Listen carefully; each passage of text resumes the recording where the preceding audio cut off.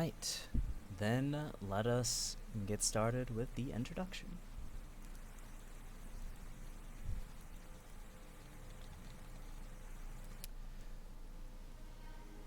Alright, hello everyone. This will be the first session of the Seekers of Dearmadta, or I suppose session 0 of the session. And this will be the story of all of you, perhaps heroes, or unlikely corpses, or unfortunate corpses, and your story entering into this world. You will all start in the not-so-beautiful swamp city of Kombura, which is known to be basically a death trap, where only the most backwards people travel to. The most dangerous outlaws that don't want to be found are just those looking to flip and change their life into something better, which can hardly be said given that it is a swamp village with less than 50 people.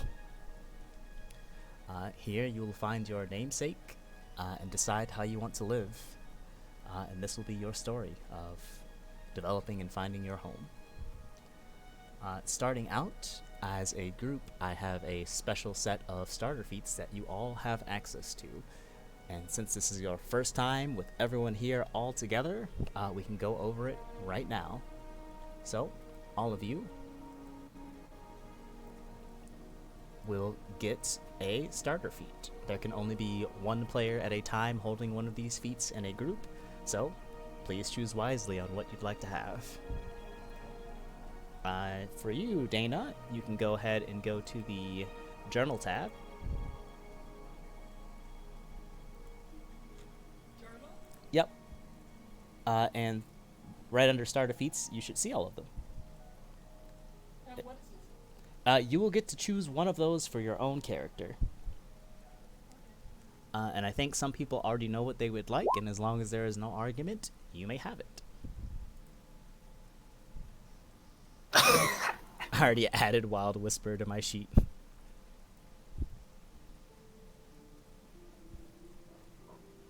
Hand-to-hand combat? Yes, you cannot have the same feat that someone else has, so it is up to you all to discuss what you'd like to fill in and have.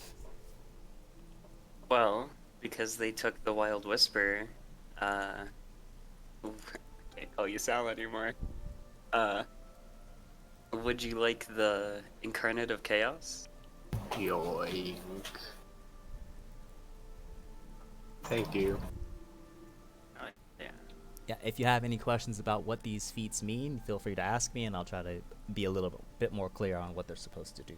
I'm interested in True Soul so far, but I haven't read any of the other Yeah, ones. I'm thinking True Soul as well. Hey, Mm. hey, man. Only get one. Yeah. It goes with my investigator background. But I am a fairy vampire. Oh, Lore Master looks nice for that investigator. Yeah, Lore Master is an excellent investigator role. All speakers, pretty good as well. Can be.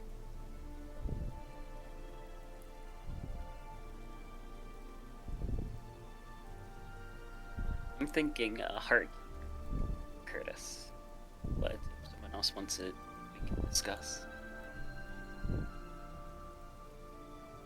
I already have mine. You like it? I can take Lore Master. Alright, so John Ram is taking the role of Lore Master. Nut seems to want the Wild Whisper, which means I think True Soul is open for Dana unless someone had an argument for it. I'm Keep reading.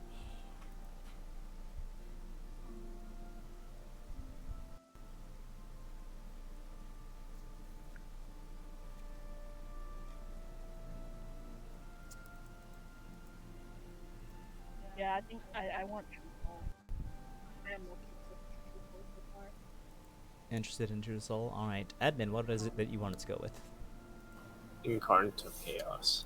Alright, Incarnate of Chaos. So it seems like 4 people have. Did you select yours yet, Damien? Or not Damien? Fourth. Curtis. I have to learn new names. It's I I fully understand that. Heartkeeper is what I was thinking of. Okay. We'll just wait for Dana to have a look at other things and see what she would like. And then, I'm sorry, it takes me a while to read through oh, them. there's a lot of options. They have long since been peeking at these as I've been developing them.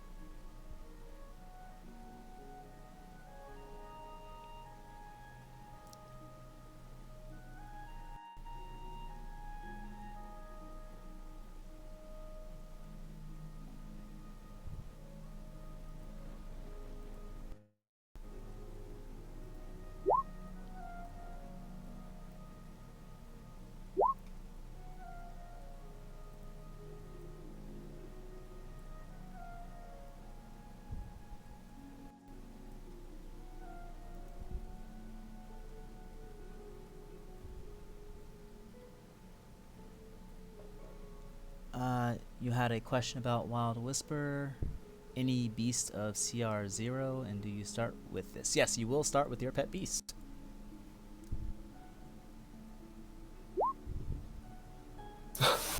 It does not need statistics. It cannot add or help in combat in any way, but you will benefit from its passive perception. You just want token. Alright. I will give you your summon sheet.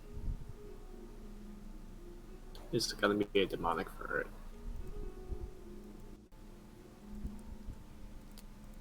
Okay, I'm between True Soul and Heartkeeper. Alright, you have a competitor for Heartkeeper. Oh, I do? Who? Curtis. Curtis? King. King Fourth? Yeah. You? Mm-hmm. Damn. Yep. My brain told me that your name was Damien. That's not... I know your name. Oh, okay. It's gonna be a struggle. Yes. Heartkeeper requires a little bit of big brain action, so if you are inexperienced, it is a difficult role to maintain, but it is because you help people to live or die, basically. I'll leave it to the person that knows what they're doing. Let me see. Bold of you to assume. I mean, I have not played D&D, Oh, fair. so like, I 100%... I've only played this one fucking game where Cat was a fucking dinosaur, and I was like a fucking drunk pirate, and I killed someone, and then I cried about a monkey. Like, the monkey got crushed under a bunch of glass, and it died in poo. And, like, I kept trying to save it, and it was complete chaos, and we didn't even do what we were supposed to do. And that was, like, my experience in D&D. It wasn't even a real game. Sounds like a real game to me. I was very sad. I killed someone. They were just paralyzed. I didn't know they were just paralyzed, and I murdered them to put them out of their misery. Oof. Big oof. Hey, I don't know. Does anyone, like, I guess think the group needs something specifically? If not, I'll just go with True Soul. I don't know if it's much help, but I am also like a cleric, so. Nothing like an awakened rat to be your sidekick. I think True Soul will be fine. Yeah, True Soul looks pretty neat. Plus, you get to experiment with the spear magic a little more. Yeah. Yay. Coolios. Alright, I will help you to update your sheet with that information, Dana.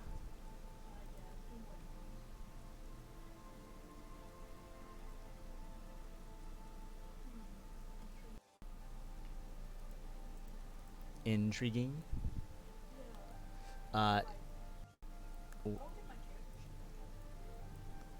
You go to the journal and you can find yourself underneath player characters.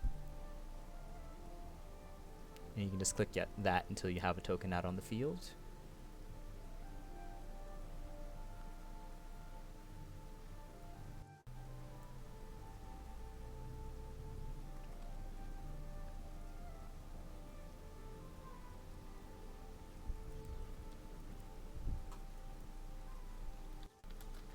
name is so bad.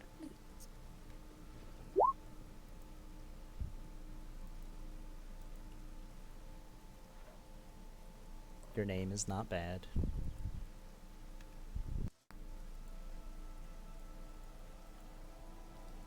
It's quite literally Istromo Vioboski. It's a good name.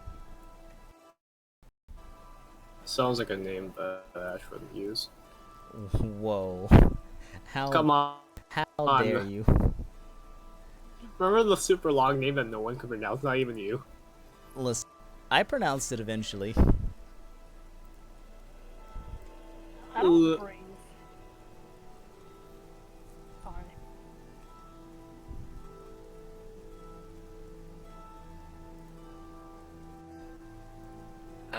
Is there a special way you can add to ability scores? As if by a special ability, so later on if it gets removed for some reason, you can lower it? Yes. In the back, if you click the gear symbol, you can go to your attribute and add a +1 or 2 respectively to whatever is being added. And then So if you lose that ability, you can just minus it. But I'd recommend putting in your sheet what it was before, just in case, you know, weird stuff happens. Of course. I did that with.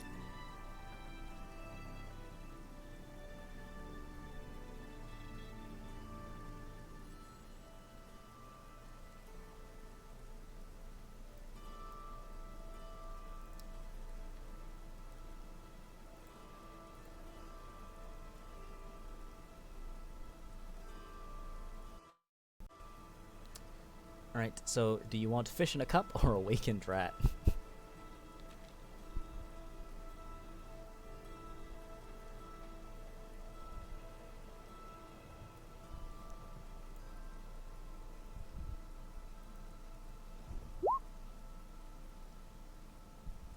Alright, let me know.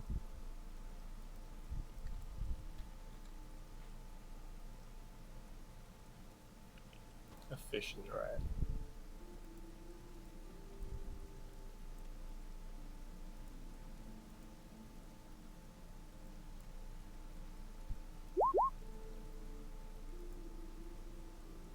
The rat has been selected. Rat has been selected.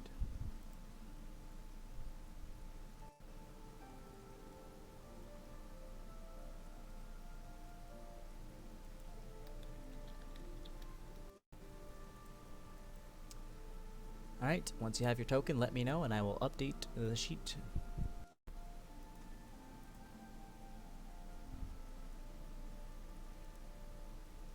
I'm pretty sure his intelligence just goes up to 10 and it learns a language, and that's pretty much all it gets is a smart rat. Does wisdom also go up? Nope. Rat's just weirdly wise. Armor type, amorph. Change to plot armor. That's fair.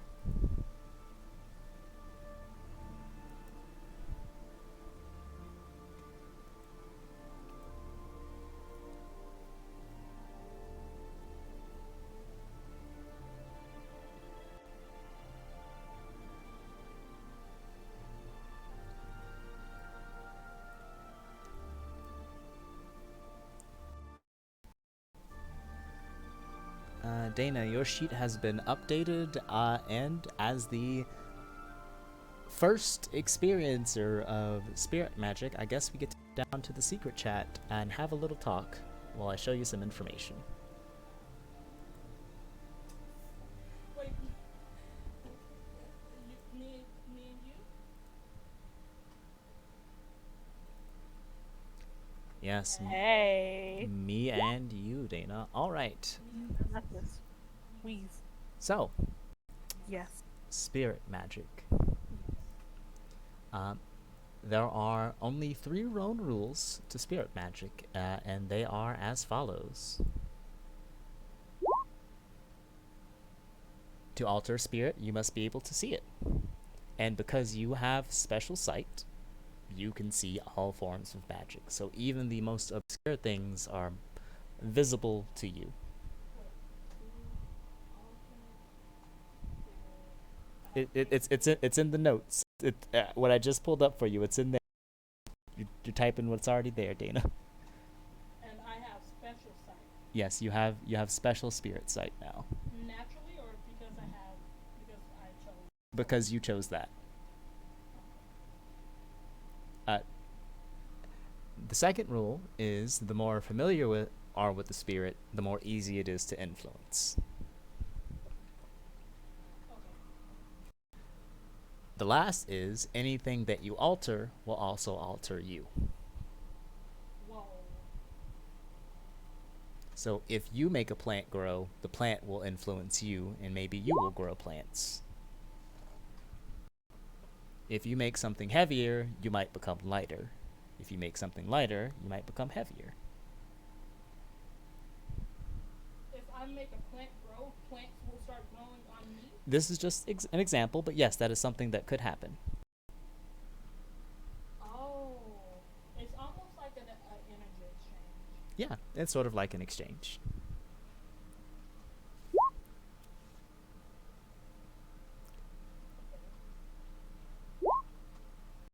All right. So, I will now reveal to you some secrets that no one else has gotten to learn.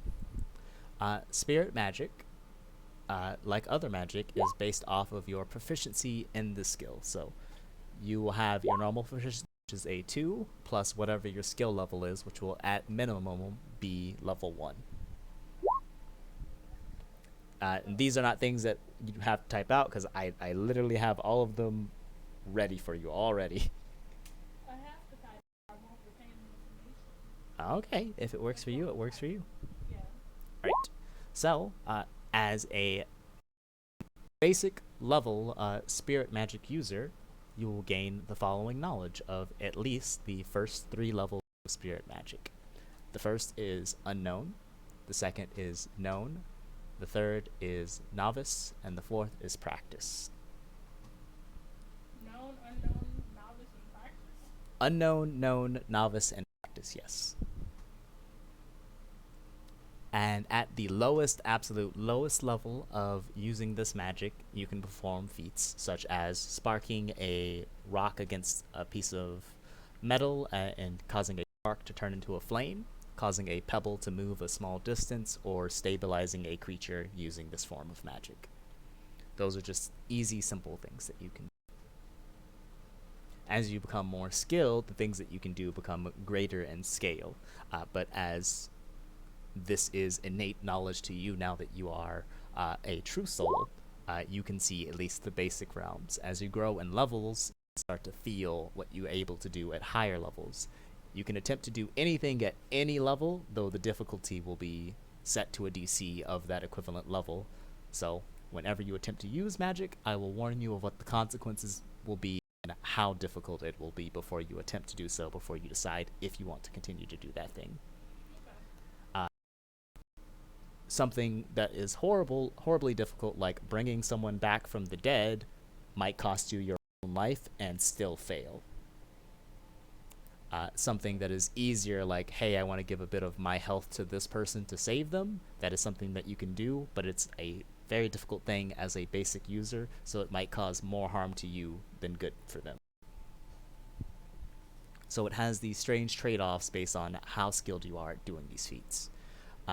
And finally, the last thing that you need to know is, because you are a true soul, you can do this as a bonus action. So in combat, anytime you think, I've done my action, what can I do, and you don't have options, spirit magic is always an option. If you attempt to do something in a safe realm, it's usually going to be successful without needing a roll, but it's when you start asking for more difficult things that a roll might be required. I got you. All right. And lastly, if you have not read True Soul already, you are innately aware of when a creature is a shade, a spirit, or a ghost. A shade is something that feeds off of life and is usually harmful. A spirit is a being of benevolence that might share knowledge or information and is usually good in nature. A ghost is the neutral force that can exert its own influence however it wishes, and it can be dangerous or it can be friendly. So in any event where I would have one of these creatures appear, I will describe to you their influence and their creature type, and you can decide how to approach them from that knowledge. Alright, and that's all I have for you. Alright, we can head back to the chat. Just ask the spirits for help. Welcome back. Welcome back.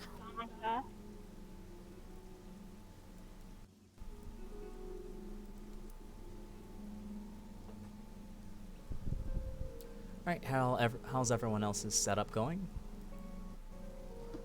All good things, all good things. I'm done. Good to go. All good. Right. I just need to copy and send this to Dana, and we are good to go. I'm surprised how little there is to set up with Warlock.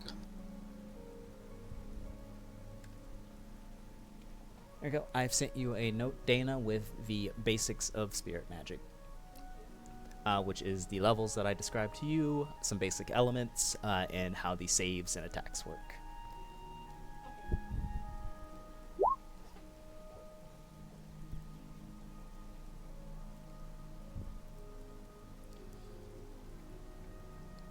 Casimir Jabaz. Oh, you can do that?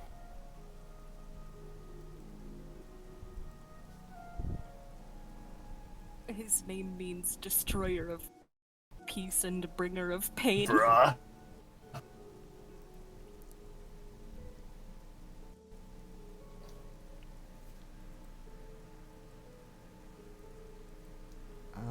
I think all I'm waiting for was the token for Casimir Jabaz, and we're good to go. But I can continue if you are all ready to start the game. I will be ready. Alright, 1 ready. Ready to go. 2 readies. I am ready. 3 readies. I don't know what that is. It means I too am SpongeBob. Alright, and that is 4 readies. We are not in a rush. This game will be going on for a bit, though. We'll get to things when we get to things. It's only 1006.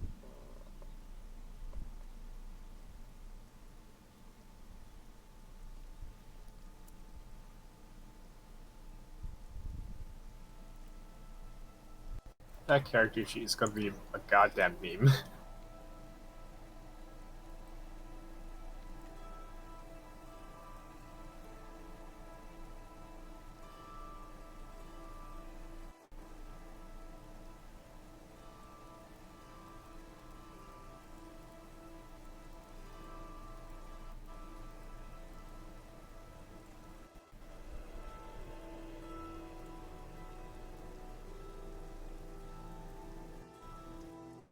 Token is so cute. Oh, my Bruh. back.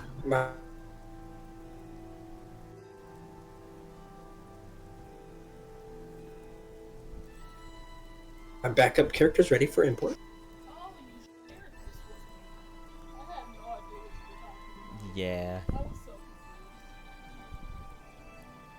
Shall we start taking bets for deaths in the first 2 sessions?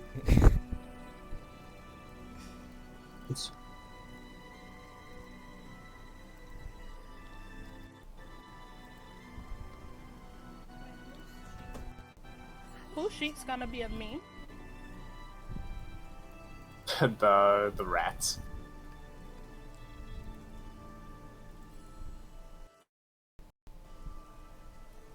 How do you see it? I can't. I just have a feeling. Oh, okay.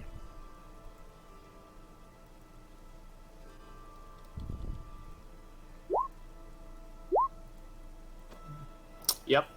Yep. There we go. Nom.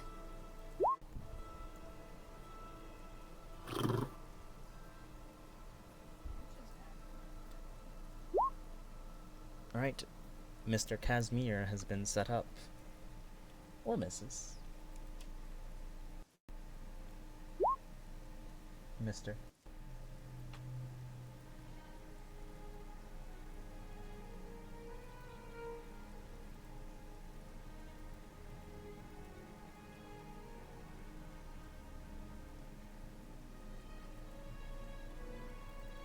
I didn't give him dark vision like he deserved. There we go.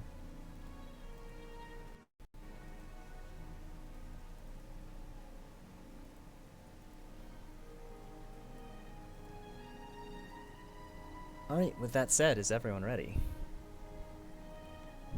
I'm good to go.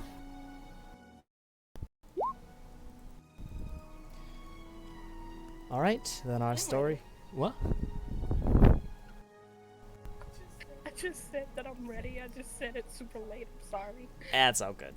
Alright, our story begins on the continent of Dearmadta, far to the southeast. And near the sort of peninsula between the lands, you will start near Yimdirt Swamp, in the city of Kombora.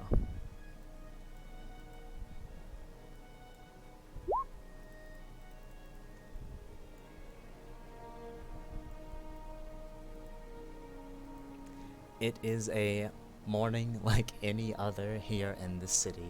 It is raining, it is mucky, there's a light fog clinging to the ground. The fresh scent of mud and remedies can fill the air of the city streets, as no doubt Quentin is cooking up something else early in the morning. Vernon, we'll start with you. You will awaken in your small home, just outside of Callus's own home and office, and you awake to the sound of rain pattering against your roof. You hear not another sound, as you've been alone in here for a little while now. Your parents have been in and out, but after an incident probably 2-ish months ago where your mom sort of went out on an expedition, she ended up not returning. And as such, your father and a lot of the townsfolk sent out search parties tirelessly, but were unable to find anything. Your own father, still worried, still with hope, launched his own searches through the woods over the weeks after that expedition to search for her, and last week he just stopped returning home. And so this has been your first week without any of them, and any day now you expect him to come back, but the reality has just been setting in that maybe he won't. Vernon's gonna wake up, make his own bed, then look at the two freshly made sacks on the other side, check the roof for leaks, and check. finish. When you gaze up for leaks, you'll find just the faintest crack and trickles of water running down and slapping against a corner within this hut. Grab some mud and try and patch that up a bit. You smear some on, hold your hand over it, waiting for it to harden up a little bit, and it'll hold for another few hours, or if you're fortunate, a few days before it breaks through again. Then I'll organize the maps, all the papers, into a corner where it's probably not going to leak. And then I'm going to finish up a report for Callus. Right, you go to work looking at the documents and writing up your report. And as you do that, we'll cut over to Sasuka. How do you pronounce your name? Just like that, Sasuka. Sasuka. What is your morning routine like?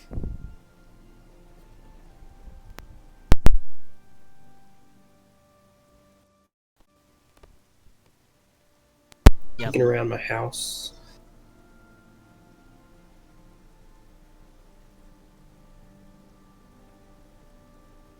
You do what around your house? I walk around, see if there's any footprints. So I walk around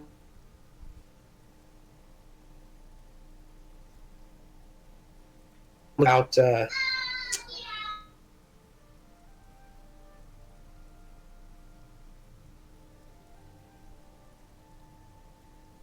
ignores me too often because I want more of their power.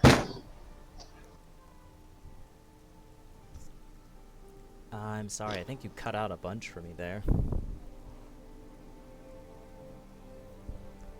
So you walk around your house checking for footprints, and I lost the bit about Pepper.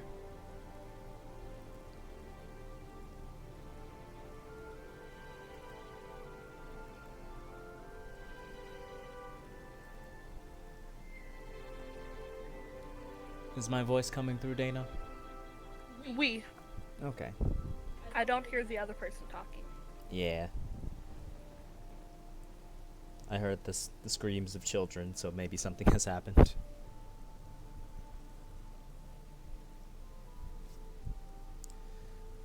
Well, while Suzuka is typing some things out, we'll pan to you, Nut. How is your morning life like? Nuts morning life.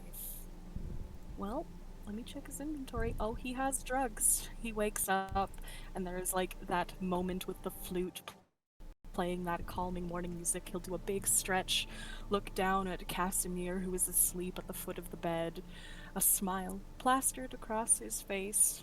He rolls over, places a hand on his bedside table, and grabs a small pinch of dust, and promptly with his other hand lifts up his eyelid and blasts himself in the face, expending one use of drug.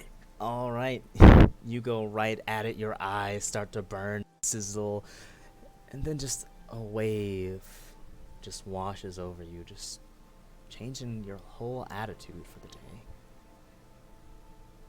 And it feels not good, not bad, just right in there in the middle. He feels his con save. Oh boy. So you start off your day with some nice solid drug. Your eyes immediately start burning. Well, I guess they burn for a little bit, but you know that after this wears off, you're gonna need something to really lighten that up.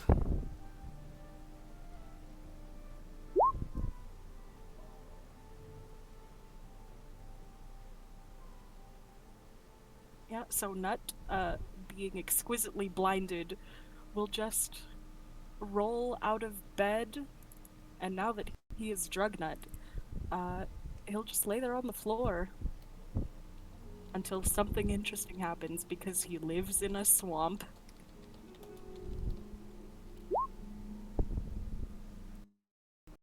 Alright, then let's move over to the Dana. Let's get your token out on the field. You have your own little hut outside of the city. Well, as far outside of the city as is safe, which is probably about 15 feet. Okay. Where you wake up in your own little hut home. Okay. Yes, tell me, what is your morning life like? Give me 1 sec.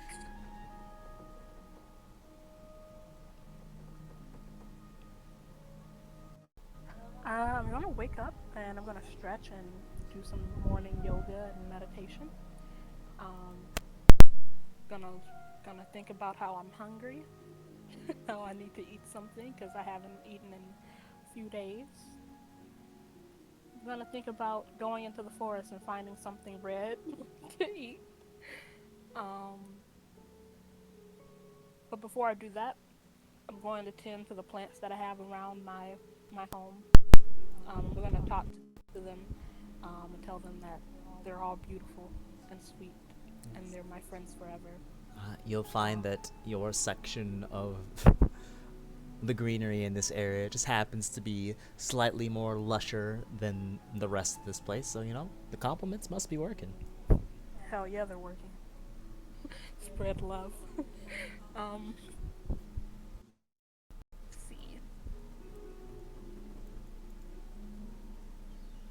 Alright. I'm gonna probably leave out and wander around and look for something to eat because I haven't eaten in a bit. Alright. You will exit your home and gaze around the forest, just looking around for absolutely anything that could pique your hunger, and as your mind flashes through several things, you're realizing it ain't exactly the greatest season for red. everything's green, brown, and murky, and just two things just flash across your mind, remembering that Elder Youngern has that just beautiful bright red bandana that would just really fit your taste. And Ija, that goblin, had some beautiful, beautiful red eyes. And your mind just flickers on that for a moment where you just get that moment to hesitate as you consider you really need to eat. Like, really bad.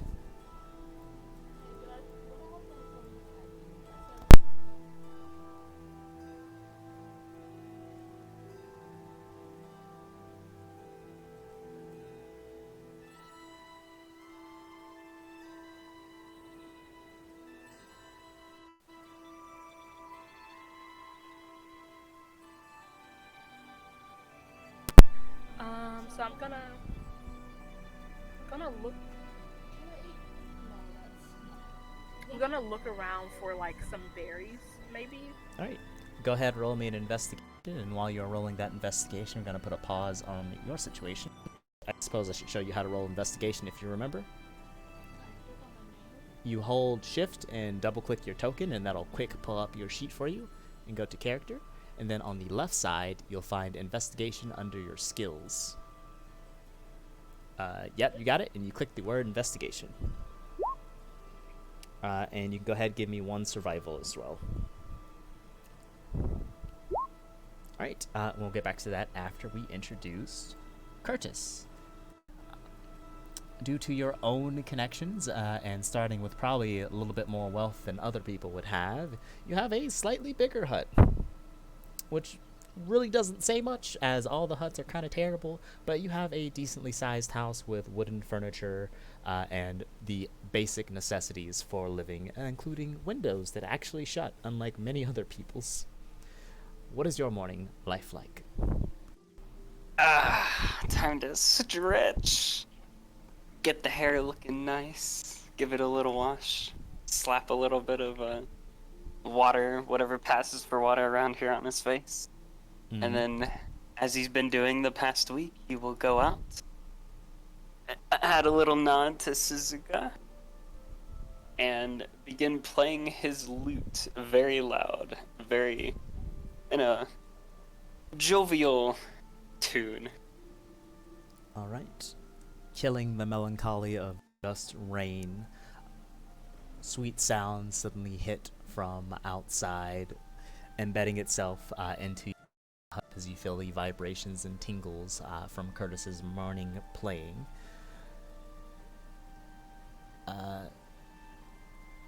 Your tunes ring out and you see brighter faces on a couple of people that smile and wave at you, getting to hear something else besides the sad drizzle of rain. You get some good mornings from people as they pass and begin their daily work routines. And good morning, good morning. Hey, I didn't forget about you. You have a good morning as well. Yeah, the man will give you a nod and say, keep playing. Love hearing that every morning. Much better than the soft sobs that come from some of these places. Everybody just needs a smile. Yeah. Thank you. You've been the best addition to this place yet, unlike that Simone man. Hey, no need to be rude. People have their own issues to deal with. It's perfectly fine. He hit my wife with a bat. Issues. People have issues. Her arm is still broken. I'm sure someone can heal that right away. Yeah, Quentin saw... Over time, rest. Doesn't mean he was right, but he's bad news. I know trash when I see trash, and that man is trash, so you watch yourself, Curtis. There has to be a reason why he's acting trashy. I mean, have you ever talked to the man? Yeah, face to face? I gave him some words. Fortunately, Elder Yogon was there, otherwise I would have gave him a few more than words.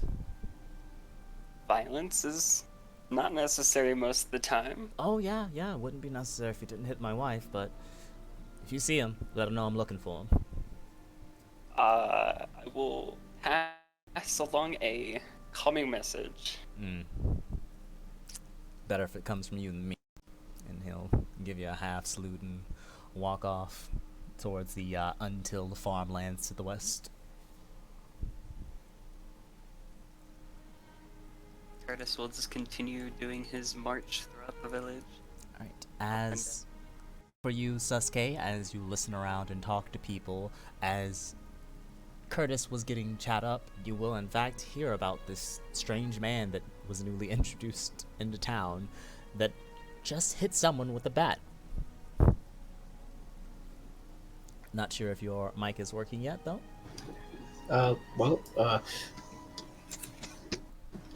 Who was that? Why? You'll hear a call out to you, Curtis, as you step around the well. Oh, good morning. Why did they hit you? Nobody has hit me yet.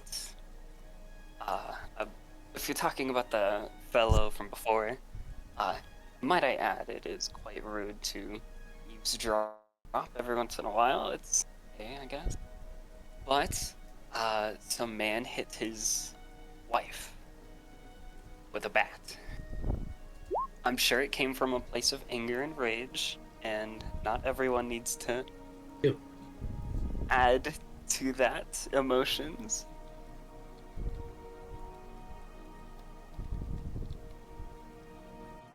Greatly depends on.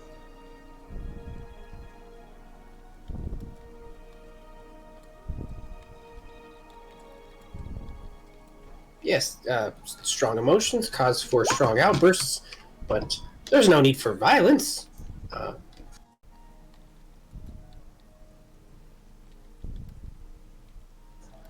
Maybe we should go talk to the wife.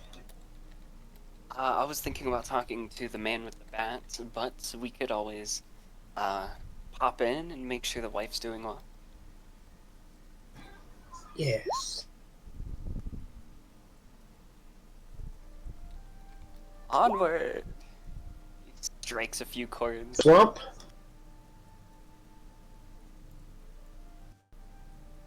Alright, as you are all heading out, Terra, Lady. you will find upon the ground faded reddish pink coloring, almost like stained and crusted, that drips and drizzles faintly into the woods. Not quite sure if it's a fruit or a vegetable or even blood, but it's a source of red. Oh my god. What is that? Whoa! That was too much. Backstory? Oh yeah, I've already read that. Oh no, the rat's backstory. Oh god. Oh, you made it? Oh, okay, cool. The Fire Nation attacked. I'm going to follow the red, by the way. Okay. You drift off alone towards the woods in Kombura. And as you begin heading out, some of the whispers and sayings of the village will run across your mind just before you start to head off on your own. The words of Elder Yargarn will wag like a finger in your mind. Don't ever leave alone, and make sure you drink from the well before you go. Oh fuck, okay. I'm gonna go back to drink from the well. Alright. Your body will rotate around and you can move your token towards the well. You don't know how to move your token? Oh yeah, you're doing just fine. I said I don't know where the well is. Oh, right here by these two people having a chat. Gotcha, thank you. So, as you are approaching the two chatting, we'll see this woman floating just barely above the ground, making their way towards the well. Do not refer to me as this woman. She will be gender neutral. Okay. This individual will float towards the well. Yeah. Hello. I'm gonna start drinking from the well. Another wonderful face. A bucket will raise up and you'll just grab it and then those words will come across as you go home. I'm just gonna be making these noises through drinking. I hope you're having a wonderful morning. A man running around abusing women. Yeah, I'm Maybe teaching this gonna man a lesson. I'll talk to you later. I'm hungry. And do you have anything to eat? Maybe do you have anything red or?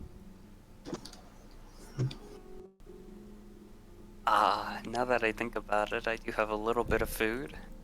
I'm not sure if anything's particularly red, but I'm willing to share. I eat the red of things, and I like sweets. Do you have sweets? No sweets, just, what I had with me. Sweets. Alright. Yeah, really anything sweet, like honey or chocolate or yeah, just anything really. A fruit, maybe a fruit, a really sweet fruit, like an orange. The blood of. Do you blood red oranges? Those are my favorite. Um, well, I'm gonna go because I am Yes, meat. famished and everything looks good right now. So Meat with lots of blood in it. do you have red meat? She's gonna I have some dried red meat. The fresher the better. I like it juicy. Ugh.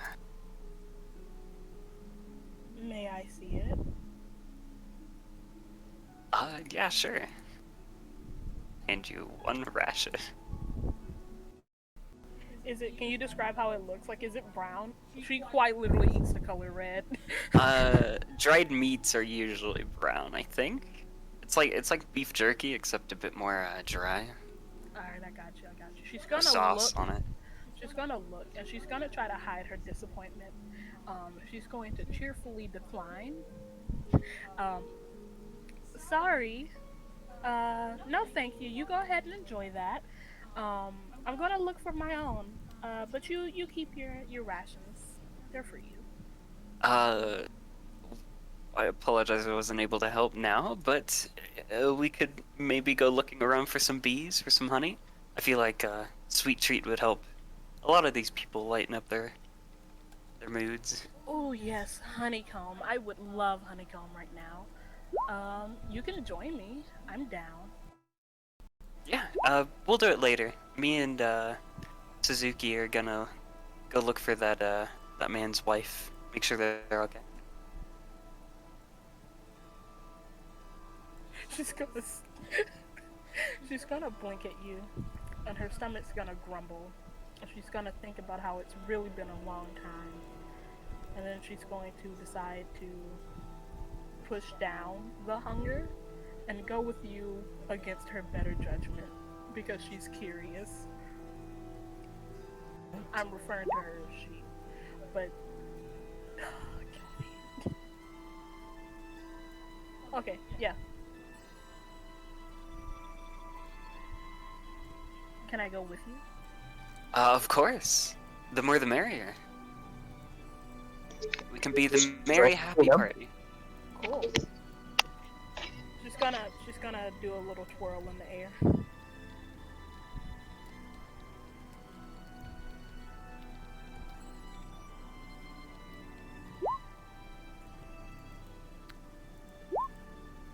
Alright, as that is happening, Vernon, you start wrapping up your early morning report. Alright, I'm gonna wrap it up in some linen so that it probably wouldn't get touched by the rain. I'm gonna run out, open the door, Yeah, and I'm you, gonna rush to Callus's place. for about the 5 seconds that you sprint across the you feel the pelts of rain and guard the paperwork and make your way into his home/office. And stepping into the door, you'll find him seated at a desk in sort of basically the center of the room with a side bedroom that leads to his own place of resting, a few chests and tables about, and all types of maps and diagrams sprinkled across the wall. And he nods towards you. Good morning, Vernon. How are you? Well, lonely? But I have the report, Mr. Wisman. He'll raise an eyebrow at lonely and say, It's difficult, I understand. how hard it can be when something like that happens to your family. But please, have a seat. Alright, I'll find a chair and I'll scooch in. Alright. He looks over your report, raising his eyebrows and dropping them again, and then looking down at the document and raising up to you. You know, young one, you're quite bright. Yeah, thank you. If there were more cartographers like you, maybe we wouldn't have to come to places like this, but you've done excellent work.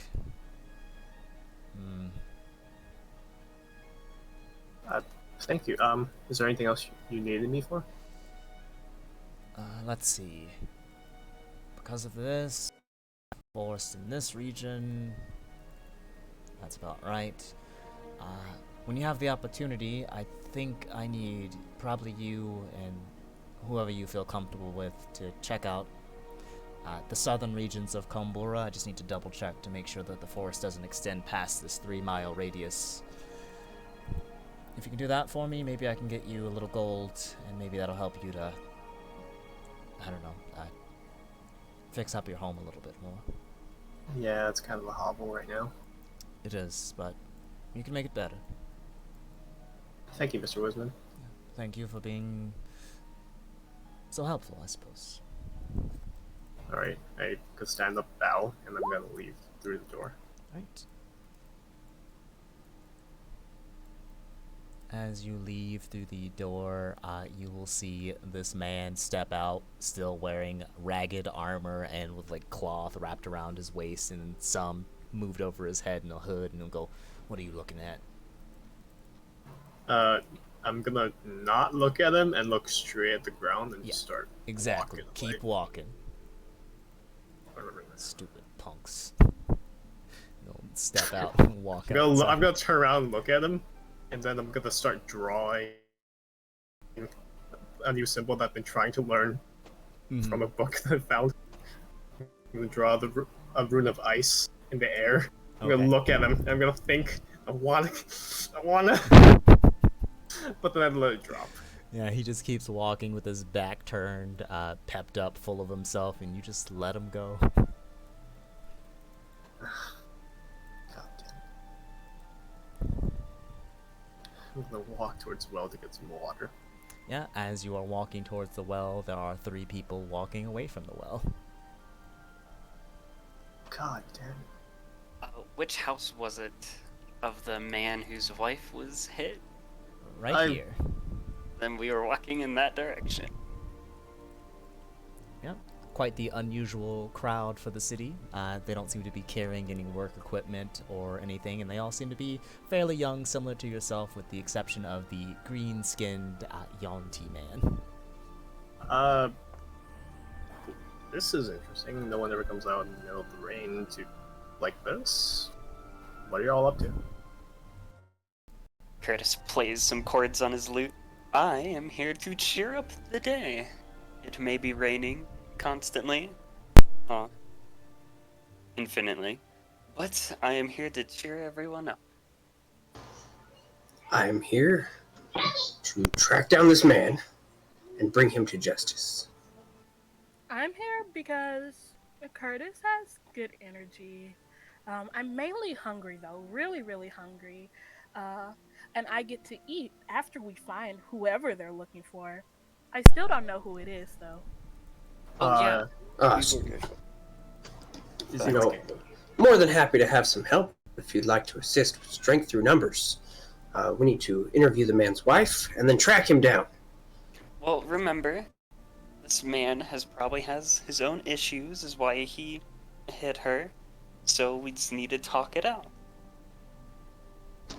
Yes. Who knows? Maybe there will be just compensation. Right. I don't know what that means. Is it the man that's really tall, long hair, incredibly rude? Did he have a bat? He had a bat. That Dude. might be him. Yeah, he was an asshole. He brushed past me and hit him with ice. Oh, he He's a shouldn't neighbor. have. Violence is bad. Yeah.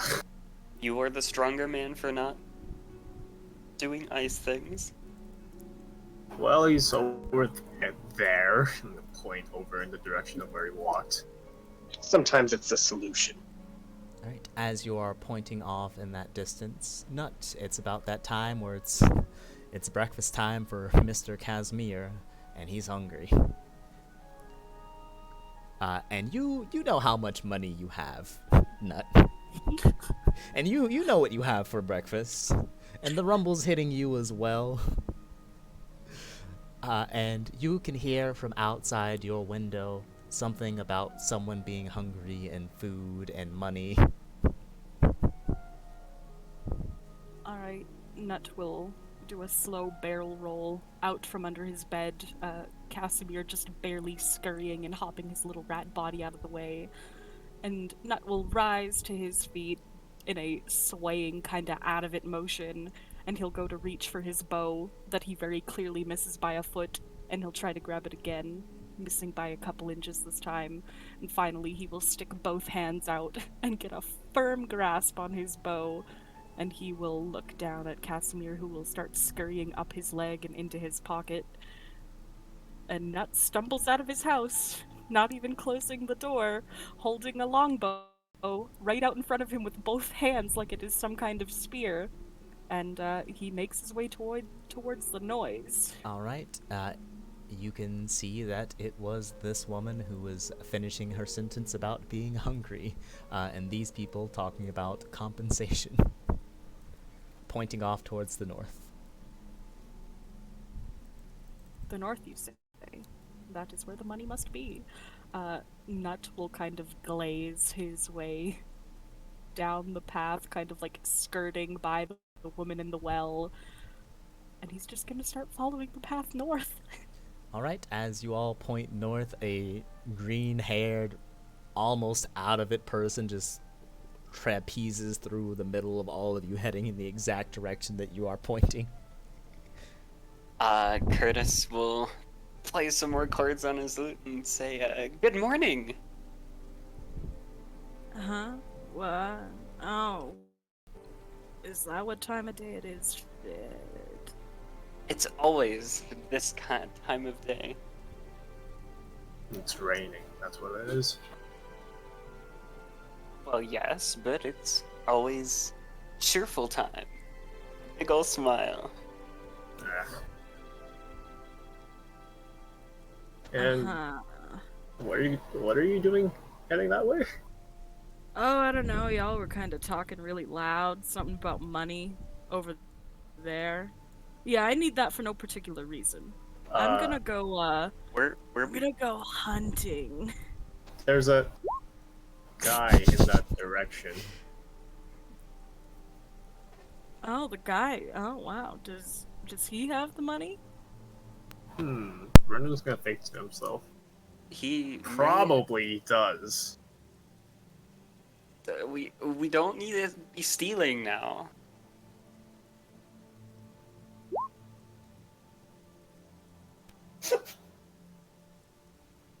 Vernon is lying about him having the money, and Nut is lying poorly about not being after the money. And Nut, you're getting the gist that maybe no one has any idea what they're talking about. And maybe there's something else going on here. Well, whether there's money there or food, I think I'm gonna go hunting. Yeah, hunting. And he looks down at his bow like he doesn't exactly know how to use it. I think... I mean, unless you guys are doing something more interesting, I mean, I might be able to stick around, he'll say, jabbing the tip of his bow into the loose mud. Well, we're having a sort of hunt of our own. A hunt for knowledge and truth. And maybe payment. Still not sold on the payment, but we are here to give our condolences to the woman who is hit by the man with the bat, and then we were going to seek out this man and talk with him and understand where his anger coming from. Whoa, where's the wardrobe? I might have one in my house. The bat, the woman, and the man. Nah, forget about it. Well, I mean, if you need help, I'm pretty good at tracking people. And animals, definitely animals. Well, probably if you want to help along with them. Guess I'll come along for now. I have a thing I want to do later, though. Well, if we have to track him out into the swamp, it's better to go with numbers. It's very deadly out there. Precisely. And I if you help agree. us with this, I will help you with whatever else you need. Generous offer. Take it. Can't be that hard. I'll come along.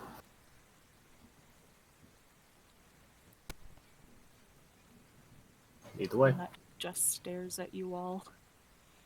Oh, you want me to lead? You said you could track, right? Yeah, I think I know how to do that. Onward to adventure. Yeah. Nut Yeah. begins following his own footprints. To the woman's house. Alright, Nut a little loop 5 feet up and then 5 feet back and remains in the same position. Exactly does she live in? That one, probably. Let's... Where are we going? Nut shrugs his shoulders. I don't know, man. You know the lady. Curtis, where are we going? I thought we were heading towards the man with the bat first, but we can always check out the wife. Okay, Hey, and what is that? Right in here. Okay, we Curtis. probably should. In Kombura, it is perfectly acceptable to walk into someone's house so long as you announce yourself first. Curtis will still knock. Right. You will knock and say, you'll hear, "One moment, sorry, it takes me a little bit to get up. I'm just gonna, Oh, are you in pain? Here, it's Curtis, and he will open the door and go in. Yeah, you'll see a woman laying on a bed with a sort of vine wrap, mud and cloth cast that seems to be like stained brown that is basically binded to her chest, and she'll look up at you with sort of red eyes and a strange shiver on her body. Oh, hello, Curtis. Good morning. Oh no! This cannot do. What? Does it appear as though they're diseased? You can go ahead and give me a medicine check. Glancing them over, the cold shiver, the way their fingers are moving and their eyes are stained red, you can tell that they've probably been having trouble sleeping and might be in some form of pain, but you're not sure if it's...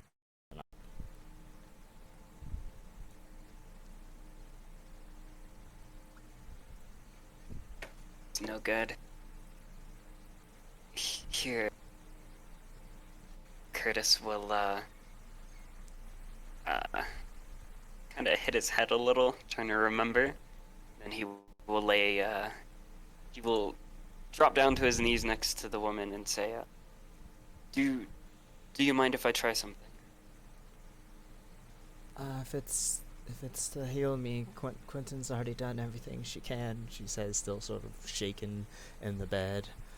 My husband's going to go out and get some more medicine for me in a little bit. You don't have to push yourself. Thank you. No. Please, this is... I do not wish to see anyone else in danger. Especially from the little things that crawl inside you. I don't know how diseases work. But here, he will place both of his hands together and then on their leg it was. Their arm. Their arm. He will place his hands on their arm, near where it is hurt. He will say, with loyalty, the Oath of the Watchers heals you, and he will expend 5 healing hands points to cure disease. Right. There'll be a aquatic glow in the air as a wave of blue washes over their arm, and you'll see it just sort of sheen up and down it. And you'll see the shaking slowly stop, and she'll go, "Oh, I feel so much better. Thank you." Of course. Now, rest. You still have a little bit of damage to you. She'll nod her head. "You didn't stop by just to treat my arm, did you?" I was curious about the man who hit you. I was gonna go have a talk with him. She makes a complex face and looks up at you. I wouldn't do that. He's not very kind, and bad news, and I don't want you to get hurt. It's okay. Everybody comes from a place of intense emotions. I'm sure if we've had a bit of time to talk with him, he'll calm down and come apologize himself. She bites her lip, and you can make a persuasion at advantage. Next.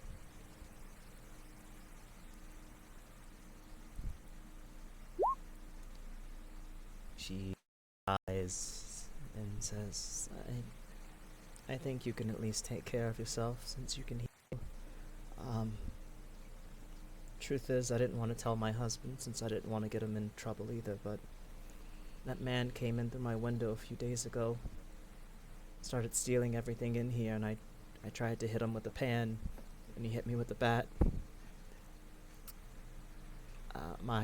My husband asked me what happened when he came home and found me passed out, and I said we got into a fight, and he pulled a weapon, and it wasn't much better. But he stole my ring, he stole our food, some of our medicine too. We should fuck him up. We shouldn't mess him up. However, we will most certainly get your supplies back. I agree with the one that likes red. Yes. Thanks. She nods her head, seeing the other people behind you in the doorway listening in. She nods her head. Thank you. Thank you so much. No problem. We'll handle this for you.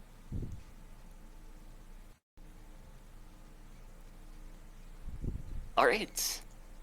Onward. Wait, who saw him last? He went that way, and Vernon's gonna point in the direction of where he went. Onward that way. I guess I'll lead. Alright, I need a survival check from someone to track the individual who is but maybe 10 minutes at most ahead of you. Wow, what a statement. I'd like you to think that one through. Oh god. You go ahead, Wait, think what? about what you wrote. Thanks. Wait, what did I do? Wait, what do you mean? What did I do? Not the actual. Yeah, Man. as they all say. Alright, your tracking begins. You start wading between the mucky swamp, and you'll find that it's much easier to track a man while it's raining, as everything is muddy and the footprints are clear as day. And you can see he sort of backtracks, does a loop around, and then goes from heading northwest, and he just curves around in a big old U, heading southeast, and then curving to the northeast. He's hiding something. Yep. Or he's really lost. As your mucky steps get and further away, you eventually find yourself at a strange home. This is still in the city limits of Compur, right? This is about 15 minutes of travel, well, not near the city, but 15 minutes away, but still in the somewhat safe area. It's just not watched, so creatures still could appear, but it's not big danger. Did everyone drink from the well? You can ask that question if you'd like. I'm asking. As Tara. Oh. asking. Darn, I forgot. I'm gonna hold up my water skin and be like, have a swig as I pass it over. We're still in the city. Don't worry about it. Oh, like. Do not break tradition. Aren't we supposed to drink directly from the well? Is it still okay if it's from your water skin?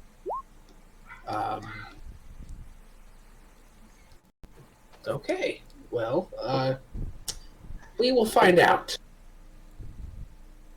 Oh, don't worry. Still technically within the city, so nothing bad should happen yet. Yes. All right. Precisely, we'll be fine.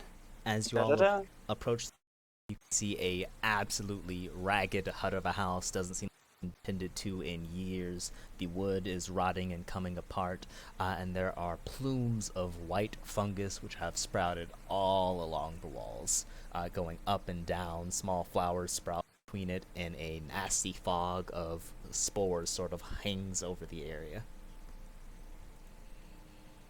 Nut is going to squint at the fungus, leaning a little bit closer and taking a couple half paces towards the house. And he'd like to try to discern if he's ever seen this before or heard of this fungus. Alright, you can make a nature check. Yeah. Alright, with a 14, after some years of living around these parts, the fungus isn't exactly named, but it's been bad news. It's one of Quentin's recent projects for figuring out the spores are toxic and infectious, and you definitely should not breathe them in. Hey dudes, be careful when you're walking near this shit. Not supposed to breathe it in. I'm just gonna laugh. Thanks for the heads up. Well, What happens when you do? He shrugs his shoulders. I don't know. I don't want to find out. But the tracks lead in here, I believe. So he's probably in there if you want to give him a talking to. He's probably dead, though, judging by mushrooms. Hey, that lady was having, strange problems? What if it's 'cause that dude, Batman, is, covered in the spores of these mushrooms? Transferred some of it to her. Right as you say that, you hear the kick of rocks from the northeast, and you see someone climbing over some kind of divot in the ground, and he looks around and goes, "Ah, hell. What do we have here?" Hello, sir. Good morning. What are you kids doing out here? Don't you know it's dangerous out in these woods? We're not out of the city just yet. Pretty out here to me. Well, we came to inquire about your recent endeavor with one of the houses. He'll immediately fold his arms, and as he does so, he'll place his bat on one of his shoulders. Like what? Well, some man with a bat came in, hurt someone, and stole their supplies. Now, Must we have been don't some wanna other point man with a anything. bat. I'm a standard citizen, you see. Out here hunting like everyone else, helping out the city. I don't think he necessarily needs to insight check. Alright. Hunting, you say? What exactly you hunting for? This man is clearly lying. He has no instruments for hunting, and he just seems to be giving you a hard time and trying to make you doubt yourself.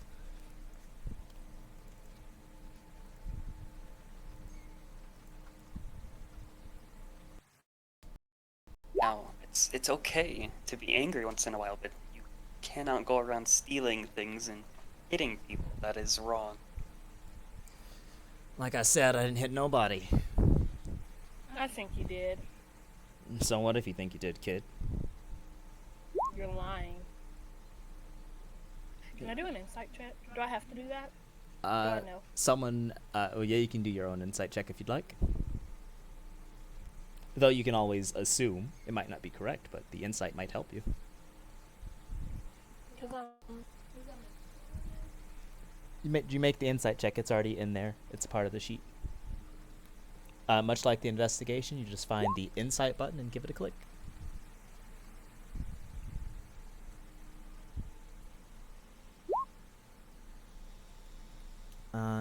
Checking out this man, you're getting similar vibes to Curtis. This man is lying, and he's just trying to be standoffish and intimidate you.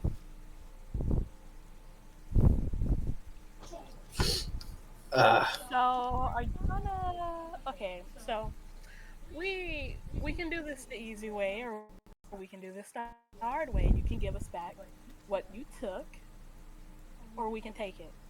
Listen, kid, and he takes like a sack off from his hip and turns it inside. I don't got nothing on me. Never had nothing on me. Well, where'd you put it? I didn't put anything anywhere. But you did. So where'd you put it? Okay, let me break it to you a different way. You're a couple of kids, too far away from home, with the exception of that man over there pointing to Sasuke. If you are trying to cause problems with me, I will crack your skull open. Okay. I don't want to do that. No one wants to do that. Tara wants You're outnumbered. to fuck this person up. You're outnumbered, and I recommend you comply. Look, guys, and Curtis is holding a hand up to both parties. There's no need to get violent here. We're just talking. Okay, guys, calm down. Okay, mister, please just let us go. I'll tell you where some treasure is if you just let us go. Oh, you know what treasure is? Raising an eyebrow. Yeah, we saw some guy hit a sack of stuff. I heard him. It was jingling, I think, so I think it was gold inside that house, and he's gonna point into the house with lava fungus. That house. Go ahead, make me a deception. Yeah.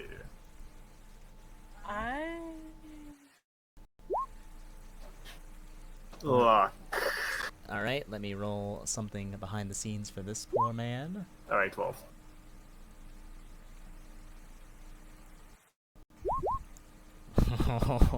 Treasure in that house. You said you saw it yourself? Yeah. You know what? How about you go ahead, kick open that door, break open a window or something, and go ahead, pull it out. You know, if you pull it out, maybe I'd be willing to lend a hand on helping you find this missing stuff that another Batman stole. Since we're friends now. I could check. I could just hold my breath. I'm sure it wouldn't affect me. Okay, yeah, go ahead. Move on in there, kid.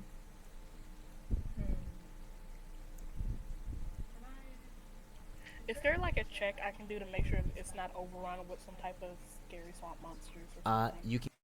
You're already a decent distance away. You can go ahead and make a perception to really listen in and see if you can hear anything, or you can move along the edge and make it an investigation to see if you can see anything on the inside.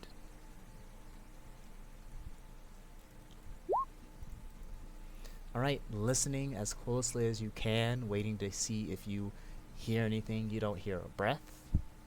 You don't feel any motion. You don't hear any speaking. It is quiet aside from the soft, hazy sound of like gusty wind, the cracks, and rain pittering on it. Alright, I'm gonna do the other check too. Alright, go ahead and make an investigation. The investigation will be at disadvantage for a reason I will describe to you after it is rolled. Alright, so as you start moving along the windows, the inside is disgustingly hazy. It is like a complete massive foggy haze inside, as there's just spores all within inside that are just populating more and more. Okay. So, this place is covered in spores. And I don't get the sense that there's anything in there besides these spores. But how would he, I guess, survive in there without being poisoned by them? You know what? Vernon's gonna slap his head. They're making hard. a good point right now. They're making a real good point. How did someone survive in there? Don't ask me. This guy dead. Casimir has climbed out of Nut's pocket, and he is charging up, his little pink bow fluttering in the wind, and he will say, Enough with this insolence, pathetic whelp. We are no fools. You have committed crimes against Kumbura and her people. Your stolen goods are now forfeit. Rob? Surrender or face our wrath. and he'll begin hopping up and down. Is your rat talking? I like Metal the rat. nod. Something's wrong with your rat, man. Take care of that. Rats don't do that. Curtis is gonna go over to it, drop down on his knees. You're so adorable! Casimir stops jumping, and he looks at you, a glint in his eye. What did you just call me? I called you adorable. It's you're Such so much- insolence! I am an instrument of death! How dare you compare me to something cute and fluffy? All But right, your bow and your fur and you'll all hear as Simone slams his club onto the side of the tree. Hey, I just want the treasure. Right? Someone go in there and get it. I don't care if the man's dead or not. And then I'll help you kids find this missing, stolen stuff you've been looking for.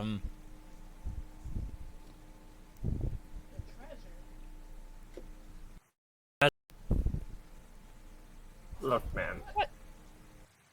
Someone in your group said that they saw a man hide treasure in this house. Can we just kill him? Did you say that out loud?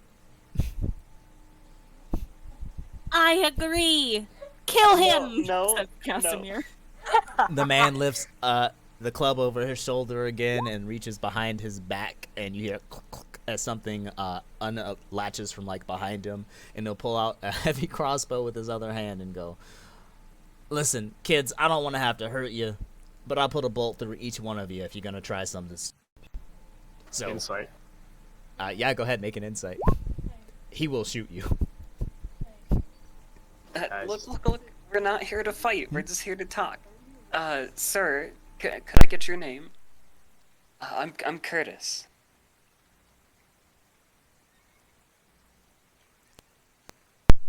Yeah, Curtis, whatever. My name's Robin. Robin, it is a pleasure to meet you. You seem quite strong. Hey, do I see you over there. You trying to get around me, Then he'll point the crossbow at you with his other hand.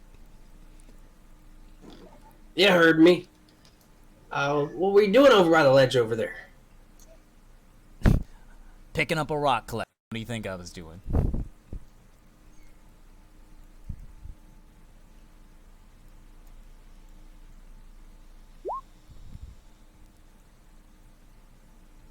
He technically has to stay on your space. But if you want to move him around for RP reasons, you can. It just won't have any mechanical benefit to him being in those places.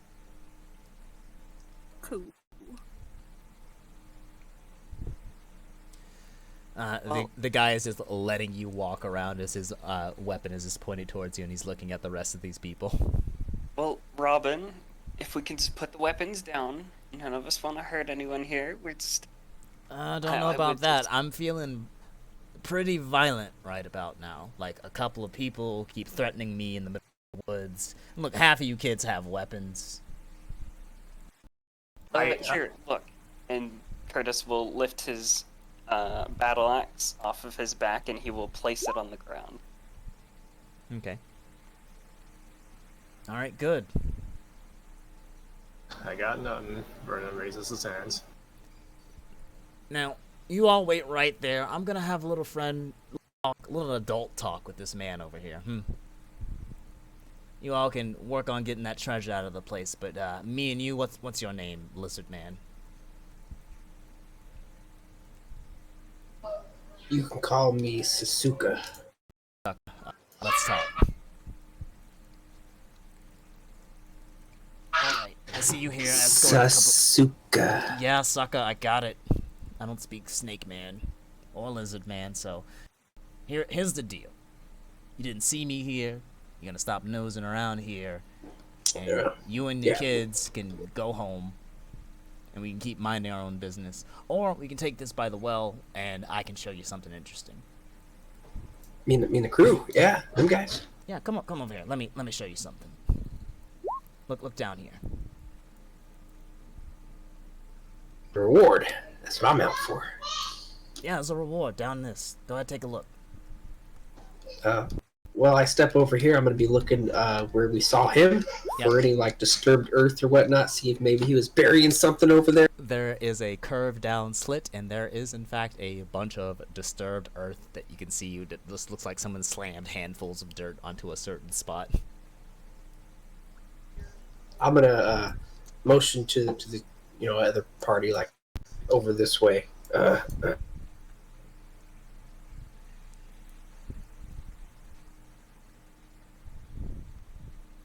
In there, I prefer. Vernon, can you make a Constitution saving throw? Constitution saving throw. Yes. Where? As you approach these fungal sections, it goes, and a waft of mist will spray out in you, and you manage to cover yourself and hold your breath quickly and safely enough to not be affected as the spores just wash over your body, feeling a bit like it's just snowed on you. Gonna move a little bit further away from him. Yeah. Hey, you guys check this out. I'm gonna check out the well real quick. Oh yeah, kids, go ahead. Climb down that hole, see what you find. We'll play a little scavenger hunt game after that. I'm gonna walk up and kind of look into the well. What's it look like in there? Oh yeah, looking in, you see some murky white water, which is pretty weird, but you also see hair floating in the water, little strands of something. And can you make me a perception check?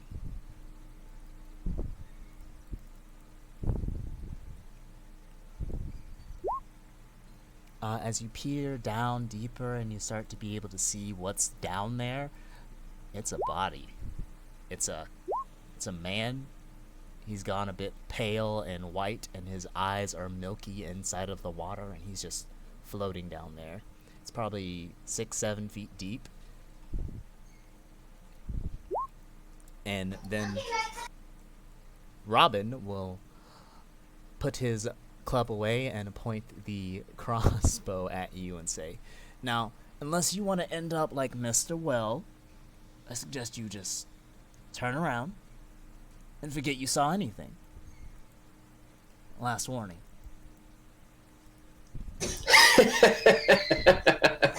There's a reason I don't carry a weapon. Reason? What reason would that be?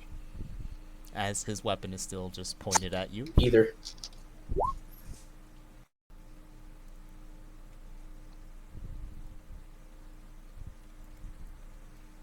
Okay, I suggest you work with me. And, like, and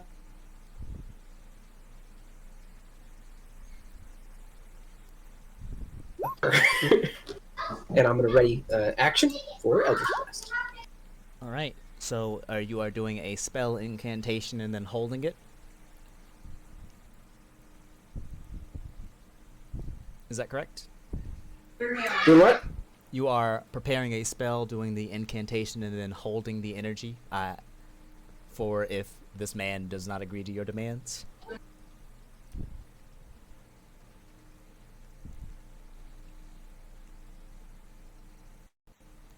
Was that a yes? Yes. Alright. Yes. As that situation is being held, we'll hold that right there as a standoff is occurring, and we'll go to the rest of the group as you see Sasuka has just motioned all over and is speaking with robin in quiet tones near this well. Curtis, look at this man. Mm-hmm. He may look intimidating, yes, but that doesn't mean he needs to die. I mean, can we even kill this Okay. man? Look at him. Probably. Look, he went into somebody's house, robbed them, and he hit a woman, defenseless with a bat. Yes, that is quite evil. I will completely agree, and he needs to atone for his misdeeds. But he does not need to die for this. I will remind you, the woman was sick and frail.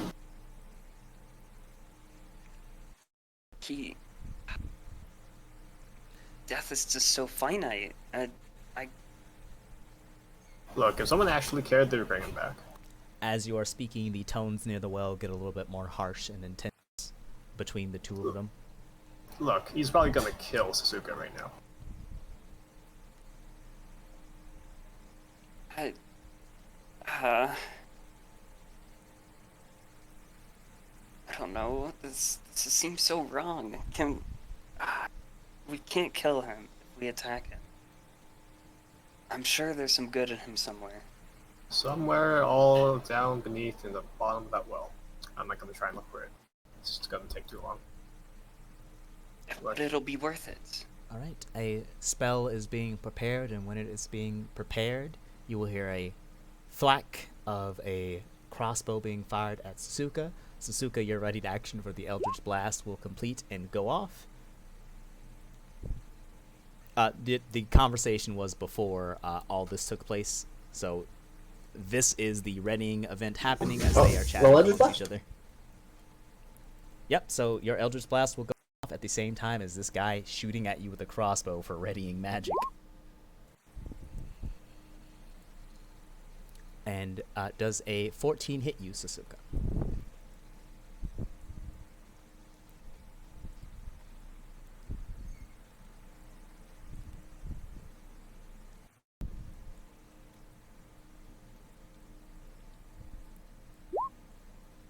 Alright, your Eldritch Blast will whiz by their head. The crossbow bolt will slam into your shoulder. Did you have temporary HP, or are you taking the full 7? No, I took the full 7. Your health has you at 7. You did not take 7 damage. What the? You should be at much less health.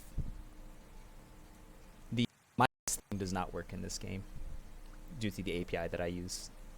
There you go.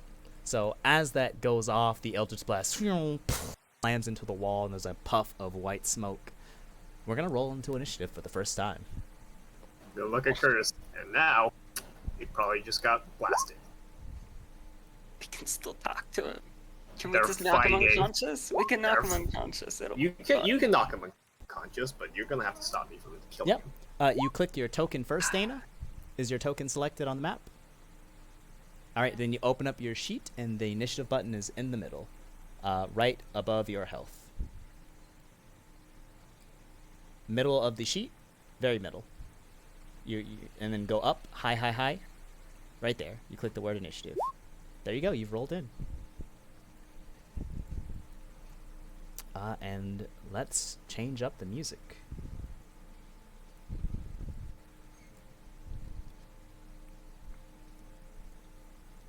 We are not in the necromantic region of music. It is time for some gunning time.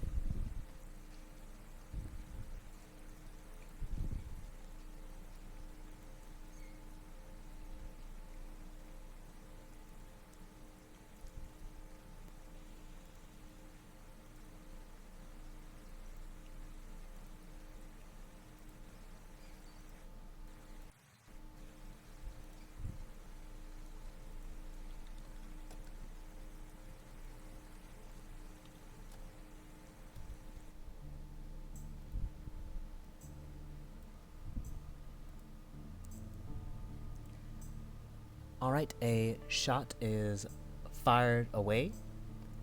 The bolt strikes into Sasuka, the Eldritch Blast goes wide, and combat begins.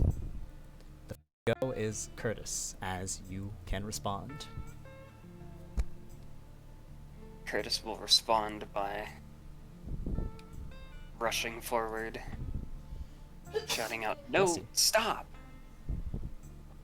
And he has his, just his shield in his offhand, Yeah, you'll see just in case. Robin smile and say, "Oh, we could have stopped a long time ago." Just, all you have to do is just talk with us. Just tell us where you hid the stuff. We can take it back, and then we can talk about this. I'll show you something. That is Curtis's turn. Nut. Hey, front row seats. And Nut is gonna walk up to this tree and climb it. All right. The tree goes up to about 15 feet, and it is half your movement to climb up for each 5 feet. All right, I mean, he'll double climb your up. movement to climb up for each 5 feet. He'll climb up with his remaining 10 feet, perch himself on a branch, and take the dodge action. And end of turn. Vernon. I'm gonna move over here, and that ice rune that I was trying to cast earlier. All right, make me a Constitution save as you move there. Bruh. Of gas will spray out towards you. Bruh. All right, 12. Let me check something.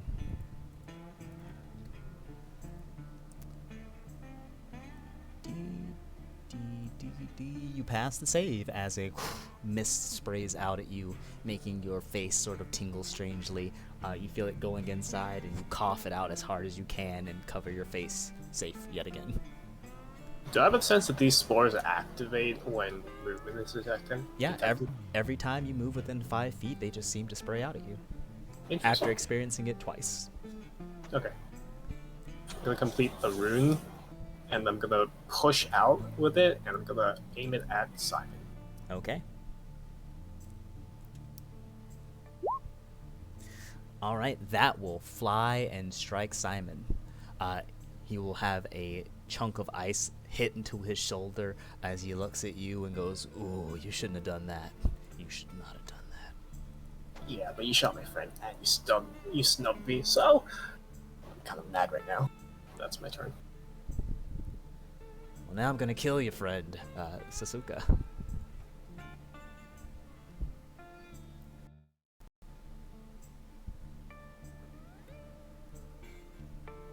I will start off with a hex. Alright. Can you describe to me what your hex looks like as it attaches itself to Robin? I'm going to hex strength. Alright.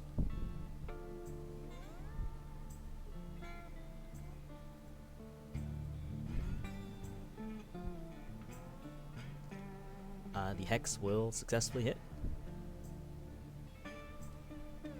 Because I don't think you can fail that unless they can stop your magic.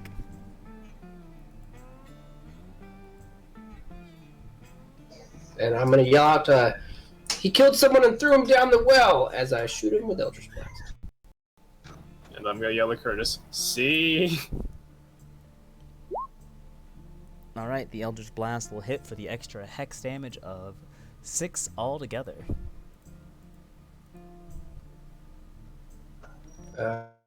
Should be 3 force, 3 hex, and 2 bludgeoning. Oh, Genie Wrath, so chunks of rock will spray out at him and hit him again for extra damage. And then I'll walk this way. Over towards where I said to look at the ground. He might have buried a body over here. Alright, you take off running. And I don't have any but Tara, your turn. How far can I move, by the way? You have 35 feet movement. You can also fly and you can also climb. All speeds equal.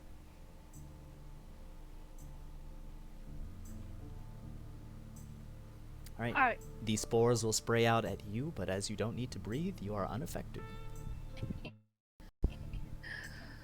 Okay. we? I'm talking to everyone. Are we gonna? How bad are we hurting this guy? Dead. Dead. Bold statement. I'll, Real bold pull, statement. I'll pull the shoulder from the arrow out of my shoulder. We're killing him. We're all sure of that. I am. You hear from the That's dirty. Yes, kill him. Curtis is still pleading with the man. Look, Batman, whatever. You should really. Are you gonna comply or? Child, you are way out of depth here. I'm gonna crack your skull. I'm gonna toss you down the well. I'm gonna him down the well. Then your friend there with the loot, and the one in the back with the ice stuff. And everyone you know and love is never gonna see you again, and I'm gonna be just fine. Can I make a check on if he's like being dead ass or if he's Oh yeah, go ahead and make an insight.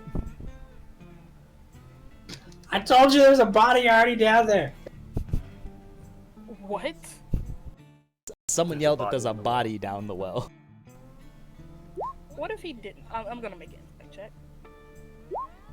check. Checking this man, let me roll one thing in the background.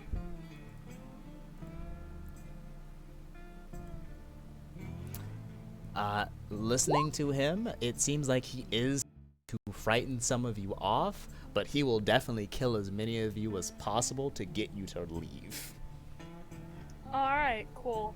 I'm gonna cast Toll the Dead on him. Alright, cast. Yeah, you click it from... Yeah, oh god. You see him clutch his head, his nose starts bleeding as he grunts and goes, "Ah, what are you? Oh!" He nearly drops down to one knee and coughs up a bunch of red blood. Hey, there's a lot of red happening over there. Oh boy. So, is he about to die? I think you're about to die. He is shaking from that one spell. I'm going to I can so for my soul You want a bonus action magic? You want to try to hit him with a pebble? Yeah, go ahead. You are trying to do something that is slightly above your skill level, but can you roll me a d20 plus 4? And I'll show you how to roll that.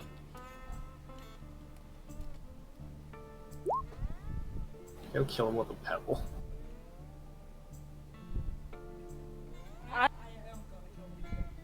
Are you willing to back down, or do I have to hurt you more, that guy? Yeah, I'll back down. I give up. You kids got me good. I surrender.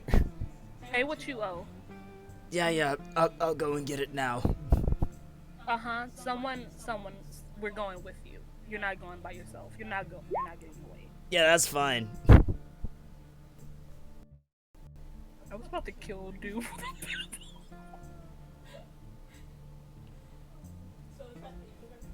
Yeah, you good with ending it? My turn. Yeah. All right. He looks to the right where he left those things, and you'll see him like limp over, and he'll go, "It's right over here." Watch him. Stupid kids, you believe that? And he'll swing. He has 20 his movement speed back. because I hit him with Ray of Frost. Oh, let me see how far he went. I think he moved 5 tiles. All right, he'll move to right here, and he'll go, "I can't believe you believe that," as he holds up a crossbow to Sasuke and fires it at him. Killed him. Oh my god, oh no. Blam! Right in his chest. Sasuke, No. you fall, taking 4 damage. Can I do something? What do you want to do? A reaction. What's your reaction? Yeah, can we react to this? If you have certain spells, you can. It depends on what's Not happening. that one. It's not that one. It's not that one. It's this one. This will give him temporary HP. Does that Empathetic happen re- before the damage? As a reaction to if a friendly creature you can see would take damage, take yes, you damage. can. You may move up to half my speed and grant that creature. I'm gonna move half my speed right into his square. Absolutely beautiful. And let's see, how much temporary HP is it? It's 4. equal to the bonus of the attribute, so 4. All right, so as you are struck, Suzuka, Curtis is able to get there just in time to swat this guy's hand away, and the crossbow bolt that was going for your heart skids past your cheek instead, and you lose those 4 temporary HP. And Simone will look at you with horror as you rush up. Yeah, he's bashed his hand away with his shield, and he says, "Just stop. Just stop." He'll raise his hand, seeing he's in a bit of a pinch, and he'll say, "Oh God, you know what? Fine. We'll call this one here." Seeing his plan failed. No, you're gonna tell us No, I where wanna that kill you. stolen stuff is. All right, go ahead and make me an intimidation with advantage. Or persuasion. Intimidation or persuasion? Just please. We don't want to hurt anyone here. He slowly nods his head, and he drops his crossbow and his bat.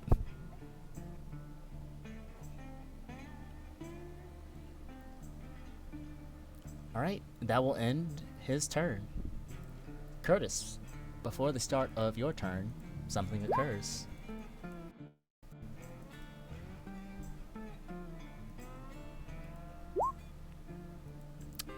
Shockingly, this will go before even you. Climbing up from the well is a creature with white blonde hair, ragged and pale, its eyes completely empty. It hobbles up from the depths of the water and climbs. And Vernon, something in you stings and rings with familiarity as you see your own father climb out of this well with a cracked skull and empty eyes. I am going to brutalize you. I'm going to drown you in the well and Vernon. set you on fire. Brennan, no, we have to bring him into He town. killed my father. And judgment will befall him. We must bring him back. And it's music change time. As the rain is still coming down,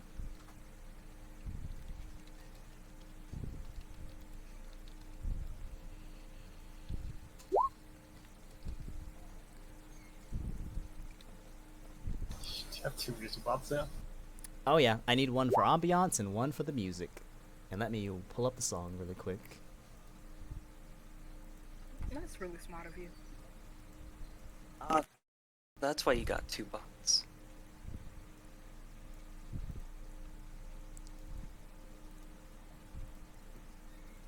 Alrighty, got it. Need to set it to loop.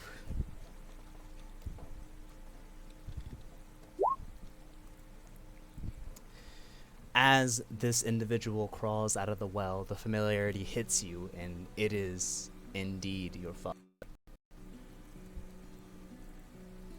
And as its head raises up and you see white spores flowing off of its body, it walks forward, slowly shambling. It moves closer and closer to this individual before striking out. Its hand reaches out and swats at him. And you'll see it just barely whiff their skin as Simone ducks and dodges out of the way. And he goes, "Oh hell, one of these things against zombies? Getting sick of these."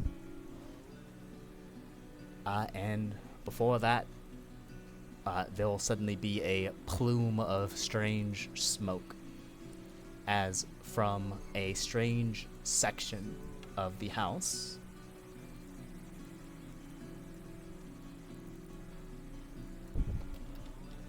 a creature will unembed itself from the spores as you see another white individual with blonde hair covered in fungal spores crane its head, seeing one of its own kin activate.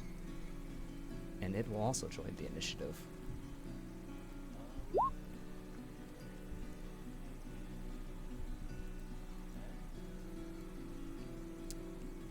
And combat continues. Curtis.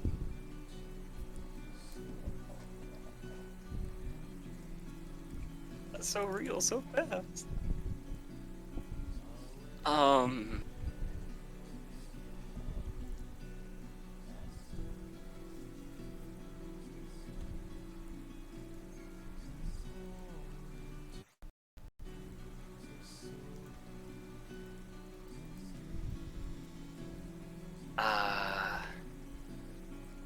Action. Aid. We stand together. That should be 1, 2. Oh, within 5 feet. I misread that, I apologize. Instead, Curtis is going to stand here and attempt to interpose between him, this person, and Simone, and we'll say, get out of here. Just leave. Just go back. Simone will nod his head, and he looks like he's going to run at the start of his turn. And instead of we stand together, because I misread that, I'm going to cast Fog Cloud. Everyone, just leave. We can't deal with this. Not now. Hey, wouldn't the elders want us to, I don't know, burn them? No offense, Vern. Yeah, I get it. I get the burning. So that this doesn't happen. So now I have to see them like this. That is Curtis's turn.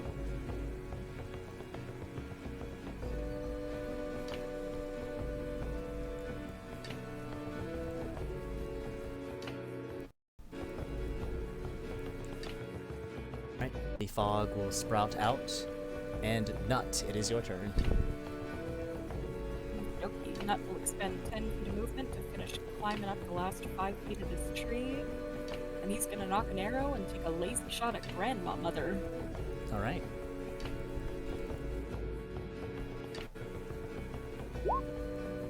Your arrow will whiz by and sink into their flesh. As you hear the thwack, you will also see a plume of smoke begin to hit the area. And as that happens out, a much larger fog takes spores actively released all over the area.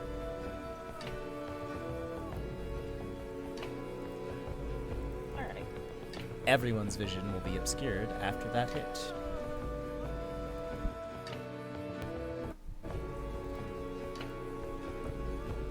And he will mark it with his favorite foe, EOT.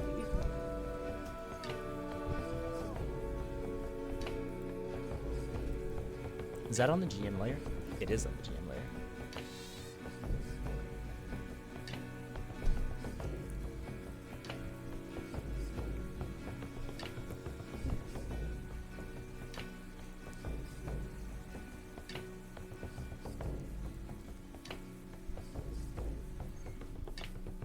Oh, and I guess he'll hold his breath. Begin holding it. Okay. And let me stop the animation so we all don't die.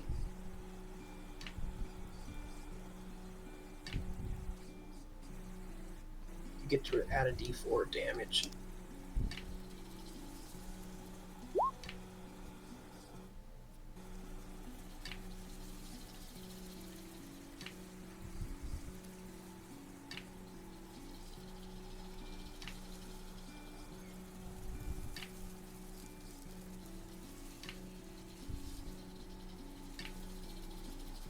There we go. Finally stopped it. Yeah, I did.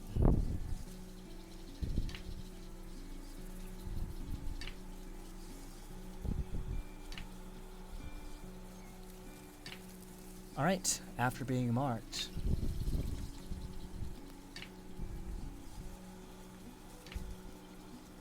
the creature will shamble through the darkness.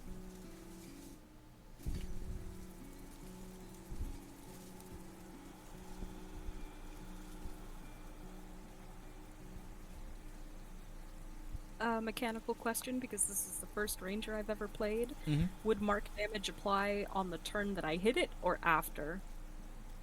You mark them as a favorite foe on the hit, and then... I got a message from John telling me that I could add the 1d4 now, but I myself am not sure about that. Yep, including when you mark it. Yep, so d4. Alright, that will also strike this creature.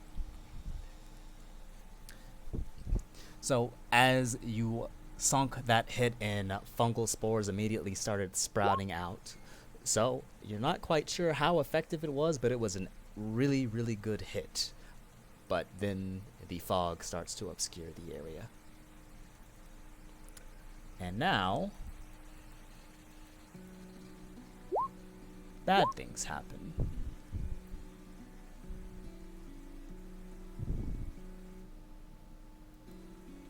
I will need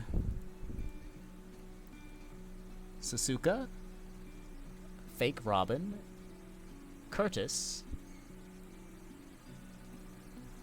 all to make me a Constitution saving throw as the mist thickens around them.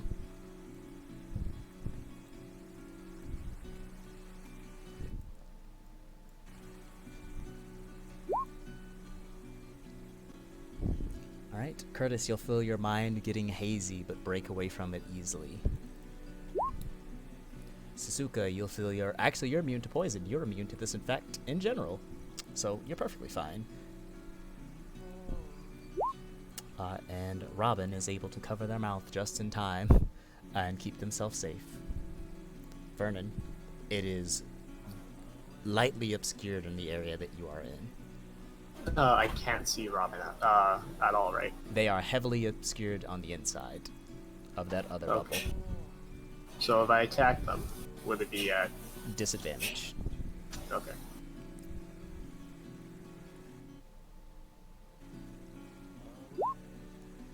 Right.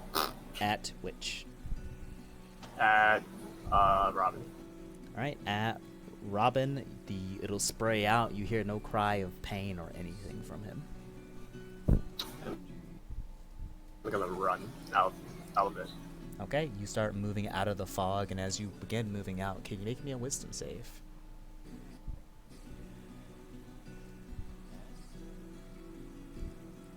As I begin movement. Yep, as you begin movement. And sorry. I'm just waiting for the wisdom save. Oh, you didn't say anything. Oh, sorry, I guess I cut out. But I needed a wisdom save as you leave the fog. Okay. Alright, you absolutely easily pass the save, and the spores that cling to your eyes and skin have no meaning, don't burn against you or do anything as you escape the outside edges. Sasuka, you live and are immune to the strange gas that you're in, aside from the obscuring effect. Well, seeing that the blighted guy attacked Simone, I too am going to attack Simone and tell him, you had your chance. You will have disadvantage to this attack, as you are in basically cloudy darkness. There are shades and figures in it, but you can't make out what or where they are exactly. For a natural 1.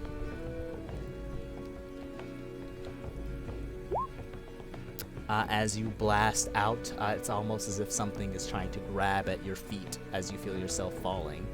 You will just be knocked prone. I don't think you even had a weapon equipped. But you can get up for half your movement. I will get up for half my movement and move the other half down. You to start south. leaving the strange fog and backing away. Anything else? That's all I'm...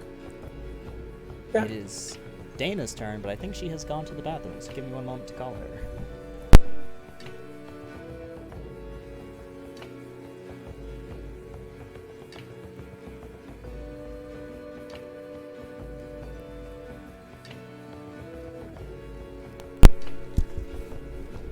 Dana will be fleeing for now after being told to, so she will attempt to exit, but she will also make a wisdom save as she nears the edges.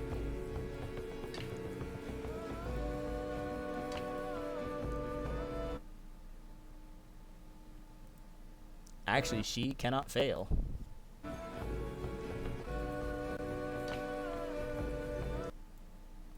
Yeah, and then she'll dash out the rest of the way.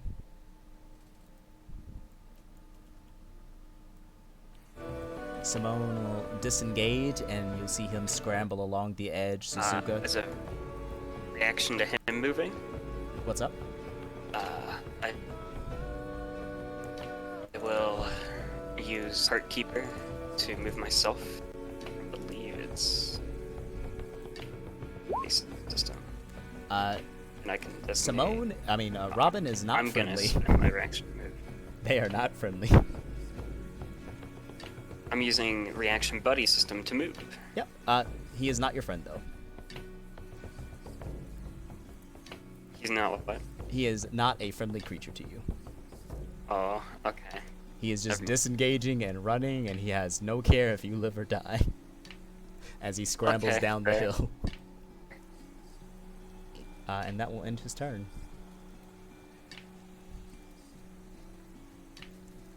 However, on you, Curtis, the creature in front of you will swipe at you also at disadvantage, as it is blind, for a 6.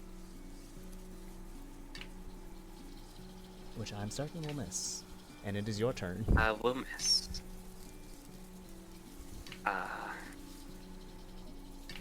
Curtis will.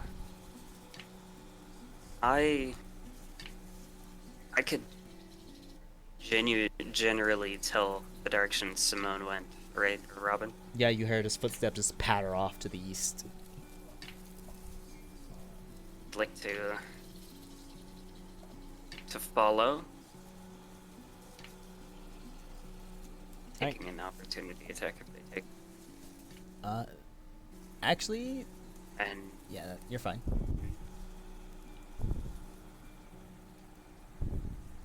actually, They do not make an attack. alright. Curtis will ball up his fists and try to strike down on wherever Robin is in front of him. Okay, you chase Non-lethally after trying him. to take him out. Alright, go Yeah. for an attack at disadvantage. I guess this would just be strength since I'm just wildly swinging. Alright, that's a hit. You'll feel a thud of what the and then you'll hear a Non-lethal. slam to the ground and he's unconscious. Okay. And then with any movement I have left, which would be 1 square, if I can, I'd like to pick him up. Is that an action? It'd be an action to pick him up. Okay. Then that is Curtis will. Is the fog centered on you or where you cast it? Let me check. Fog cloud on a point in range, Okay, so and I will be less for the duration or until. Okay, I cannot dispel it, so it's just kind of there. alrighty. But I would like to spend a bonus action. Wait, is this also friendly? Oh, yep, can't do it. Okay, never mind. I will suck in air though. And just hold my breath. Alright, you suck in air. Can you make me a wisdom save? Make. Wisdom. Stop. Alright, you easily pass. Okay. Nut, you remain in the tree. He's in the tree, can't see what's going on, but he's hearing people run left, right, and center. So he's gonna climb on down with his full 30 feet of movement.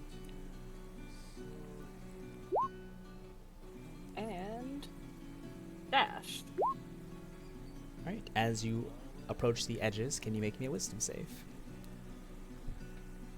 Does this have to do with breathing or just It's a effect? magical effect.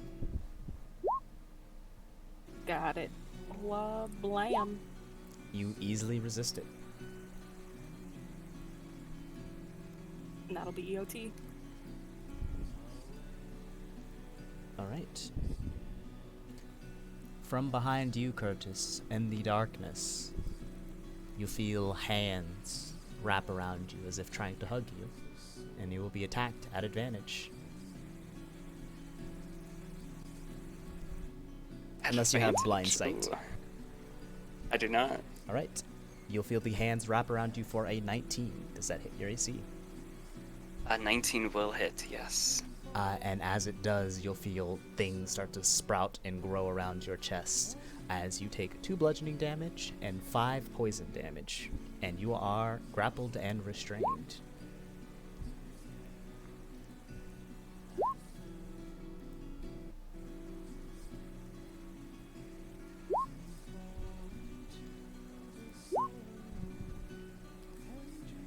And you'll hear soft whispers.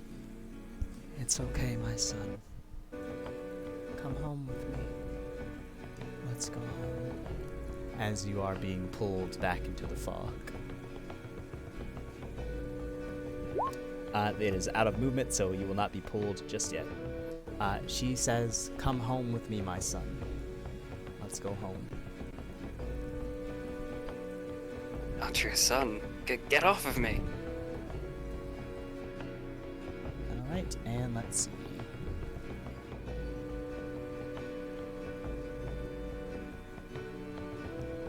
You take on no additional strange effects. Vernon. I'm running. Alright. You are prepared to leave combat. Sasuke. I am preparing to leave combat, Yeah. but I will stick around for a bit, just checking. And I'll hold action to Ray of Frost. Alright. An enemy that steps out the fog. Sasuke, you are in a lightly obscured area. You just have disadvantage on perceptions, but you can barely make out 2 hands coming out of the mist and wrapping around Curtis and starting to pull him in as Simon falls to the ground. Sasuke.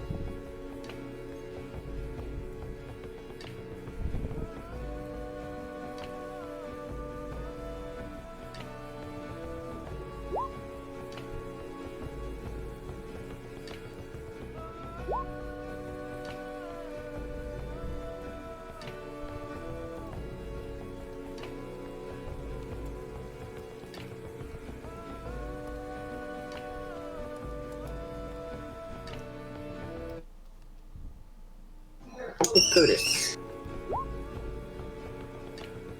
What are you doing?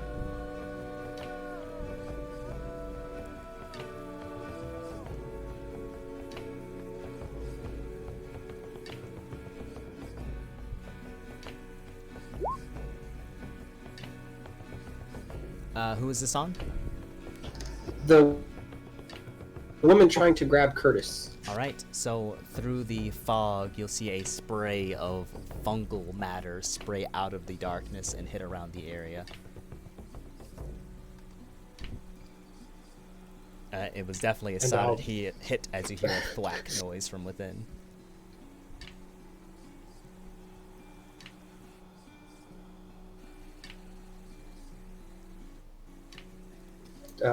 Yell out to every.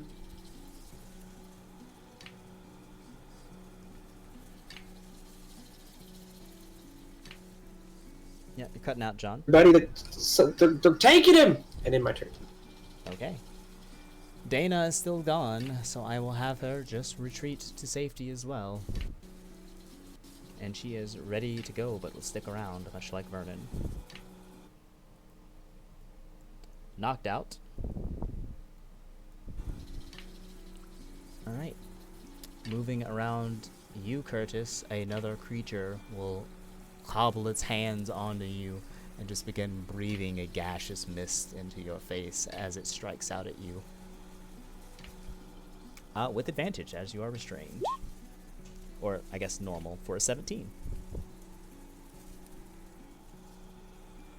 17 will miss. Ooh. Very Things off the shield. Curtis. hands are wrapped around you, you are restrained, and a creature is breathing strange spores on you.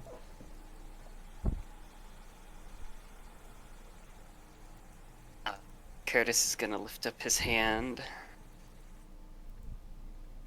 towards Suzuki. We'll say,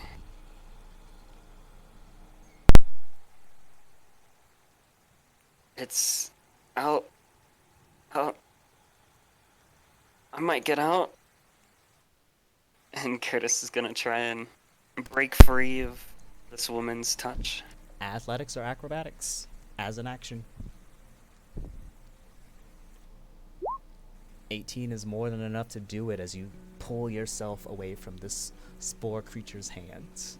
You are unrestrained and ungrappled.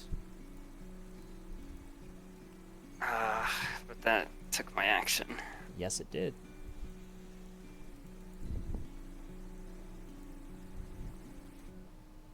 I'm sorry. And he's gonna try and run. Alright.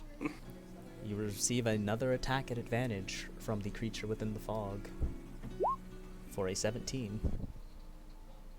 Well, ping off the shield. Alright, and the last one will come from the Suzuki. creature to the north. As it reaches out for you. At normal, for a 14. We'll I guess miss. a disadvantage. Alright, and you escape.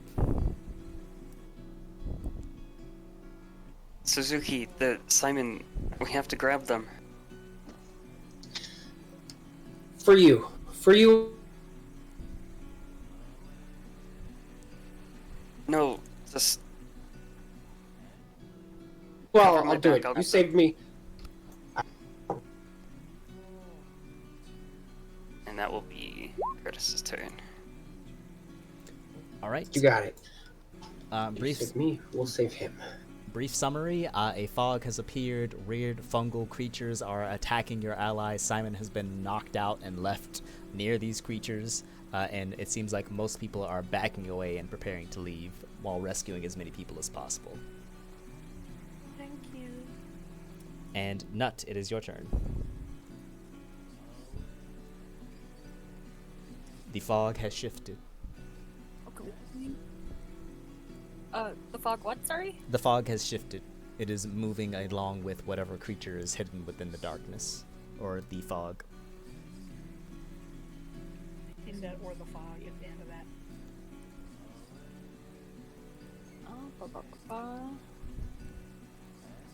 Well, I guess he's gonna make a perception check to try and get visuals on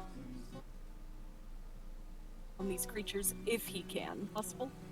It is possible for one of them. You have disadvantage because you are in a lightly obscured area and a creature is in heavily obscured area, but one of them can be made out. Okay. He will use his natural explorer feature, which will double his proficiency bonus for a wisdom check. So disadvantage perception with a +2. He don't see shit. He is like squinting, looking around in the fog. All he hears is the voice of Curtis talking about how we need to get Simone back. And because he doesn't have visuals, he's just gonna try to back up out of this fog. He can't do much if he can't see. Alright, when you untip Another whiz save? Another whiz save. You easily resist. Pulling away from its And call. He's gonna dash. Alright. And you are the heck out of there. Alright, Curtis. As you look to the fog, you can suddenly see something strange occur. The earth opens up underneath Simone, and a fungal bed will sprout and grow and start to wrap around him and pull him in.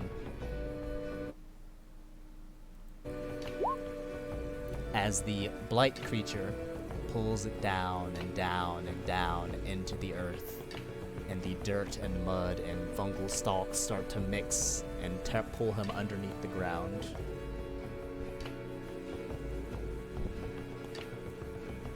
And Simon As he sinks, is gone. Curtis is gonna sort of stretch out his hand. No! No!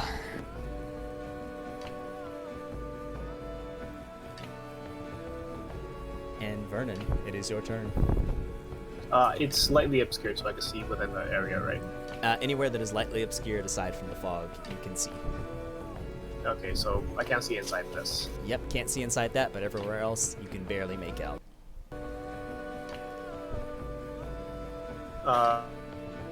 Okay, I'm gonna cast Grease in like this area-ish. Okay.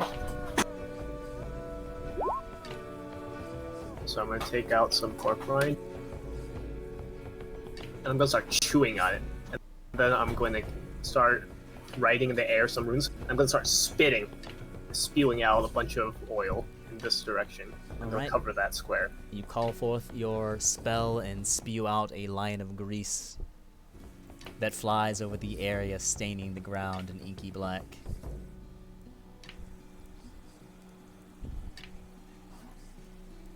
Right here?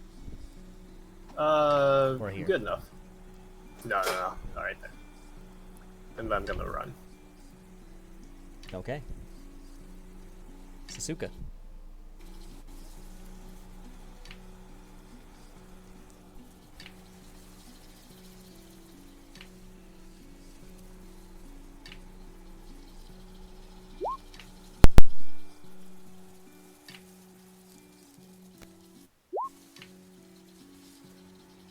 Nope, I allow a free perception check. Or it's like identifying your creature. I allow at least like one of those. Because that sucks. Especially when everything is so lethal. John Vram, are you here or did you have to go?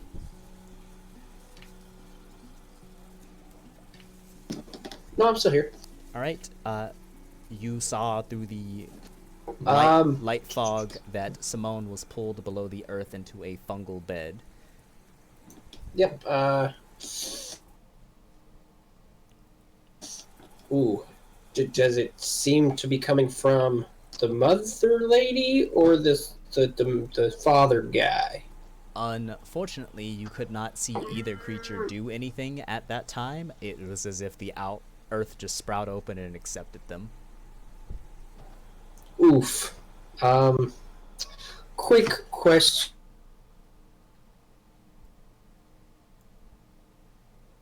I mean, might be a little. I might know if the guy died because I will You want to know if the guy is dead? use my bonus action to check to see if he's dead by placing Hex onto the dude. I think you already have. Oh, you want to see if the guy is dead from the hex? He was reduced to 0, so that technically would fly, and you can put hex. Well, on I the can't. guy. I can't move Hex unless he's dead. No, if the creature reaches 0. Oh, okay. Yeah, I'll put Hex on the dude since I can't see the woman and shoot him. Yep.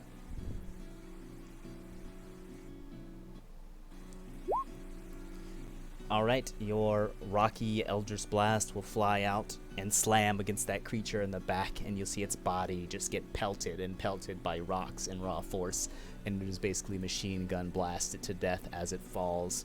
You'll see fungus sprout out, exploding over and over around it as it dies. And that's all I got. We'll try to save him, Curtis. Dana, it's your turn. You are on the edge of the map. You were ready to leave, but since you are back, choices are yours. Question. So like, remember when you said that I have the thing that will make the creatures not want to attack? Like, it'll make them scared? Yep, that is called Do I the have that? Sanctuary spell. Yes. It's Sanctuary. Can I cast Sanctuary on Sasuke? Sasuke, I think you have to be closer to him. What's the range on the spell, if you can see it? My range is 30 feet, so I... He is very far away. You'd have to really get it there to cast it on him. Alright, let me see if I can... You would have to dash, and you'd get 70, and then you could cast it on him from that range. Well, actually, I don't Okay, think I think you'd have to go back into the mist and then cast it on to succeed, which you can do. Okay, it's dangerous, but I'm gonna do it because he's super close in there and he's already injured. So I don't want them I don't want anything to happen. All right, go ahead.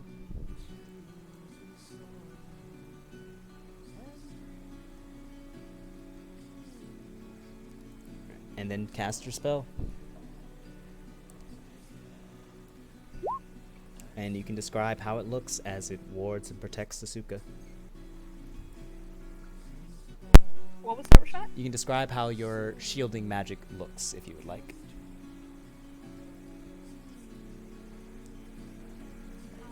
You feel an energy surrounding you, Sasuke. It fills you with warmth, and you feel like you are protected. I don't really know how to say it. You see a slight yellow shimmer in front of your eyes, but it's very, very thin. That's perfectly fine, and that is the magic that takes hold of you, Sasuke. Anything else for your turn, Dana?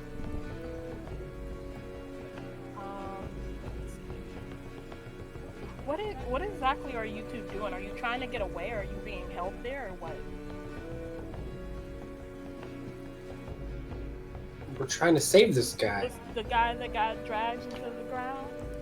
Curtis is gonna save him, and I'm helping him. He saved me, and I'm helping him save this guy.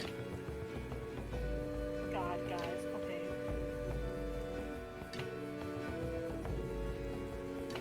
Can I... You can help us by maybe killing this woman that's taking bodies and turning them into zombies. Okay, right now I would have to do a bonus action, right? You're all out of abilities at the moment. You're out of action, bonus action, and movement. You've expended everything you got right now. Oh, I haven't used my bonus. You did, for Sanctuary. but And you it had to says use your it's- action to dash to get within range. Oh, there's something I can do. Be safe. I'm ending my turn.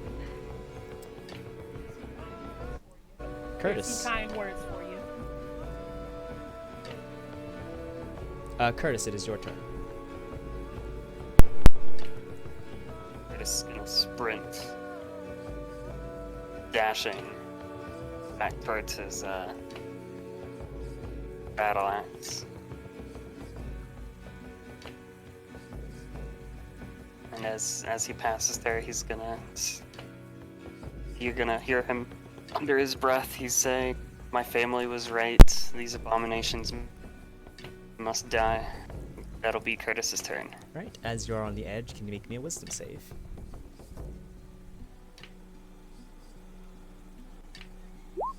Alright, you resist the strange effects. Nut.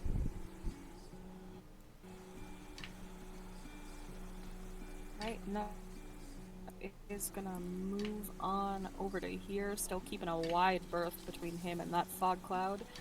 And he is going to focus on that connection between him and his enemy, and he's gonna make a shot at disadvantage towards Grandma Mother. Alright, it'll have a partial amount of cover, but it can be done. The shot will also be at disadvantage.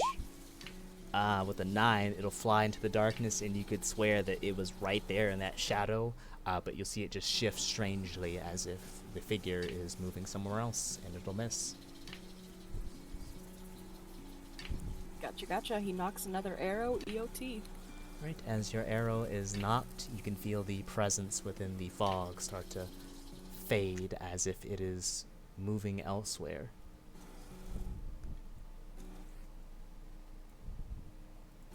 Vernon. The fog. Yep, what are you doing to the fog?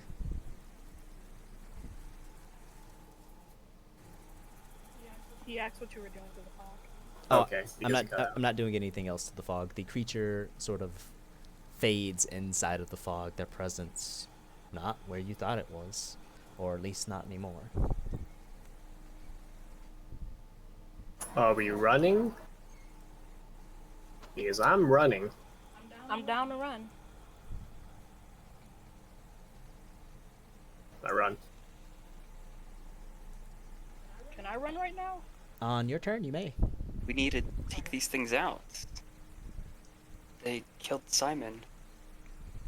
Okay, but he was there. Suzuka.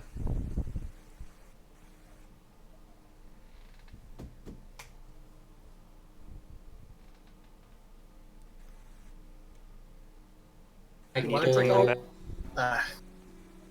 Fine. Gonna ready action Rare Frost. Okay. And stay my ground. I will try to look for signs of anything. You will see a bed of fungus and mushrooms on the ground within somewhat plain sight as you saw it taken under.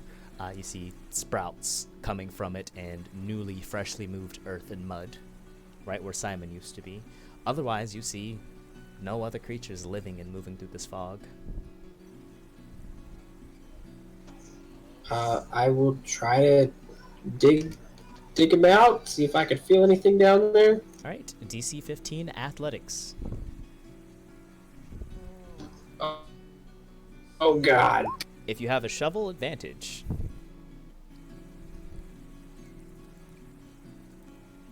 But unfortunately for you, you start sticking your hands in and tearing out fungus and mushrooms, and handfuls of dirt aren't good enough to get down that 6 feet to feel or touch That's all I anything. got. And that will be your action. Do you want to end your movement near this fungal bed?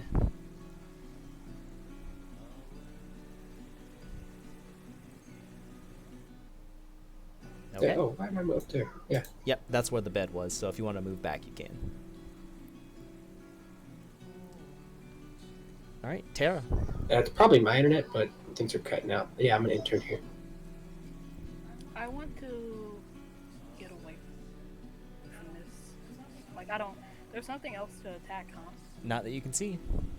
Yeah, I can't see anything, and I think we would be better off warning the town that this is happening, than trying to fight things we can't even see. So. Alright, then go ahead, move out of the mist if you wish, and you can make a wisdom save. Can I still dash, or is that something I can't do anymore? You can still dash. You have 70 feet of movement with a dash.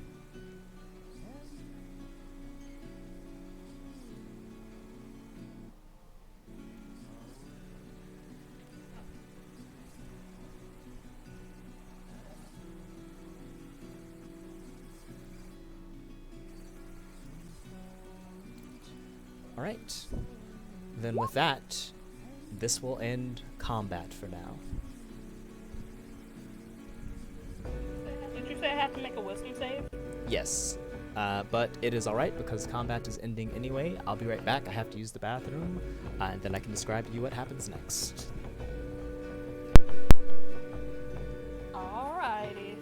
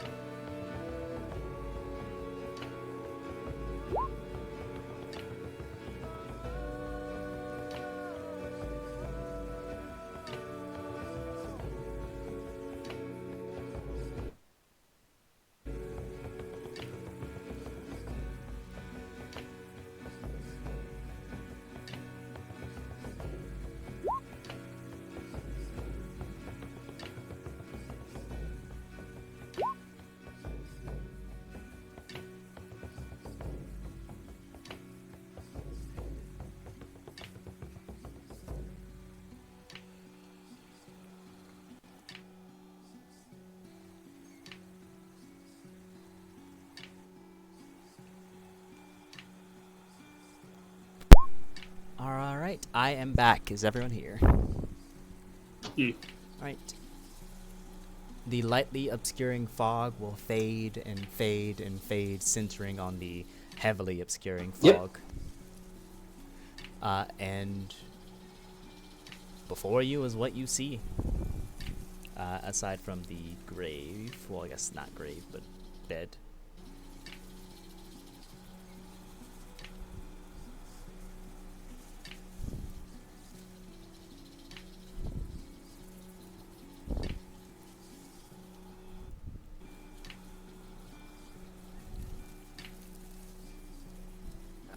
Curtis will place a hand on Nut's shoulder and say, "Thank you, but would you... I don't know what to do now."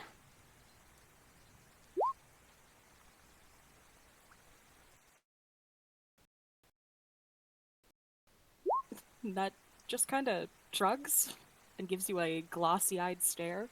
Don't really know what happened in all that fog, man. Well, Simon... Robin... Curtis is gonna rush over to the grave.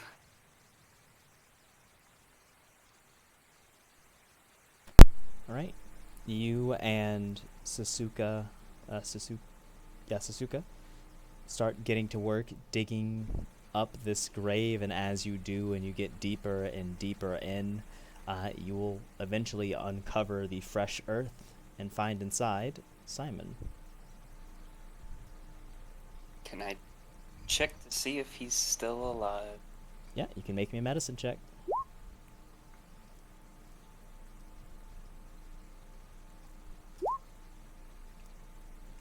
Dead, suffocated inside of his throat. There are fungal stalks that sprout out from inside of him, from his very lungs. He was suffocated beneath all that earth and by the plants within.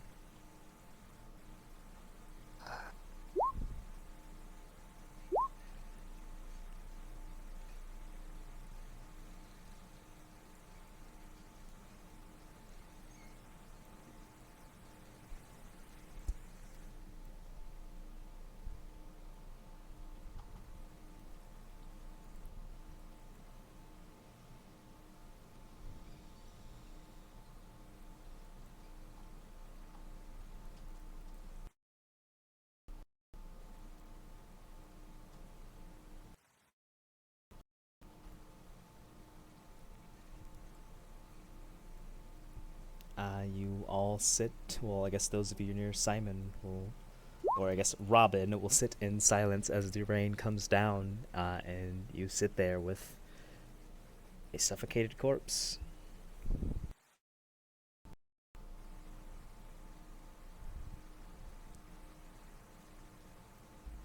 Just will wipe his eyes a little. Look to Suzuka. We need to bring the bodies back.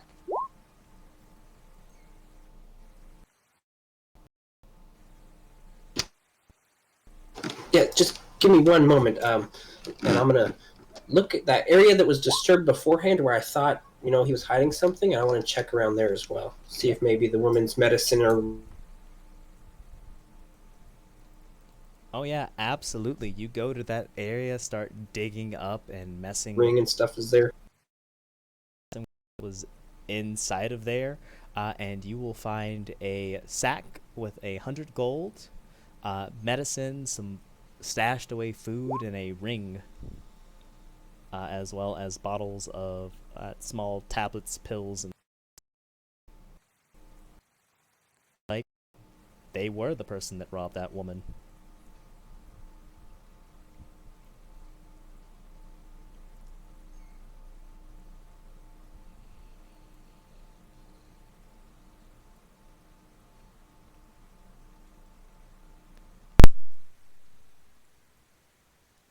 Did all that? Mm-hmm. think it's the fog that makes you lag. I No. think it started when you added the fog. So Let's get rid of the fog.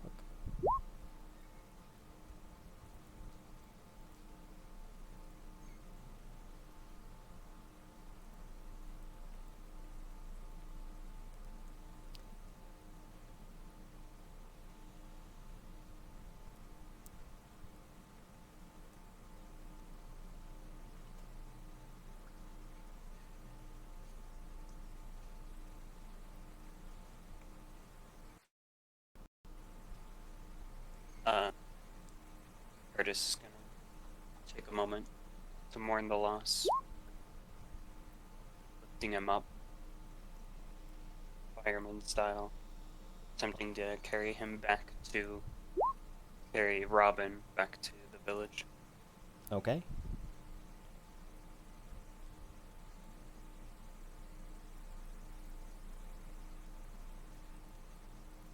You move around the grease pile, and you're able to get to the exit of the map.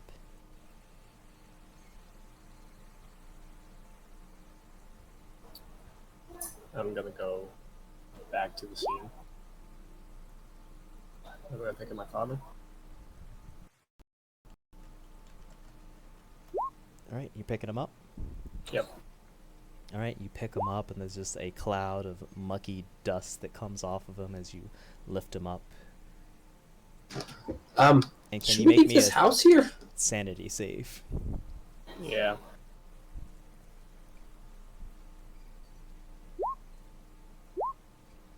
Yep. This is grim, but you're pretty sure you can hold it together as you are toting away your own father. I'm gonna bring him away back to town.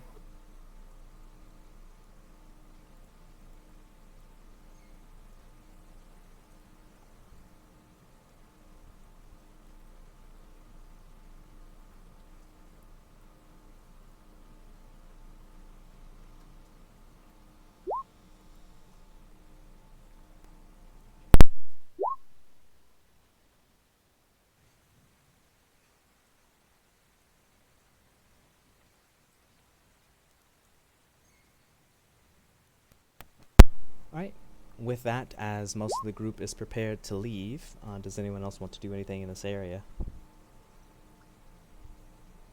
I want red. There's a lot of blood back there near the strange fungus that has sprouted up. I'm disgusted by that red. Yep, there's also red on Simon, who was also recently buried.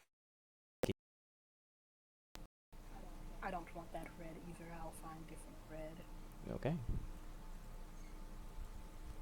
Then your group departs, making the slightly shorter trek back to town.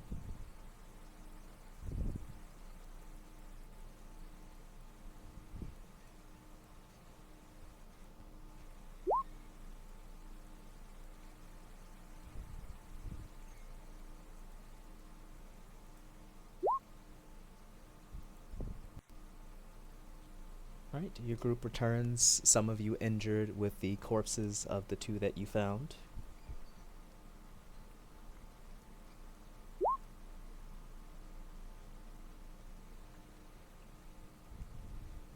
I'm gonna go to Elder Yoga. Alright, a small ruckus is kicked up in town as you two bring back bodies. Or are you bringing back bodies or just going to get Elder Yogurn? I'm gonna bring back the body. Okay, yeah, the body is brought through town. There are gasps and cries and words of mourning passing you, and some people place just a hand on your shoulder and give you a look of understanding as if they've gone through something similar as you make your way to Elder Yogurn's. Hearing the small fuss, Elder Yogurn will also step outside of his own home, and his eyes will look around the crowd before he spots you with a corpse, Vernon, and he'll shake his head. Oh, man. I found him. Yeah, I see that. I see that. Listen, I'm sorry this happened to you. It happens. I get it. Yeah, don't you worry. We're gonna take good care of him. He's the Thank only you. one. You find your mother out there. No. I have no idea where she is. That's okay. That's okay. And he'll give you a very forceful like hug, squeeze in, and pat on the back. He'll give into it. We'll get you through this. All right. You got hurt out there a while? Curtis and Suzuka did. Alright. You take care of when you go on over to Quinn's, and we'll send some people over to check on you. Anyone else out there okay? Anyone else hurt? You know the new guy? Yeah, the one that came into town, Simone. Simone? Oh, his name was Ryan. Told me his name was Simone. But, you know, people around here don't give their real name for nothing. Well, we found my father in the well, and Simon was about to put one between Suzuka's head, He shakes his head. Damn. and he's over there now. They're gonna point back to Simone. Yeah, that's dirty. That's real dirty. But don't you worry, everyone else in the town ain't like that. Your family But- here. Let's hope. I'm gonna. I want to be alone. Yeah, you can go ahead, make yourself. I'll take care of your father. I'm gonna go to my house and shut it. Okay. Elder Jurgen will pick up the father's corpse and look at Tara. You doing all right there? Anything happen to you? Yes, I am fine. I'm okay. I worry about the others, but I didn't get hurt. Okay. You seem like a kind of heart. Mind doing me a little favor? What is that, Elder? Vernon, up north. You mind checking on him for me? As you just saw, so you can use a friend right now. Yes, anything for you, Elder. Hey, you a good kid. Elder, before I go, Yeah.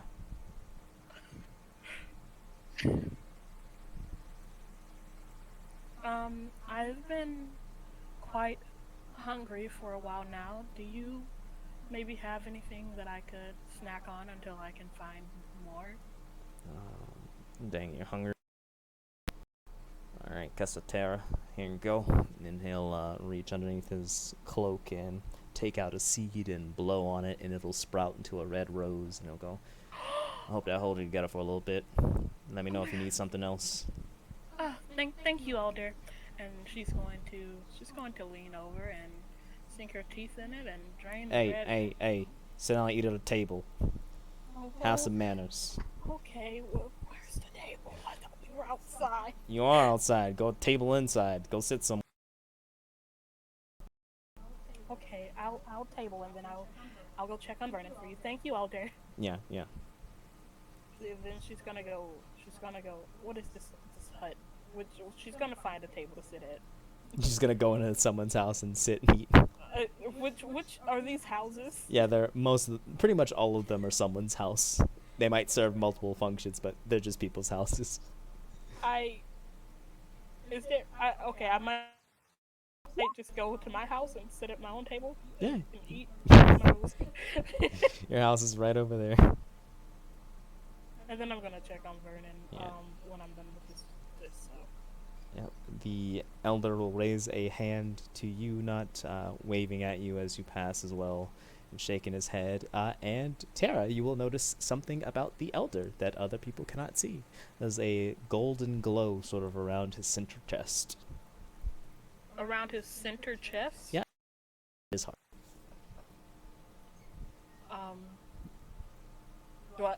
Do I take anything from that, or I just notice it, or what? It's just something that only you can see. Alright, cool. Thank you. Alright. and as you step up, Curtis, the elder will look at you and go, "Oh, dang, another one. Two This on one day." is Robin, although I overheard his name was Simon. Yeah, that's what he told me. He was on the run from something, wanted to change his life. Don't look, I guess he did. That's how it is around here. It was unfortunate how he went. However, the body must be burned. Just show me where I can take him. We'll take Follow him. you. We'll take him on over to Quentin's. Once she's done with them, they're gonna get burned, and we'll make dolls for both of them. Even if one of them was, not all right in the head. I'm glad he's treated as everyone else. Yeah. And a entourage will head over to Quentin. Sasuka, as the first one to arrive, Quentin will look at your injuries and say, "Oh, what hit you? Let's get you." And she'll clear a table of some tools, moving them aside and motion for you to have a seat. It was a rather large crossbow. I got something for you. Alright, she will move around, pulling out vials and tonics, and she'll take out a red vial from a cabinet and uncork it. You'll hear the noise as it pops open, and she'll shake it a few times before adding in some paste and swirling it, and holding it up to you and looking at you left and right, and then she'll start dabbing her finger inside of the vial and wiping it around your wound. Anything else strange happen to you? Got bit by snakes, so I need to check you for poison. Anything weird today? Nope, that's about it. I would... The house up north, I don't know if you've been there, has all sorts of fungal mushrooms and things growing. I've been hearing more about fungus and things like that, but nowhere concentrated. But if there's a house like that, me and a couple of people will go. Don't go there alone. I think it's protected by some crazy mist woman thing. I'll get more info soon. She press together, and she'll show her mouth as she is examining the wound and continuing to apply the paste to you before you receive 9 healing. And you'll feel your wound sort of close up. It still has that dull pain to it any way you move or twist, but the wound itself is starting to sort of fill up with this black pus that then fades into a nasty yellow and then scabs up into a black. I'll start to pick at it a little bit. And hey! Don't pick at that. Let that heal up. Oh, okay. Thank you so. Oh man, I'm move my shoulder back and forth. Oh man, I think I could actually use it again. Yeah. Okay. Thank you. I think you might want to see to Curtis. He's got a few bodies for you. Okay. And she'll start getting out hacksaws and other tools and laying them aside. Alright, if you need something else, you can come by in a bit. I was just working on some medical stuff, so send in anyone else that's wounded on your way out. I'll take a step out the front door and, give the look to Curtis. Curtis will nod. Elder Yolgurn heading on in as Elder Yolgurn holds open the door. And Elder Yolgurn will just gently place a body on an open table and then look at you, and you should go and get yourself healed up real quick. I'll take a look at these.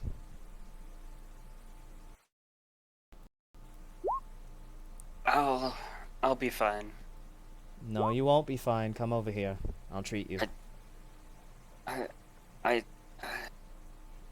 know medicine isn't in large quantity right now. I can just go home and sleep. No, for a bit. I make the medicine. I have plenty of ointments to spare. Just come over here.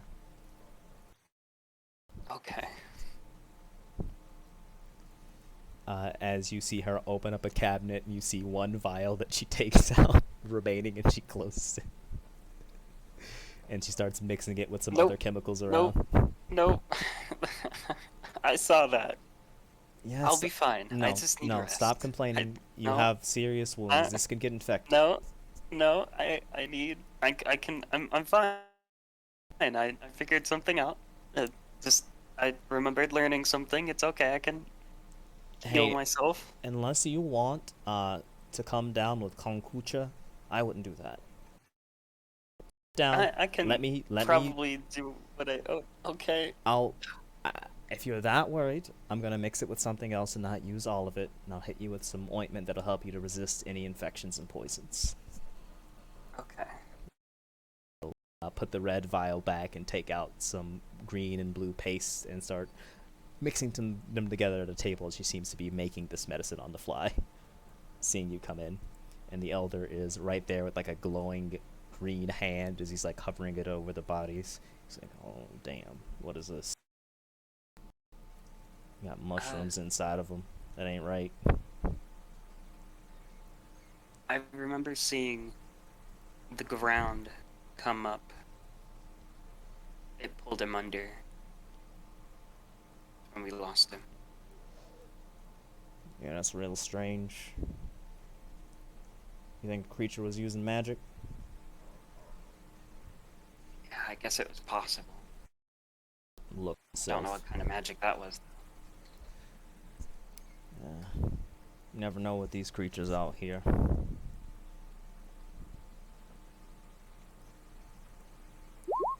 Now, listen, Kessa Curtis, you've been real good pal to the village for a couple days.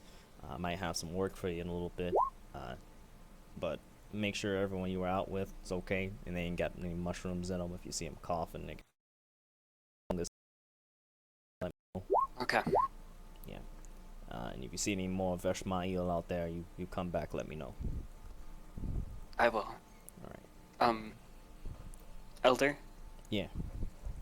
Did we do good? You did the best you could. So, I'm proud of you, and I'm glad you made it back okay. And he'll give you a pat on the shoulder and a stern head. He just stares at you with these eyes as he smiles. Curtis will smile back. You're right. We did the best we could. Thank you. Alright. Now, let me finish up work on these two. And while Quentin is done mixing her concoction, she will hold up to you a black bottle with some kind of murky liquid inside. So go ahead, drink that up. That should help you. You sure I have to drink this? Yeah, you have to drink it. It only goes down the throat. Okay. He'll hold his nose as he knocks it back. It is like a slimy vinegar that sticks to your throat and trickles down into your heart, and you can feel a cold pulsing make its way down into your chest before the burning just sits right there, and it doesn't stop burning, and it's just, that's gonna be with you for the next 8 hours. Oh, thank you. Yeah, you're welcome. Thank you. I think the disease would have been better, but thank you. What was that? Just make sure you or go home. And she'll fan you, and she'll move over to the bodies with Elder O'Gurn. And then we'll head on over to Tara and Vernon. The scene is yours as you creep by Vernon's house. I'd like to be left alone, please. Well, that's understandable considering what's happened, but I wanted you to know that, even though you want to be left alone, you're not alone, and if you want company or you just want someone here, I sing. I like to sing. I can sing a soothing song of nature, or I can play music for you, or anything you may like. Thank you. But I'm a bit of everything right now. And company is not something I would like. But thank you regardless. Okay, well, you know where to find me, right? You know where to find me.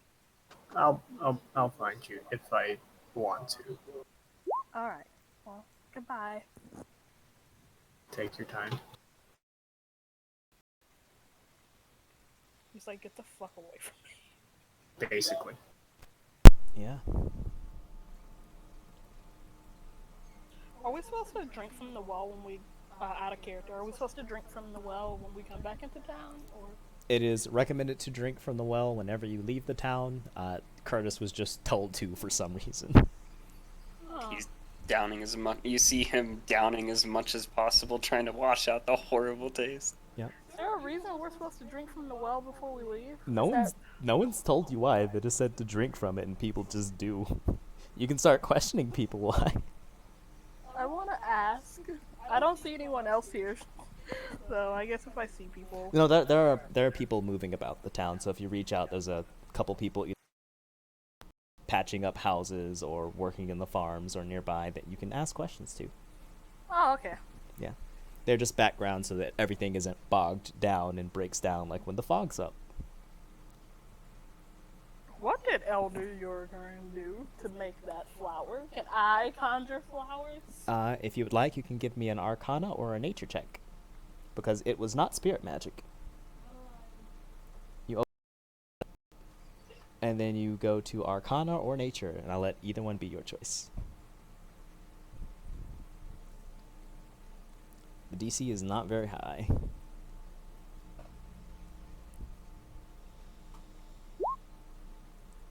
It is decently known that Elder Yolgern is also a druid, so he is very in tune with nature, so it was likely some simple form of druidic magic to grow a seed and turn it into a flower.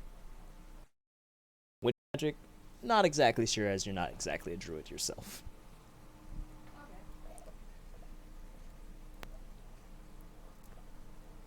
Alright, Curtis, when you go to the well, there is a goblin peeking over the edge, looking at you, and then towards the house, and then at you, and then she'll wag a finger and point towards the house to try to get your attention. Oh, yeah. What's up, little one? What's happened?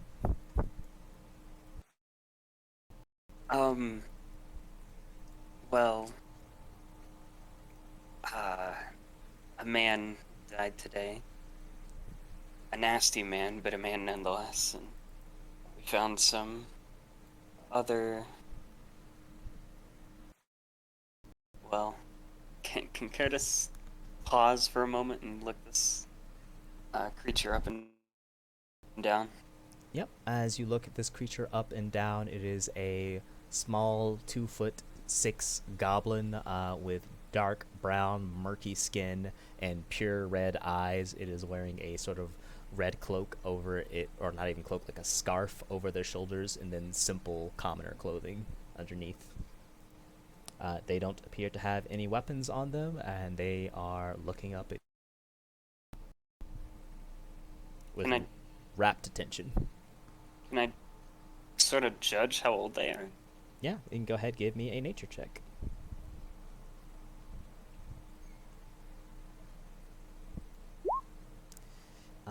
As a goblin, probably around 6, 7. Older teen in goblin years. Well, we found a dead body, as well as, well, Simon, I guess his name was.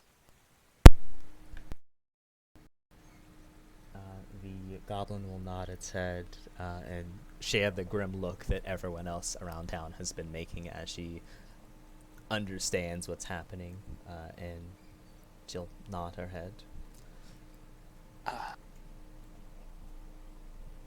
Might I ask why you're so curious?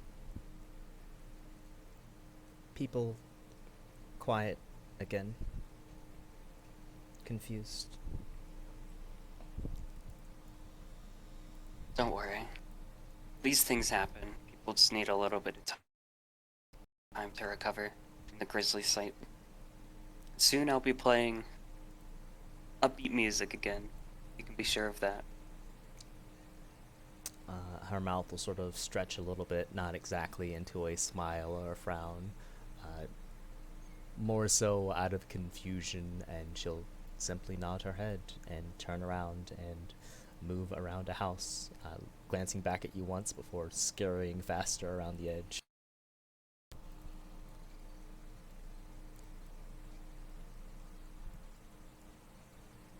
Well, that was an interesting fellow. Time to keep downing water. Alright, you just keep gulping it down, and it's better than the medicine, that's a given.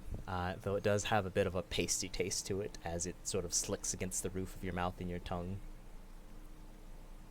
Yeah, when it's sufficiently washed down, as best as I can get it, I'll turn around and see Tara.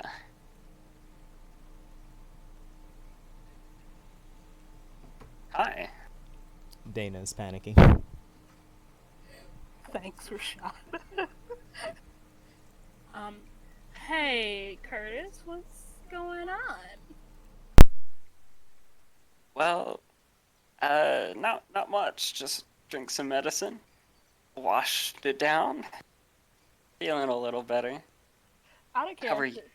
Out of character. How are you doing? Out of character. Are you really wearing like? Are you really wearing what your token's wearing? More or less. Do you have that red wrapped around your waist? I want to be a creep. Sure, yeah. Why not? What did you ask me in character again, though? In character. What did he ask? Oh, how are you doing after all of that? I'm doing good. I guess it's weird, but we are all from here. We know that weird things are always happening, so it's just something else we're gonna have to deal with. But, life is life. I mean, things are things. I see you eyeing my sash. Well, now that you mention it, it is really red, and I know I did eat some red a little while ago, but it really wasn't that much. And that sash, and she's gonna move really, really uncomfortably close to you, and get really, really close to the sash, and she's gonna be like, "That sash is really, really red." So, I could just take a little nibble, and she's gonna like keep faking like she's gonna like bite it, and she's gonna back like, "Nah, just kidding." But then she's gonna look at you like, "Unless." Look. And he's gonna be blushing as you're that close. Look. If you... Your cheeks are kind of red, too. Yeah. You say you eat red things? I'm a bit confused. Is it not food? Well, you see, it is food for me, but... Sorry, Black. You see, it is food for me, but I eat the red of things. I don't have to drink blood per se, but just the color red, anything that's red, it's very sustaining for me. Well, I don't want you drinking blood? No, Sure, it's not blood. It's just the color red. Oh. So you see. What I'll do is I'll bite it, and then I'll drain it of the color, and you'll still have it. It just won't be red anymore. And you said you're still hungry? I am. Sure, here, let me get it off. Oh wait, really? Why not? You said you're hungry. She's just gonna be laughing. In glee, she's gonna be like waiting patiently. Yeah. Undo the straps and pull it off around him, and we'll hand it up to you. She's gonna quickly snatch it from you, and go to put it in her mouth immediately, and then she's gonna remember that Elder Yogerin told her to eat at a table, and she's going to clear her throat, even though she really doesn't have to, and she's gonna Say thank you. You said I could get it back? Oh yes, of course. And so she's gonna plop down onto the ground, cross-legged, because at least she's sitting. She's gonna drain the color from your sash. And when she hands it back to you, it'll be The color gray. will be drained as you see the red shift into a sort of strange purple and then a deep blue before it fades into like a faint blue-gray. Yeah, yeah. It's kind of ugly now. You know what? This kind of matches my hair. I'm gonna hold it out with both hands with the like dopey smile on my face. It matches your hair. Yeah, I think your hair looks great. Here you go. Well, thank you. He'll wrap it back around him. Oh, overheard Elder Yolgern saying you should, asking you to check up on Vernon. How is he doing? Vernon is doing about how you would imagine someone would be doing after what just happened. Yeah. Did you give him a hug? No, he He needs a hug. He gave me vibes like if I hugged him, I might, he might hit me and people shouldn't hit me. And so I just left him to his own devices. He wanted to be left alone, but he knows that I am here for him. I mean, nobody should be alone during a time like this, especially when so, traumatizing. Yes, but those were his wishes. And I wish for people to be happy, and if being alone makes him happy, then who am I to impede on that? Well, if you wish him to be happy, and I wish him to be happy, and he wishes to be happy, then he needs a hug. Okay. I'll go with you. I'll go with you if you want to try to hug him. Well, I mean, I'll ask first, and if he says no, and he really means yes deep down inside, then Oh my god. what more is there than to give him a hug? Um, Hugs help calm the soul. I mean, you'll see for yourself, yeah? Yeah. Yeah, Okay.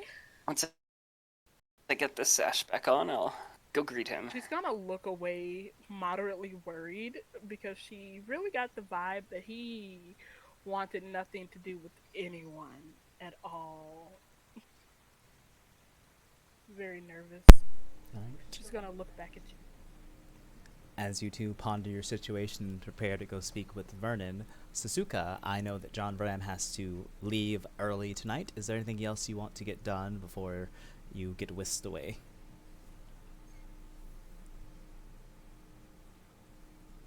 Not off the top of my head.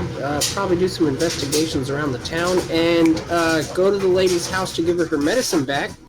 Oh, she is extraordinarily appreciative. She goes, thank you so much. Thank you. Yes. Here's the medicine. And what's her ring in there? Yep, her ring was in there. It doesn't look very valuable as it's simply a silver ring, but it's her ring. And I'll give her the ring. I don't know if there's a sentimental value to it, but we did recover it. And the man that stole your stuff, I do believe, is now deceased. He wasn't a very good man, and we did try to bring him in peacefully. However, there was a unfortunate accident, and he didn't make it. She nods her head and she looks you over, and she gives like the slight wink of accident. I'm so thankful. I appreciate you all looking after the village. Well, the village looks after me, and I look after the village. If you hear any other rumors or need anything, let me know. I'd like to investigate also the surroundings, which This is a very dangerous place, and I'd like to get to the bottom of this. Yeah, of course. If there's anything I can do for you, just let me know, and when I'm better, I'll start asking some other people around for you. Is there something you're looking for in particular? So, with your sickness, did you just happen to get sick, or were you up north? I was a little bit up north. Yes. We did find a house that was covered in moldy spores. The house was actually to the east. You went north, and then the route curved to the east. Oh, yeah.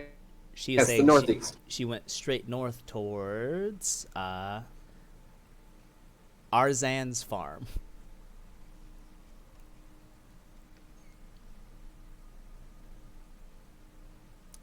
Which is near the reed fields where most of the town's crops are grown.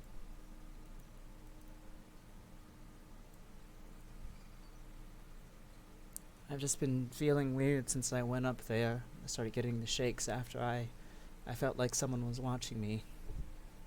And now my heart has tremors, and Quentin gets me medicine regularly until it passes.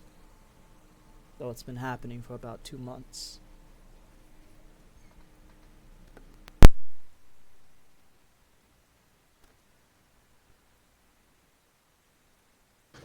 Well, we'll definitely go up there and take a look and see what's going on with this. I know the area is dangerous, and I would like to make this a safe place. For you guys, anyway. Oh, all the people in this village are so sweet. Thank you. Just thank you. If I had something I could give to you, I would, but we don't have much. No, and I'll, just kind of lay her down and say, you get some rest. You heal up, and we'll be here for you. Yeah, she'll nod her head and give a slight smile before letting herself settle into her bed once more. And everyone in the party can increase their honor by 1. Damn. Honor falls me. So, how much honor? Plus 1. So everyone should be at 11.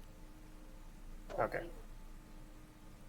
Your Base 10. reputation in this village has increased, though other people might recognize it if they recognize Kombura. Oh no. No one does. Oh no. What? Nothing. You trying to figure out your sanity? Honor is 11 now? Yep, honor is 11. I put honor to 1 by accident and then it said -5. Yeah, you're not at -5 honor, you're okay. Alright, with that, Nut, how are you doing out in the woods all alone with Casimir? Casual hunting, seeing if he can, I guess, bring home anything. Alright, do you have the Wanderer feat? He sure does not. Yeah, go ahead, just give me a survival. And we'll say at advantage because of, ranger stuff. With the natural explorer feat, when you forage, you find twice as much food as you normally would. While tracking other creatures, you also learn their exact number, their size, and how long ago they passed through the area. Alright, that is given on a successful check. All that will apply. Survival, you said? Yep. And I'll even give advantage. Oh yeah. Somehow in the swamps, you find yourself some plump boars treading, and you track down an absolute den of these beasts. And you'd guess that probably there's about 10 of them, and there are 2 absolutely massive ones, giant in size. Though those are extraordinarily dangerous to hunt. The babies, easy game. That's meals for weeks. Alright, he will actually make note of this place, knowing how dangerous boar can be, and he's gonna head back into town to recruit some other hunters to help at least take 4 or 5 of them down. That way the village has some food. If you're picking off the babies, you can still successfully hunt 2 or 3 babies on your own. But you do know there is a bigger den out there. Alright, well, he will take the babies for proof then. Alright, you easily snipe out a couple of the babies on your hunting trip after marking the location. And how many do you want out of the 3 that you can get?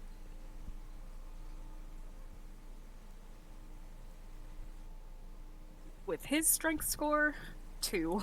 All right, you hunt out 2 of the babies. You hear their squeals, and they're still pretty plump in size. They're like almost dog size, just a little bit smaller, and you got 1 under each arm, and that's gonna feed you for at least 2 weeks. That's bacon, meat, high quality hunting right there. Excellent journey. So you can add yourself 14 rations.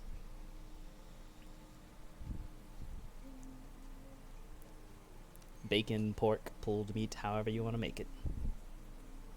Sweet. He's gonna head on back home to skin and gut them, and he'll hand things out when it's ready. Yep, and if you'd like, you can trade some of that in town for some of that sweet, sweet coinage. As food is actually fairly valuable here. Especially non-grown food. Oh, he might just not share the location of that den then. Income, baby, income. Alright, for that sweet, sweet, rare pork meat, for every 5 rations, they will give you 5 gold as you trade in town. So at best, you can get yourself 10 gold. And still keep 4 rations for yourself. How much did we say firm was again? I think like 2 gold each. Or how many did you have to start with? Started with 7, down to 6. Alright, you started with 7, and you started with how much money?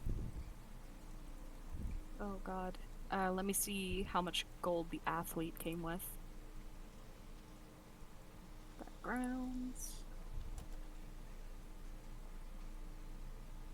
Athletes start with 10 gold.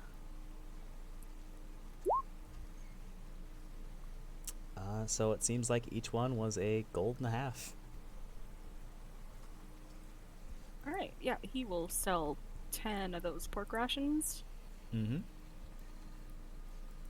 And you can up yourself 10 gold. You got drugs in your future. Oh yeah. Alright, some successful trading in town. People are happy. They're like, oh, thank you so much, Nut. You really came through. You're a good kid.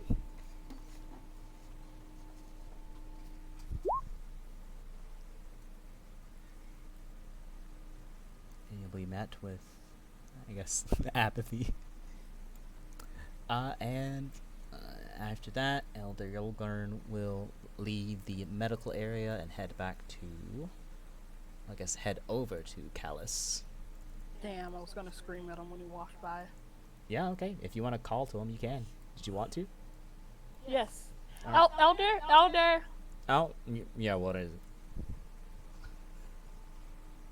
Why are you laughing? I didn't laugh on the mic. You sure? Yes. Can I ask you something, Elder? Yeah, what you gotta ask? Yes. Just a question about, like, tradition. Why do we have to drink from the well before we leave? Oh, reason you gotta drink from the well, because Quentin over there made medicine so you don't get sick going in the swamp. And it's all up in that well. Keep it good and healthy. And good for your teeth. I mean, look at me, smile with yellow teeth. Yeah, right? It was great. Yeah. So there's medicine in the well? Yeah, there's medicine in there. Who told you that? Quentin helped me with the medicine. Put it on in the well. You helped Quentin put the medicine in the well? Yeah, I know how to do medicine too. Me and Quentin went and got crumps, and put together some remedy, and we fill up a well with it every couple days. What would happen if we didn't drink from the well before we left? Might get sick in the swamp, bit by a snake, might die. Reeds might make you itchy. You pass out, might get dizzy and fall over. Plenty of bad stuff. Has anyone ever gone without drinking from the well? Yep, a lot of people. Did they come back? Nope. Oh. Why is this place so dangerous? And Yumder swamp, bad lands, ground sick, earth barely holding together over here, but we make home out of it no matter what. How the fuck do we live in this swamp? Wait, hold on. Okay. Alrighty. Thank you, Elder. Well, that was it, really. Alright, you're welcome, Professor. See you all later. You're gonna talk to, Daniel Callis. Okie dokies.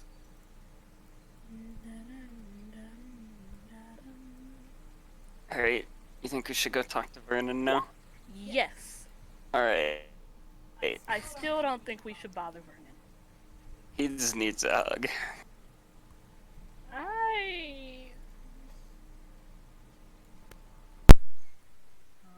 Okay. Vernon, you'll hear a little at your door. I slowly open it outwards. You open it and you see Casimir there with a package in his mouth, just some like basic paper with twine wrapped around it, and he'll spit it down at your feet. A gift from Nut. That's great. Thank you, Casimir. I'll pick it Mortal up. bonds are weakness. You should get over this quickly. Of course, Casimir. I'll pick it up and then I'll read it. You pick it up to read it, and you are met with bloody bits of pork as you find 2 pork rations. I'll cook this. Tell Nut thank you. I shall do no such thing. I take orders from none. And then he scurries away. Right. I'll close the door. Right, but I love her. I love the cats. the door will slowly and after that, 2 people are outside of the door right as you turn around. Yeah, you can move yourself up and knock if you wish. I open it before they even knock. Yeah, you hear the footsteps and the door just opens back up and Vernon's right there. As you open the Yes. door, you see 2 large water hands coming at you, wrapping around you. I'm going to go behind your back. I'm going to wreath my hand in darkness, and then I'm going to heal you for 1 hit point. You look hurt. Oh.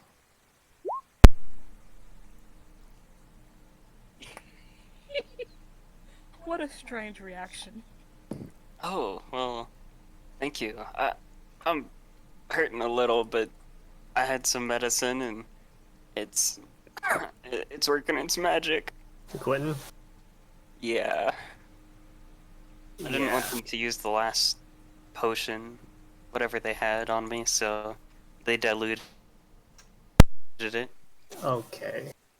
Well, you're here to give me a hug and what? Well, to listen. I mean, I'm sure you have all sorts of emotions going through your head right now. I just want to make sure you're doing okay. Right, and like I told Tara, I'd like to be left alone. And I'm gonna look around. And I still wish to be left alone. But thank you. Curtis will look left to right. Are you waiting on someone? No. I'm just going to be alone for a bit. Well, why do you want to be alone when you could be around friends? Right, but I like to be alone. And if you like to be around friends, that's good for you. But I would like to be alone.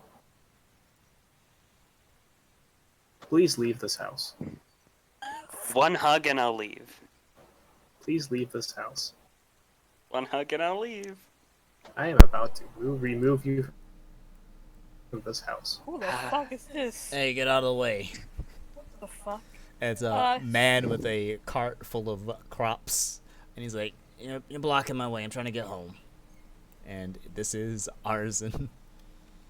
Oh, good morning, Arzen.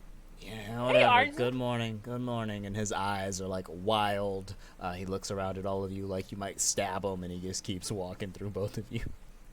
He does not return the hello. Do you need some help with that, Arzen? No. He does. Please Okay. go. He needs help. Go after him, please. Curtis puts his hand pointing at both of his eyes and then swivels his hand to point at your eyes and says, I'm gonna get that hug. As he walks backwards, I slowly almost shut the tripping door. on some mud. Shut the door. Oh, I think that was a disaster. That went so well. She's floating by past you. He Told you not to clearly go. just needed a little bit of talking to. He seems like he'll be okay. Uh-huh. He'll give me a hug later and everything will be alright. Hey, maybe I'm not the one he needs a hug from, you know? Yeah. And she's just gonna stop talking to you. she's so no, she's not gonna stop talking to you. So, is Sakuka is Sasuka dead? Like, their little thing's red. Are they dying? Oh wait, no, that's something else. Hey, you guys want to go into the swamp? What a statement after coming out of the swamp. Go into the swamp. No. Well, we do need to go up north and check out the farm. There's a farm. Yes. Well, let's not leave just yet, please. Let's relax for a moment. I think I could heal you. I am a cleric. No, I got healed. I'm good. What about Oh. you, Curtis? Can I heal you? Well, what, I'm very curious now. What, god or... who is your deity? Who do you worship?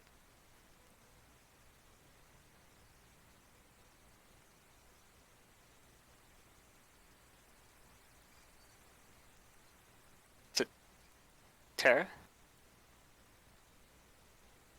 Sorry, I pressed the wrong button. I was born with just a connection. I can just do it. Oh. Yeah, and she's gonna tilt her head, like, very kindly to the side. Well, I'll be fine. I can rest up and I'll be feeling much better Are in you the morning. sure? All I have to do is touch you. You'll be all better. I'm sure there's someone else who could use that. But they're dead. I can't bring them back to life. Well, someone else alive. No one's injured, but you. The woman I can who feel it. got attacked by Simon, you could heal them. I'm sure they need it much more than I do. The sick woman, Mm-hmm. but you're right here. And you would be much happier if you weren't injured anymore. I would feel better, yes, but I can feel better tomorrow. Why not now? I just feel like your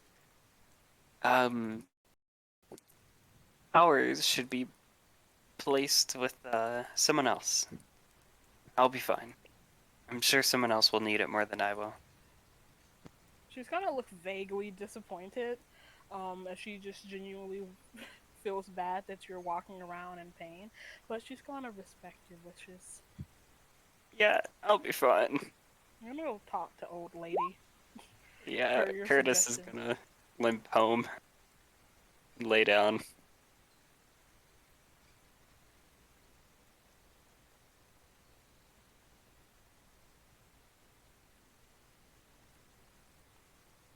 Yes, the person that got injured is in that house.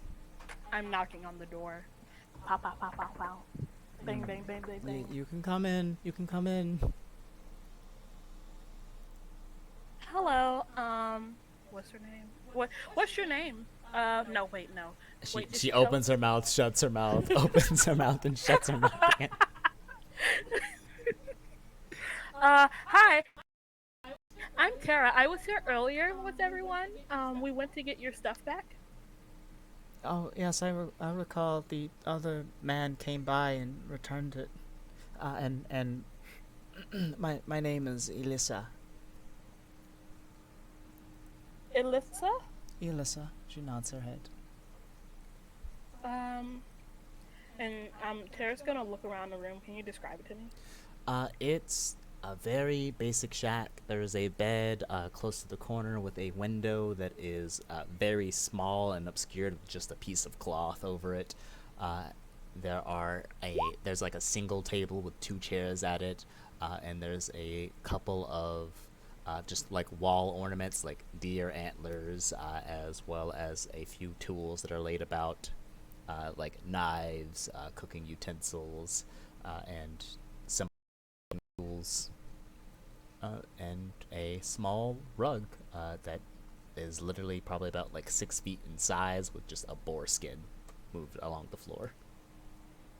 Okay, before, like, out of character, when we were outside, were there any, like, flowers or anything around, or? And this side, no, not really. But around your own house, yes. There's quite a few pink, bristly, and white flowers. Flowers are a rarity in the swamp. I want to give her a flower, but I feel like it would be weird because I'm already in here. So, never mind. Well, back in character. Alyssa, you seem to have a cough there. How are you feeling? Oh, I'm much better since I had my medicine, and Curtis came by to provide healing, so I'm so thankful to all of you. Is she, like, dying? Like, is she just, like, old, sick person? Like, You can make a medicine check to try to... She is not old. She seems to be probably in, like, her 20s or nearing, like, the late 20s. But you can make a medicine check to try to assess what's wrong with her. Why have we been calling this person old? She's older than you. Fuck, okay. And technically, the elder people like to be called older. It is culturally acceptable to call literally everyone old, as long as they're older than you. Okay, how do I make a... Oh.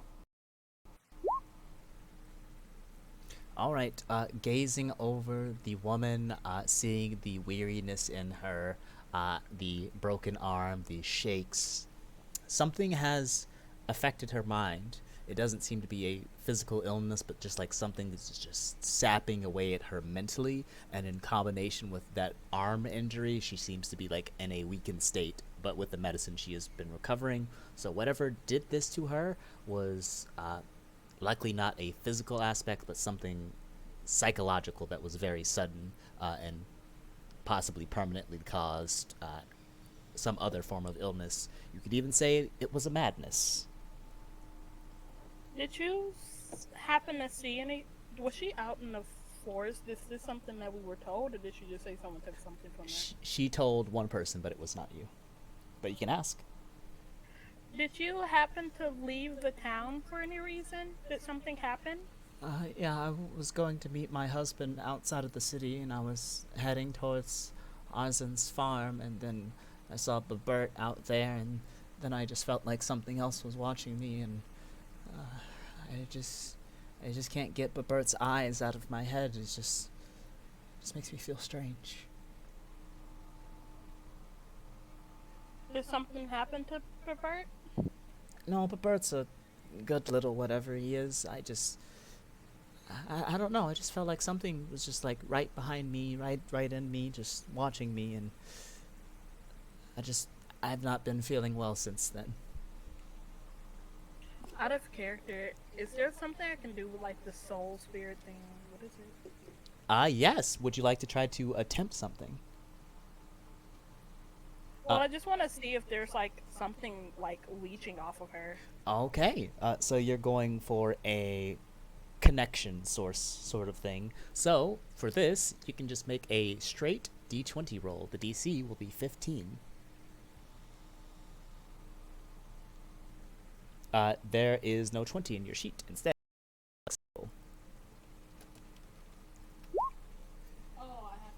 yep, manual roll, without the dot. Before that, I have to tell you the risk of failure.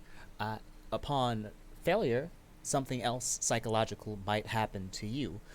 But as a given, no matter what you do, if there is a connection, it might also reach to you. Oh, like I'll know it's there, and now like it knows that I know it's there, and so it'll start doing stuff to me instead. If there is something there, yes. You will be putting this connection together at the same time. So you are risking linking yourself to whatever entity might be observing her. And you are also risking mental sanity upon failure. I'm not gonna do it. I feel like this is a lot just so that I can try to help a person in a hut. But you might learn something. But then I'll have fucking Voldemort latched onto me. Yeah, well, the idea comes across your head, and it is up to you to decide if that risk is worth it. That is the fun. How does my healing work? Do I have to cast a spell, or can I just like touch her? You have a touch heal and a word heal, but neither of which will cure what is wrong with her. Because it's not a physical injury. Nothing will help her at all. There are things that could help her, you just don't have that level of magic yet.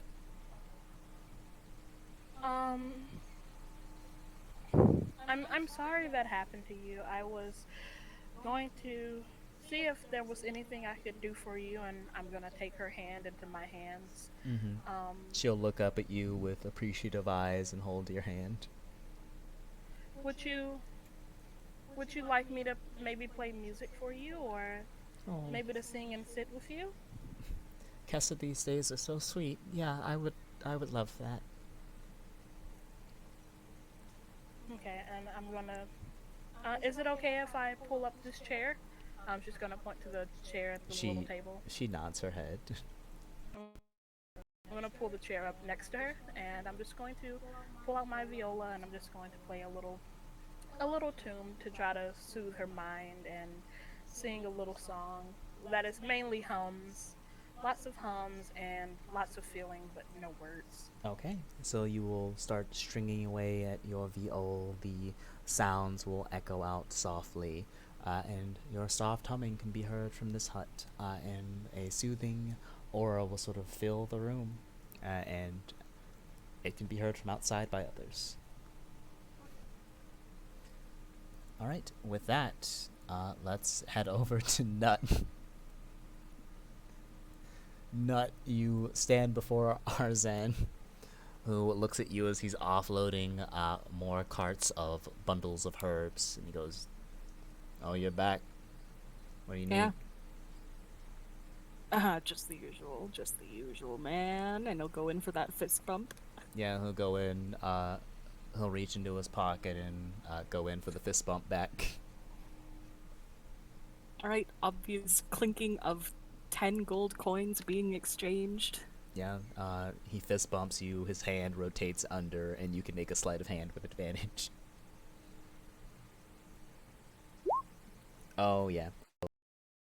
Soft clank as he nods his head, and he reaches into his pocket and puts it down. He says, "You can help me take a bundle of these inside."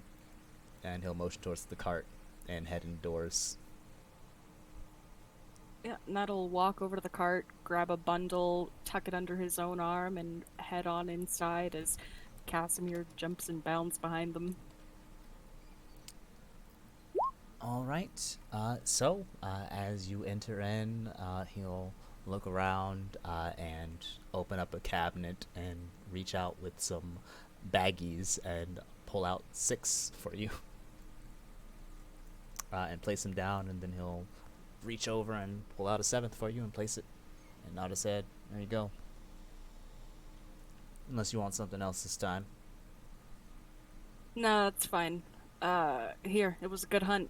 And Hut will put down those 2 last pork rations, and he'll say, "I'm not sticking around for long. Not really in the chatty kind of mood. I can feel my high already coming down. Think I better lay down before my eyes burn out of my sockets." Yeah, his eyes will dart around the room as if he's checking for something, and he'll go, "Yeah, Alright, I'll see you later." Yeah, Nut'll straight up leave. Okay. Good deal, good deal. Yeah, good Back deal. to the nut hut. All right. And we'll fly over to Curtis. Oh, ow. The pain. The pain, the agony. You're just gonna be resting for a while. He'll be playing on his lute, just practicing a few chords. Okay. Then we might be at a little pause. So why don't we go ahead, take a 25-minute break. Everyone has the opportunity to go to the bathroom, get snacks, get food, and we'll meet back at 5 after the hour. That work for everybody? Yep, I'll see everybody next week. Yeah, thank See you for ya, joining John. us, John. Yeah. Brown. See you, John. Or, yeah, John. Ciao for now, dude. Did you say 5 after the hour? So like, Yeah, we live together, Dana, I'll tell you. you know what? That works. Yeah. How is everyone? Are you all leaving right now? That was instantly incredibly traumatic. Yeah. I was like, Rashad said that y'all were doing something so that no one would have traumatic family stuff, and like traumatic family stuff still fucking happened. We tried to kill off our parents so they couldn't die in front of our eyes, and Uh-huh. oh no. Uh-huh. Now I'm terrified. Like, so basically y'all killed your family, and then turns out that they just zombies in the fucking Yeah. swamp. That's so dramatic. You see, mine's all the way in Scriosta, so it'll be a while till we see them. Maybe yours won't be a zombie since they're not like in this godforsaken place. What We'll makes you think they're see. even dead? I Maybe mean, Big Black Fart killed pretty much everything. So. Black Yeah. And they were up there. They were trying to help. Wait, how old are we right now? Is this current or is this our? Young teen before everyone reaches adulthood, except for John Bram's character, because I forgot to give him the memo. When does the world explode? The world will explode at the end of session 0. Good. Oh, okay, so they're still alive. No.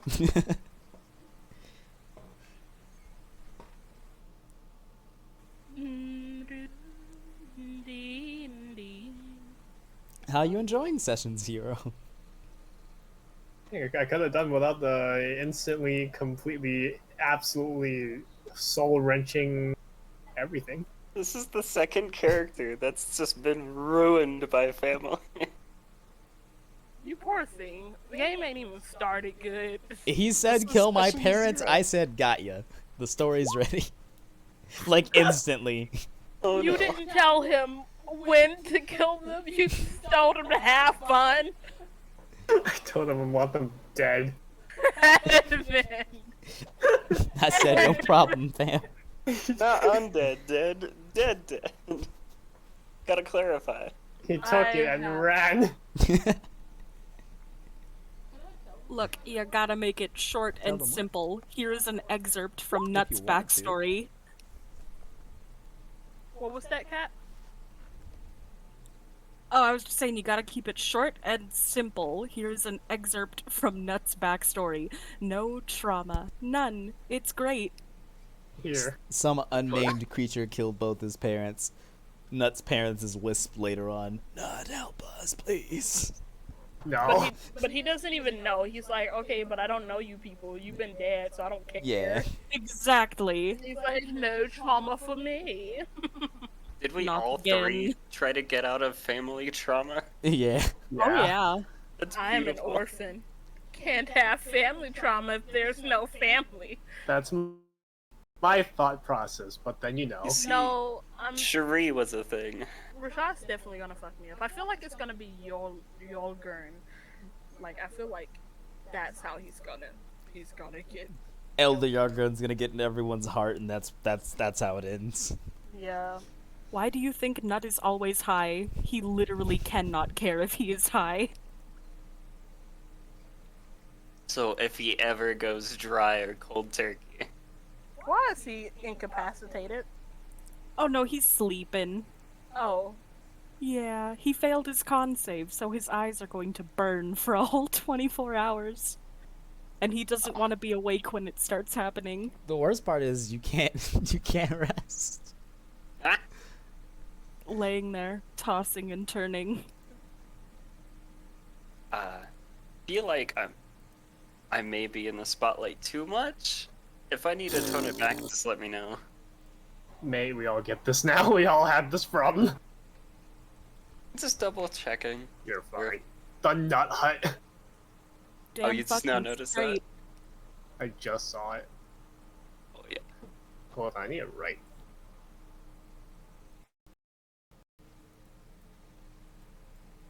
Oh, you can add fonts. That's great.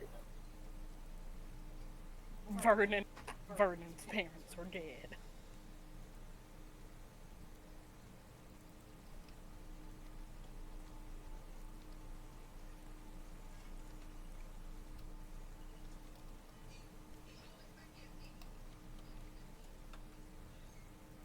And Nut's one friend has plot armor. It literally can't die. This is fine. It's your one friend that's gonna get the trauma. Not Nut. Did you read the shitty backstory I wrote for Casimir? I saw it. I didn't get to read through all of it. I read through some of it, and it was shockingly intense.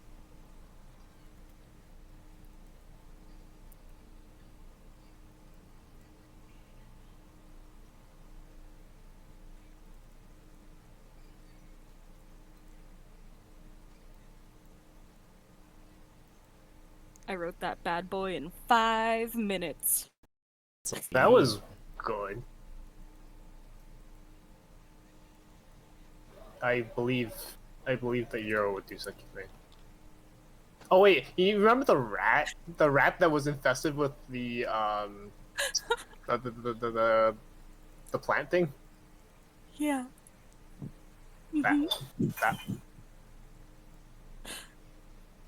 Look, man, there's gotta be a reason that Casimir's awakened. no, it's not my fault this time. Nah. It was Honk Yura's. is a mistake.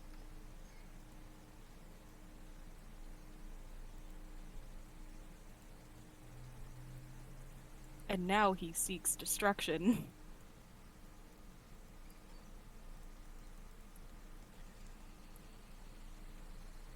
All I right. love Castamere right now.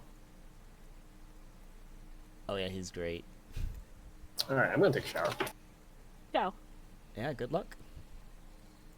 Good luck. For a shower? 15 minutes. You could You're always telling slip. me you can't shower in 5? Maybe. Who needs a shower? Edmond. Edmund, go and take your shower.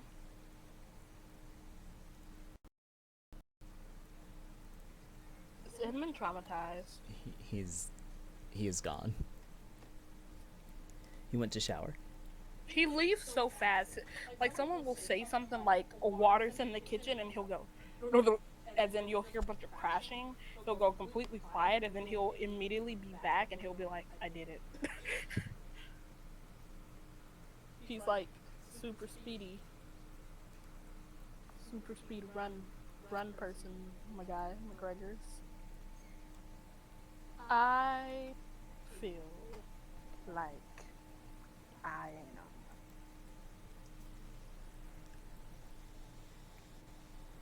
I want to unalive. I don't know where my glasses are. I don't know how I'm gonna. How have we been here? We have been streaming for 4 hours in the next 20 seconds. Is session 0 4 hours? 4 to 8 hours. Why are you making that face like you're surprised? I said so at the start. I thought you said it's gonna be 4 to 5 hours, and you're like, no, we just hit the minimum. I'm offended. I was told 8 to 12. You know what? That's fair. Give me long, goddammit.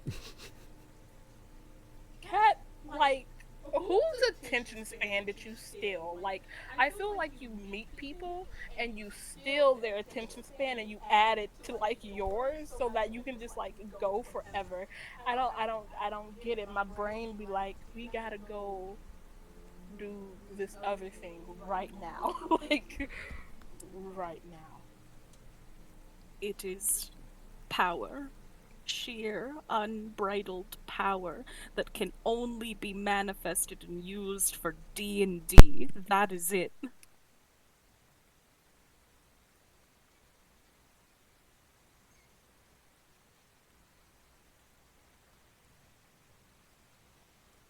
Yo, that HP maximum being halved fucking sucks.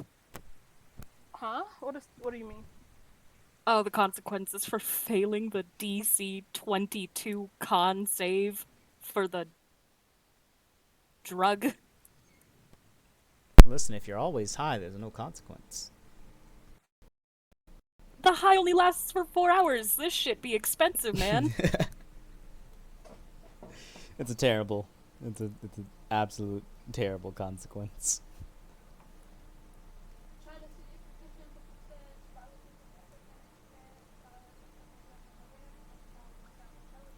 It's like you're addicted to crack. But it's not even the good stuff.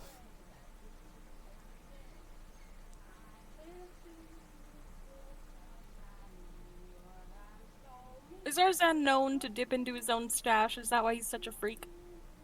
You've never seen him do a drug.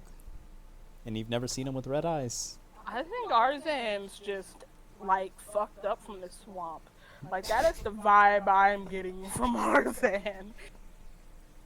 He lives here, like you're on a drug, but like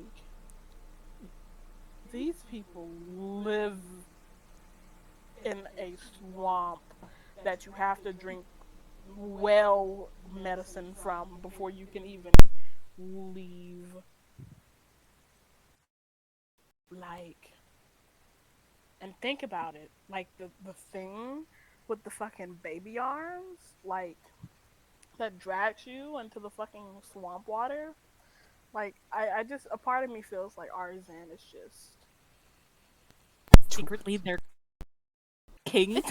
Secretly their king. What a leap. He takes you away in his fucking cart and he feeds you to the swamp monster. They are his children. They must be fed. They Look hunger. At him. Look at him. He just be working. Watch he be a sweetheart. Like, watch he, like, I don't know, like, we think he's this and that, and he's, like, really cold. He's gonna be like Professor Snape. Like, you think he's the villain, but, like, he's not the villain. It wasn't Professor Snape still kind of the villain? No. Harry Potter. Didn't he literally work for the bad guys? No. He worked against them. As a double agent? Nah, he just seemed creepy. Like, he went in there and saved Harry so much. He was just very standoffish. He literally worked for the Dark Lord. Did he work for the Dark Lord? He didn't work for Voldemort. Didn't he? I think that was the Didn't whole they have thing. like a whole like wizard coven that are like, we all work together and now I decide I want to be better than that because your mother, I was very into your mother. I didn't see the last movie. Is this from the last movie? I don't think so. What you're saying makes my brain tingle. But at the same time, I watch so much fucking wizard stuff that I don't even know what I'm thinking about anymore. I have that effect on people. What the fuck? But I don't know. I don't know what Snape was, you know. But I know he helped Harry. Like, I know it was like, I was like, oh, like, that's misleading. I remember thinking that about him. Yeah. Yo, that author, she's in so much shit. She just keeps saying stuff on the internet. Like, she could have just lived with her millions of dollars from her, like, multi-million franchise that she built, but she gets on Twitter and she's like, hey, look at me, I'm gonna say some stupid shit. And then everyone's like, I hate J.K. Rowling. J.K. Rowling is a TERF, and J.K. Rowling is a this, and I'm like, fuck. You know? Yeah. Rebecca, Ho. guess what? Nanda kore wa. So yesterday, right? I haven't had a lavender latte since I worked at Cafe Martinez. And I went to Starbucks yesterday, and I was like, "Hey, do you have lavender?" And they were like, "No, we don't have lavender."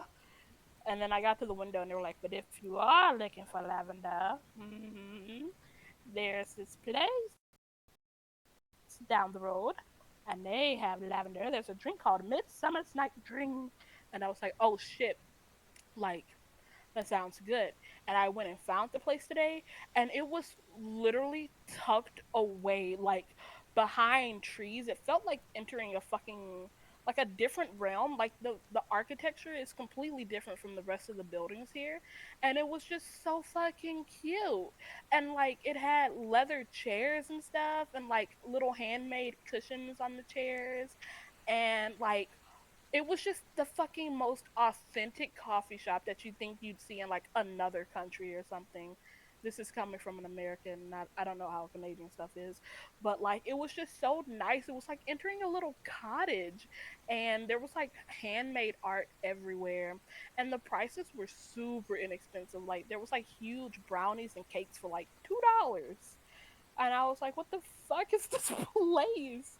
And like the door had like an antique like brass knob. Like it was just so like I don't know, it was really cool. I went there.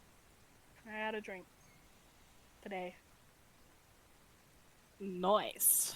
Nice. I've only ever been to one cafe that's kind of like that. I skipped school with a friend to go downtown. The building, unlike your hidden spot of paradise, was disgusting from the outside. Like cracked paint all over the brick walls. Just a gross, nasty place in the middle of downtown I Calgary. like cracked paint walls. Ah. Like when they have like the brassy handles on things and like the industrial look. I think that's so cool. Nah, man, this place was gross. But when you got inside, that's when shit got cool. They had like this holistic vibe to them. They had a big counter filled with rocks, um, like paintings all over the walls on the inside. It was called the house.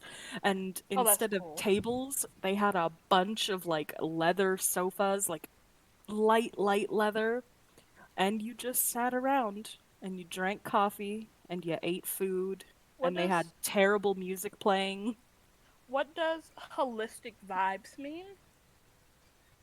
Uh kind of like I guess spiritual in a way, like a lot of God's eye around, Oh, okay, yeah. stuffage like that. That's the place I told you about where I learned my favorite color because some lady was like, "Choose the rock that speaks to you." And I was like, "Yes, random stranger, I am a teenager."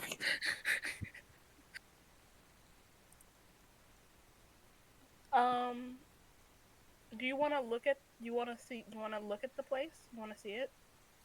Hey, show.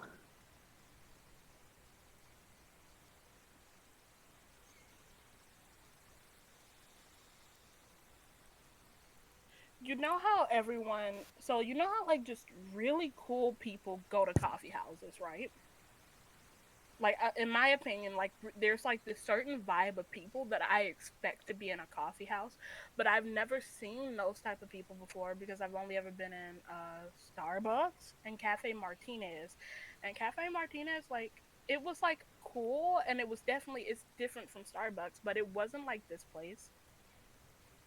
But like the people going in here, like a man with like really short shorts and like a button down shirt and tattoos all over him, like walked in and like got his coffee, and he just had like these chill vibes, like he was from like another country. Like he just didn't feel like a fucking American. And I think I just have like a skewed view of like Americans because I've only experienced Southern Americans, but he felt like he was like not even from the South. And all the people walking in, they just had like cool fucking vibes. And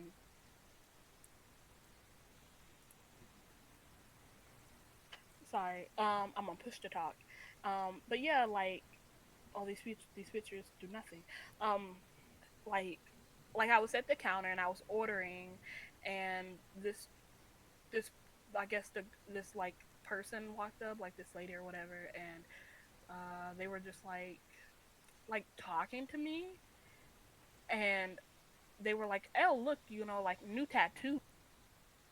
And I was like, "Yes." And then they were talking to me about their tattoos, and then they asked me what year I was, how old I was, and like what year I was born. And I was telling them, and they were telling me about how like their best friends like a Libra, and they were Taurus, and I was like, "Yo, like that's awesome." And they were like telling me just like a bunch of stuff, and we were just talking like we knew each other for years. Like I was so comfortable talking to this person, and this poor girl that was trying to take my fucking order. She was like 16. She's like looking between us, and she's like, "Please, God, like please let me into this order. I've been here for a week and I don't know what's going on." And I felt bad, but like, oh, I forgot. But yeah, this is the place. It looks cooler from like in person. Um, like if I show you the rest of like I guess San Antonio, like it's just very like this is it feels homey. Like if that makes sense. Is someone dropping in and out of the stream? Nope, it's a bunch of people saying they're back in Discord. Because the game will resume in 2 minutes. Look, it has like this little awning thing, and the door has like it, or I don't know how old this picture is. Oh, it's a few months, but it has like little stickers on it now, and the knobs are like brass. That's honestly a really updated picture for Google. I'm shocked. Usually it's ancient Right? or brand new. One of the two, but more or less always fucking ancient. Walking up, it's like on both sides. There are like these big trees with like pink flowers on them. And like hedges and stuff, and like you walk through them while you're going up to it. Um, the coffee I got was called like a Midsummer's Night Dream, and then Rashad got the Nutty Professor, and they're like iced lattes. They were terrible. Rashad's was terrible. Mine tasted good. Like I tasted Rashad's. It wasn't the best. um, like it didn't taste like. This is just how they look, but they taste. Oh, it's like a cafe. Yeah, it's like a cafe. Like they have paninis. Like, oh, this is a coffee cup. They had paninis and like these super cool pretzels that they had to bake when now they were ordered. It was like really homey. This is a brownie. This is the peanut butter chocolate brownie that they had. It was $2. It is time to resume game. A. Aw. B. Brownies will See? continue later. Aw. Okay. Is everyone here? Yeah. Alright. As you all have been out and about around town and being able to get an amount of rest, is there any remaining things people would like to do for the day? Because I am about to pass time to the night. Yeah, Nut hasn't done his daily ritual of drink and try to pour water in his eyes to make himself feel better, so he'll walk on over to the well, he'll crank it down until the bucket is nice and full, crank it back up, splash some over his face, take a quick sip, and then pour it directly into his eyes. Alright. Vernon is going to sleep very early.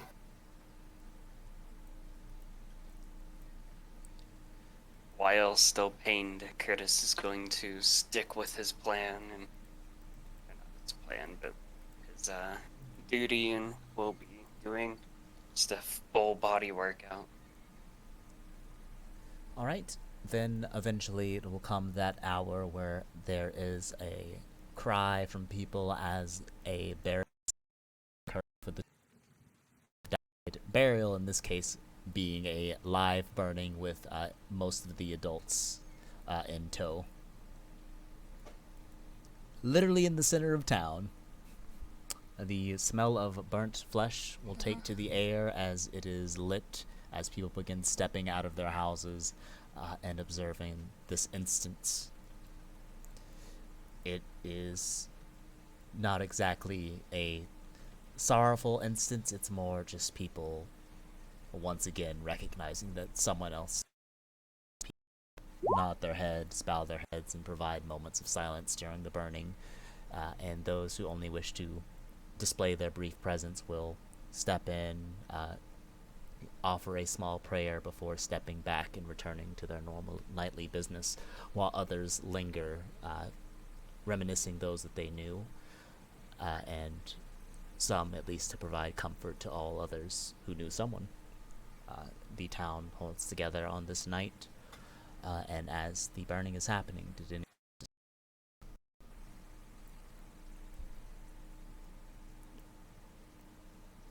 Oh my god, the fire.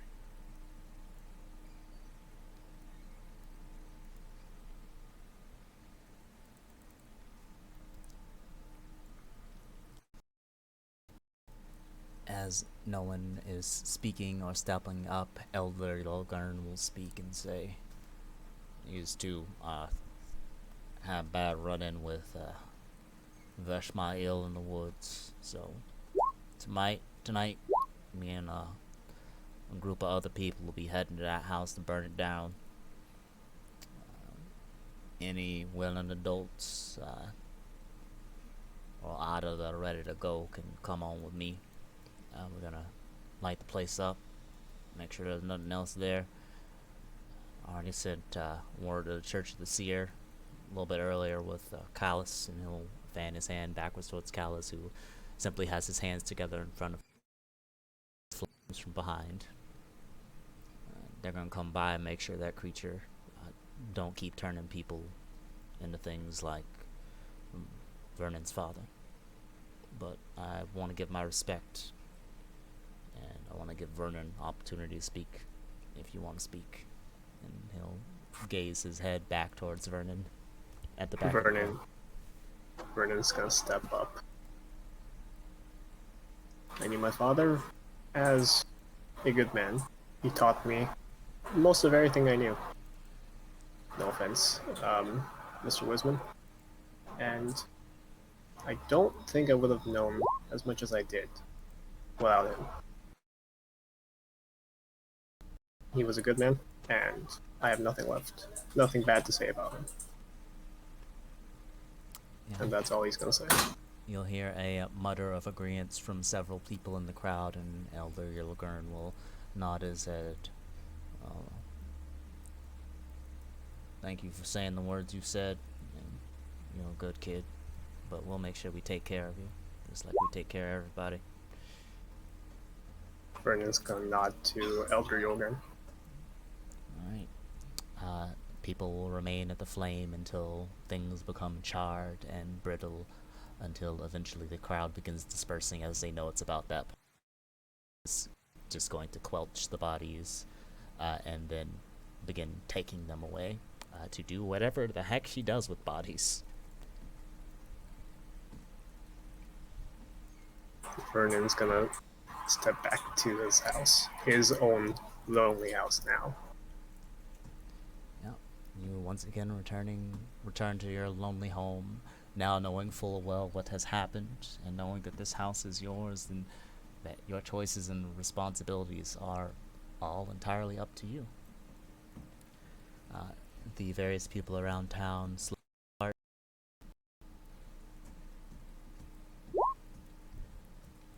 and a number of the adults will gather up together, and those who can will head off to the north wearing face masks that smell of herbs, and all wielding torches to literally go mob the building.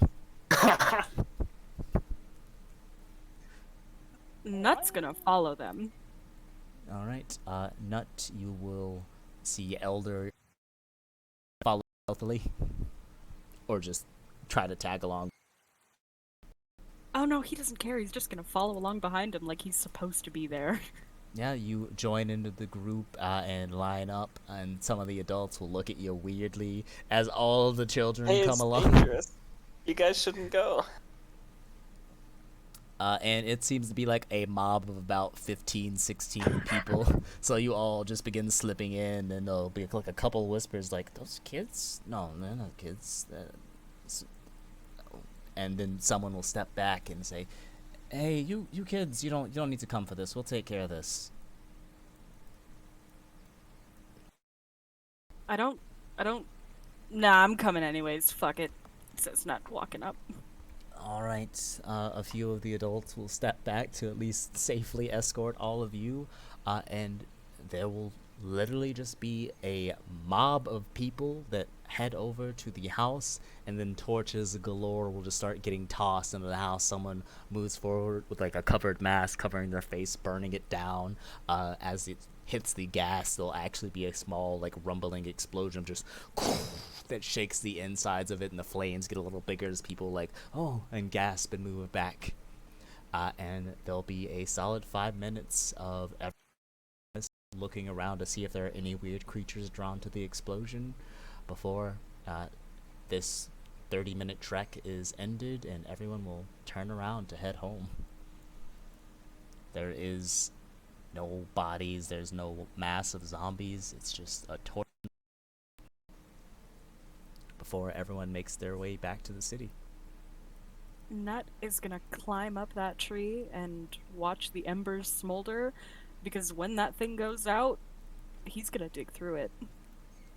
Ooh, alright. Would you like to make a stealth to not be seen? No, he's just sitting on a tree branch, one leg outstretched, the other one hanging down, swinging back and forth. He'll say goodbye and give people nods as they're walking away, but as everyone's walking away, it seems like his intent is staying. Alright. As everyone else begins to depart, it is Elder Yolgarn that comes to you, not by the tree, and he goes, hey, Kiss, Nut. Yo. What are you doing over here? Want to watch it burn for a little longer, make sure the surrounding trees don't catch, and I don't know. I've been in these woods for a long time, Elder. I ain't ever seen a house like this, especially not one covered in mushrooms. I want to see what's inside, but I Well, also don't want to get burned, know what I mean? listen, wait till Quentin say it's good to head in there. We're gonna check out, make sure all the fungus is gone, but you go in there tonight, you're gonna get yourself sick and you ain't gonna be able to come home. I can hold my breath. No, this ain't about holding your breath, kid. Mushrooms growing inside and outside, so you take care of yourself, you get some rest, and come back next week and pick this place you want. Alright. I'll catch up with you in a bit, Elder. He just shakes his head. Listen, kid, I already warned you. If you want to do this, I ain't gonna stop you, but you better take care of yourself and make sure you come home. And then the elder I will. will step to the rest of you with some sense, make sure he don't get himself in trouble. And come home real quick and take this torch. Yes, Elder. Pass it to you I'm and coming keep with walking. you, Elder. Fuck that. See, yeah, you got some sense. So what? I'm stuck with this crazy person in the fucking. All right. Oh. Yeah, Oh. you have been abandoned. What the fuck? Curtis, why? Alright, and I'll go ahead and move both of you to the house. I'm genuinely curious. You all can go ahead, put your tokens down that are here.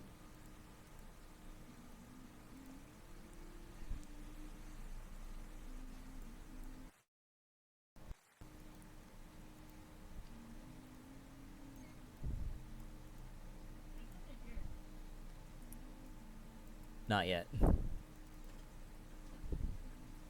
Not yet, what? Just put your tokens down. Just I said there's nothing here, and then he said not yet. Oh, okay. It's just a black screen for me right now. did you How do I put down my token? you drag it out from the journal?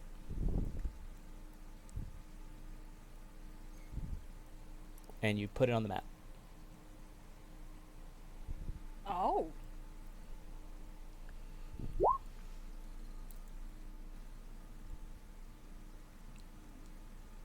controlled, watered down dosages of the illness. Yeah, basically.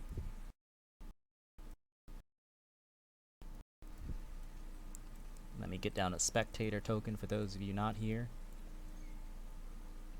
Wasn't there a Tsar or something that was so paranoid about being poisoned that he poisoned himself a little bit every day until he literally became immune, and when he was finally captured, he tried to kill himself by ingesting poison, but he was too immune? That sounds hilarious and sad.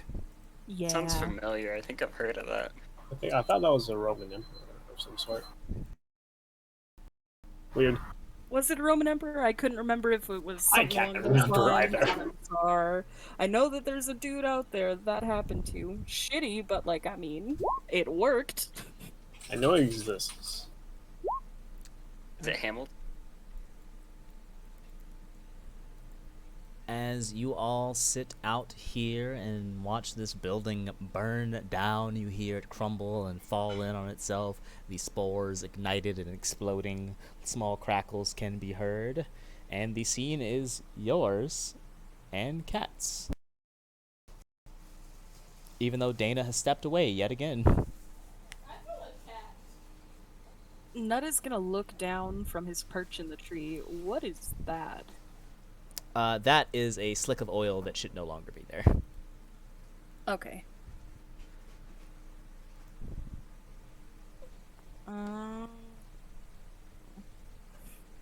Nut sees that mushroom. Mm-hmm.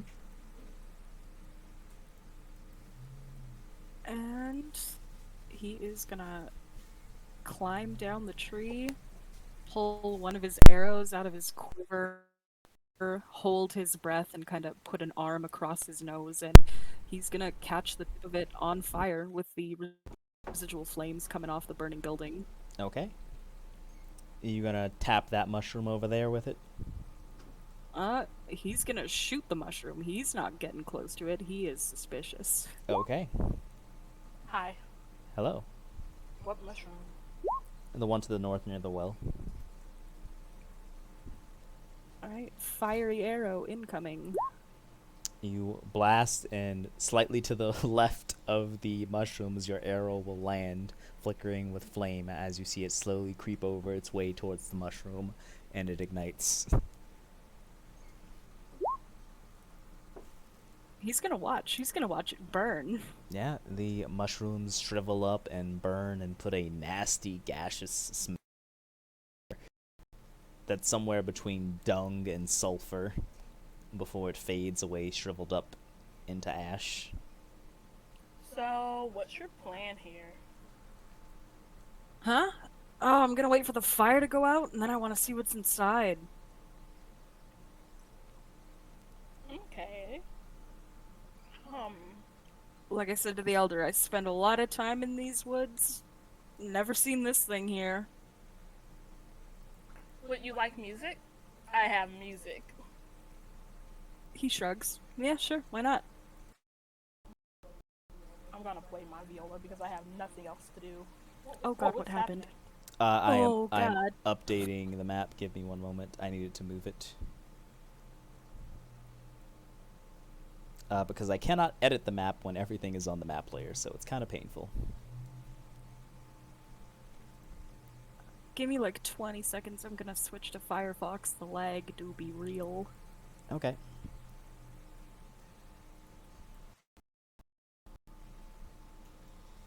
I'm playing my viola like a guitar.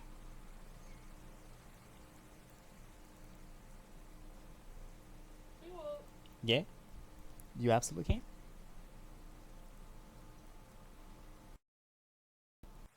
Rock and roll to end off the burning house.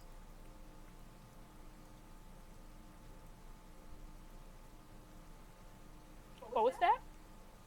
Said a little bit of rock and roll to end off the night.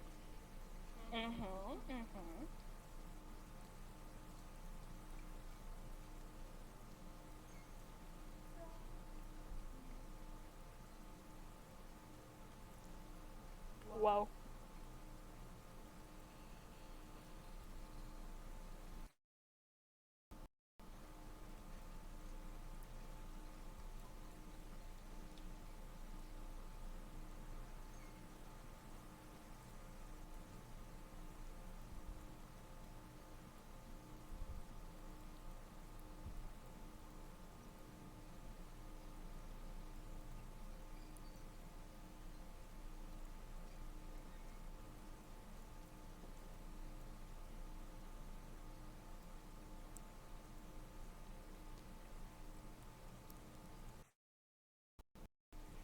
Alright, whenever Kat is back, we are ready to go as you watch this house burn and collapse in on itself for probably 3 to 4 hours before the embers of it can be seen, still burning, but traversable now.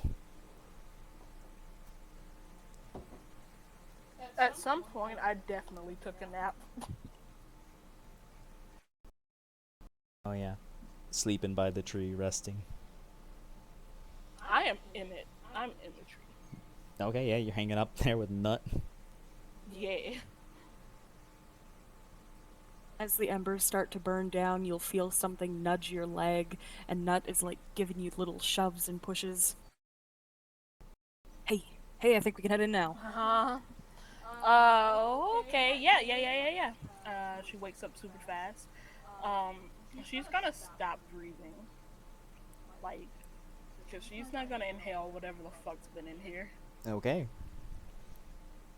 Alright, so I don't think we can use the door anymore, but look at that, and he'll point from the tree. That looks like a cellar. Yeah, the outside doors have been burnt crisp, and you see them sort of like hanging on the hinges downward, and little flakes of wood that are still managed to hang on are still attached to those hinges, but the entranceway is open.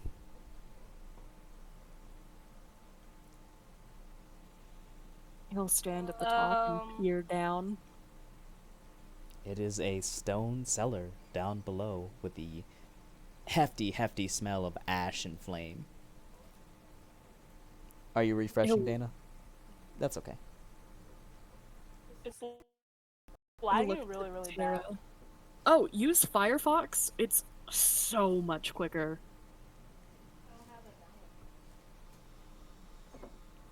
I don't have that downloaded. Oh my god, I'm gonna have to use Firefox to blasphemy.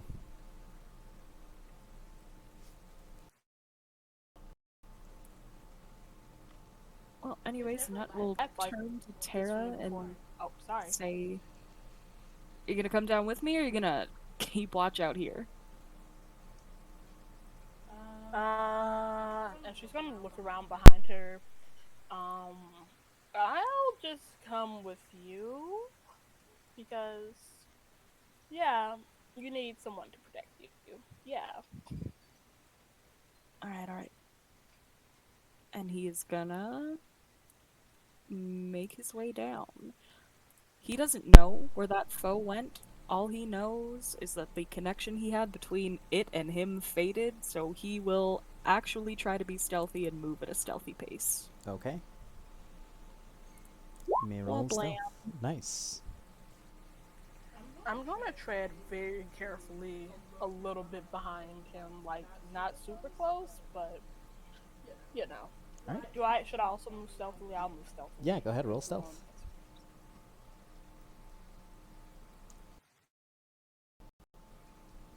Everything's moving, so sorry. Alright. As you both head down, creeping as stealthily as possible. Oh yeah, you make your way on down, and it's about at that moment when you realize that, you know,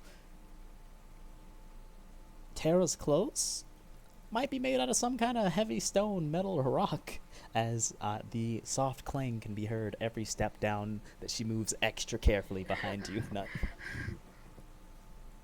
Until you make your way into a open basement.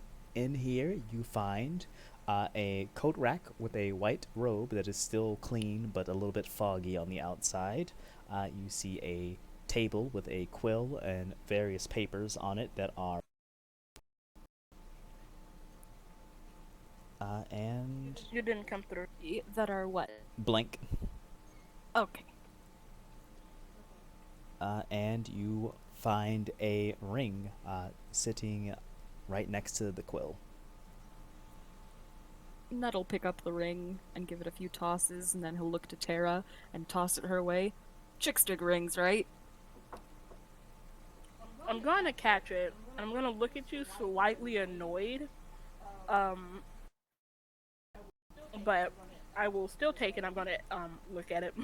Alright, looking at the ring, it is a iron band that is small in size, and it sort of has several slits on one section of it, giving it a sort of like appearance, a train grill like appearance. But otherwise, it seems somewhat normal. It's just a unique looking ring. I'm gonna pocket it. Right? You pocket the ring. You can add a ring to your inventory. Nut is gonna. I guess seeing nothing else of importance, he'll walk up to that cloak, and not really wanting to touch it, he is going to grab an arrow, and he will take it off of the coat rack with the tip, and he is going to start giving it a shake to see if he can shake anything out of the pockets, while holding his breath. You hold the cloak and shake it, and aside from the soot on the outside that shakes and fans out, the robe seems fairly pristine, white, surprisingly very elegant, probably something a noble would have, and it even has like a small gold chain around the bottom right section and a gold cuff on the front to tighten it up. It's more of a half robe, but it's fairly nice. He'll say with a muffled voice, "You want this too?" Yeah, I'll take it. Alright, try to not touch it, or breathe into it, or interact with it, he'll say, lowering it to the ground with the arrow. Never know what crap might be on there. And let's see, is Nut a smart boy? Yeah, he's gonna walk around the walls of this place, and he's gonna tap a few times as he walks. He's gonna see if he can try to find any hidden panels, loose floorboards, anything hidden. Yeah, go ahead and make me an investigation. Alright, I just need to check and see if investigation is hindered by firm. I think it's just perception. It is not. Just perception. Can you describe to how the room looks to me since I have dark vision? It is, for you, a completely gray space. Nothing has color. The white robes are fairly whitish gray. The walls are gray. The tables are gray. Did I mention that everything's gray? There's gray papers on the table, a gray quill. The ring you had was gray. The floor smooth. Aside from the gray stone table, there didn't seem to be much down here. Not even a stool to sit at or chair for that table. It's just a bunch of splayed out papers, a coat rack with that robe on it, and not even a series of books or anything. That's weird. Is stuff gray because it's the way my night vision looks, or that is the way your night vision looks. Oh, okay. Because I was about to be like, yo, this room's really gray. Okay, cool. Oh yeah, her torch would be out. Nut will pull a torch out of his own pack and give it a flick with his tinderbox. All right, all color returns to the room, and as it is, you can see some more unique things, like that quill. It is golden, and the feather is black and white with a golden symbol on the tip of it that faintly glows as light strikes against it, almost as if it's a holographic sort of deal. And now that you can see the walls a little bit more clearly, there is sort of a open divot in a section of it, which mostly makes it look like it was cracked in between, but it is too fine and clean for it just to be a simple crack. And if you'd like, you can make an investigation with advantage now that you can see.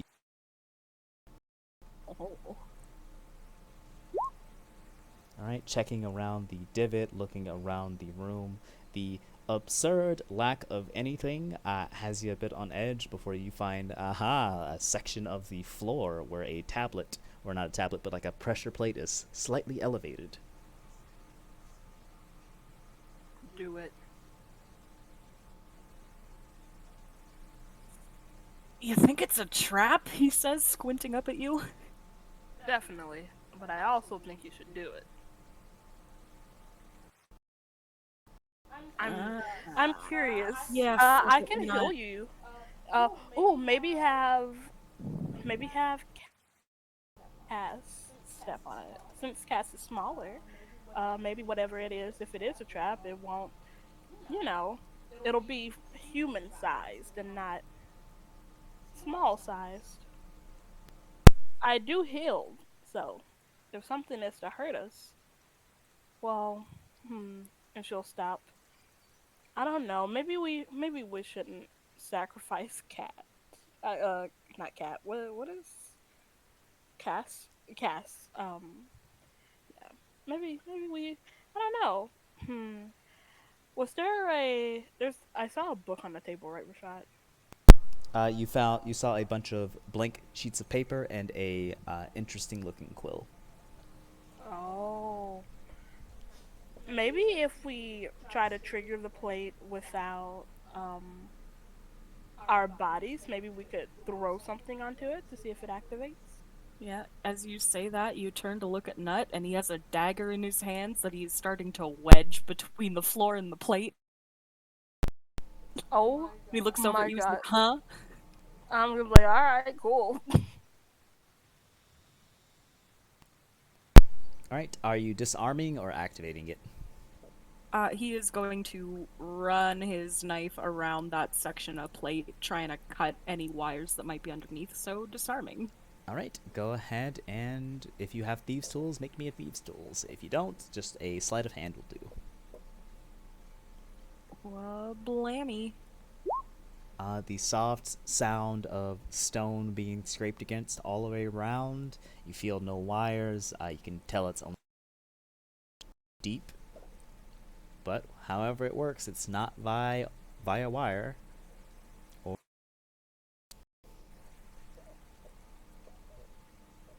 You didn't pick up, Rashad. it is not via wire, or it is not trapped.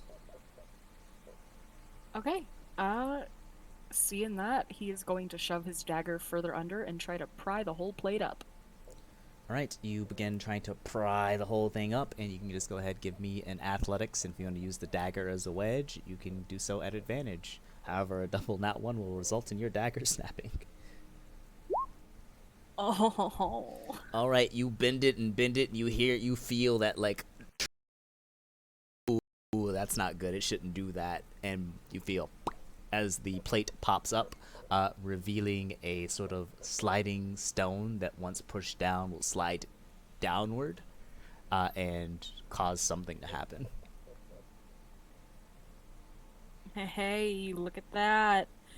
What is it? Says Nut, staring down at the strange contraption.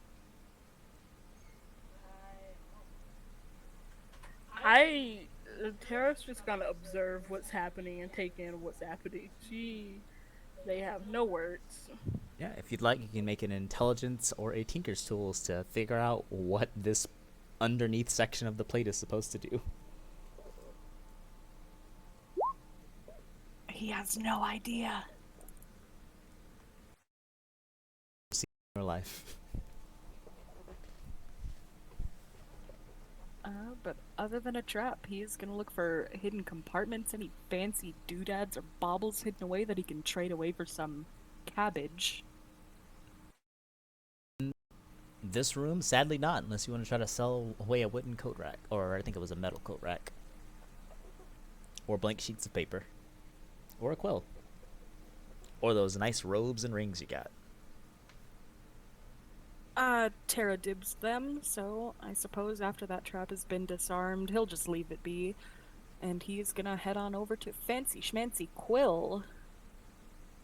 Tara, did you want to make an intelligence on the trap to see if you can figure out what it...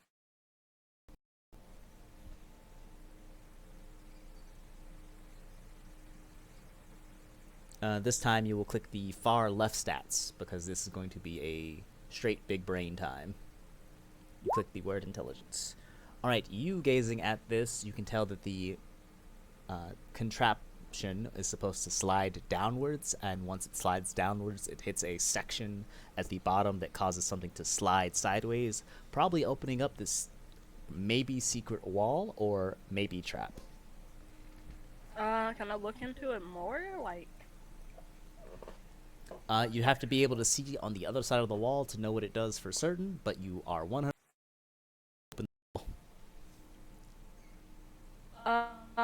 Hey, Nut. He'll do like a quick spin, look left and right, and then directly at you. Huh? Yeah, what? This trap definitely opened a wall somewhere. Oh shit! He nods, looking at you with a grin. Hey! Alright, so, and he'll rub his hands together. How do we work it? Well, I don't know. I do know that there is a wall opening.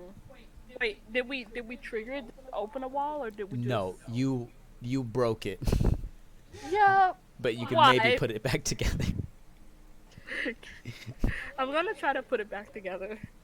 Okay, if one of you would like, you can give me a sleight of hand with advantage if you're receiving help. You wanna give me a hand here? I think I might be able to just slide this fucker back into place, says Nut, trying to put the circle in the square. Sure. Do I have to roll for sleight of hand, or? Yes.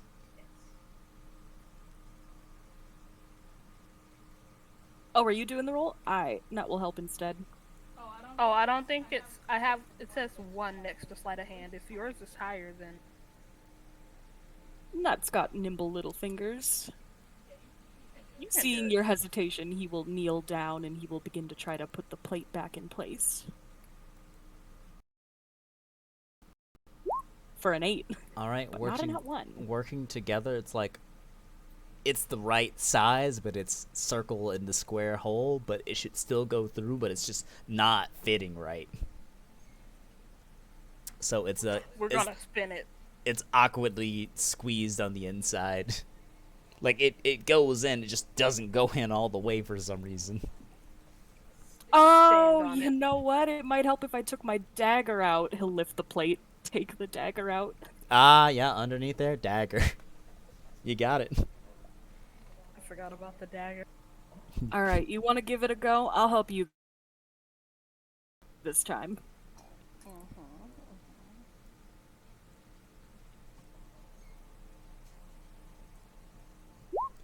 All right, you it down as well, and it's just even without the dagger, it's like wedges down a little bit, and then it's in that awkward position where it's like, it doesn't come up, and it doesn't go down anymore. Great. Yeah, you may have broken it.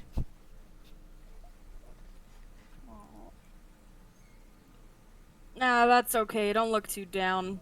Once this place cools down, we can just come back with a hammer or something and smash the wall. Oh. Okay, can we? I'm gonna go stand outside because I feel like maybe being in here for so long is bad for us. So. All right, you both successfully loot the basement mostly.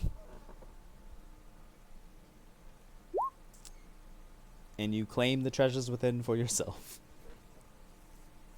The treasures within blank pieces of paper. Blank pieces of paper, a robe, and a ring. Nut took the quill. Oh, and Nut got the quill. Now it is time. Nut will kind of jog his way up the stairs, following along behind you, and he's just gonna I'm floating up the stairs.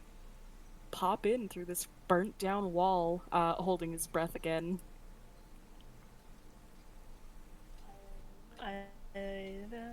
Alright, you move towards the rubble, and if you'd like, you can make me an investigation.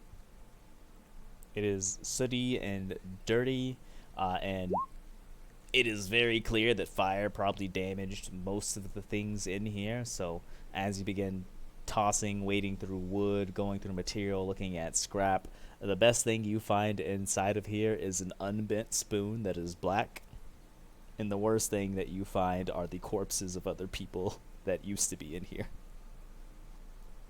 Wait a minute, hold the fuck up.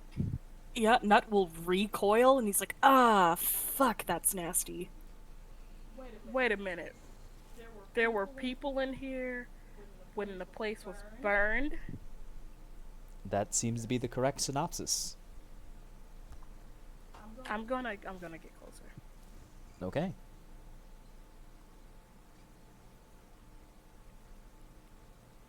Nut is gonna poke at one with an arrow. Do they look mushroomified at all? They look extra crispy.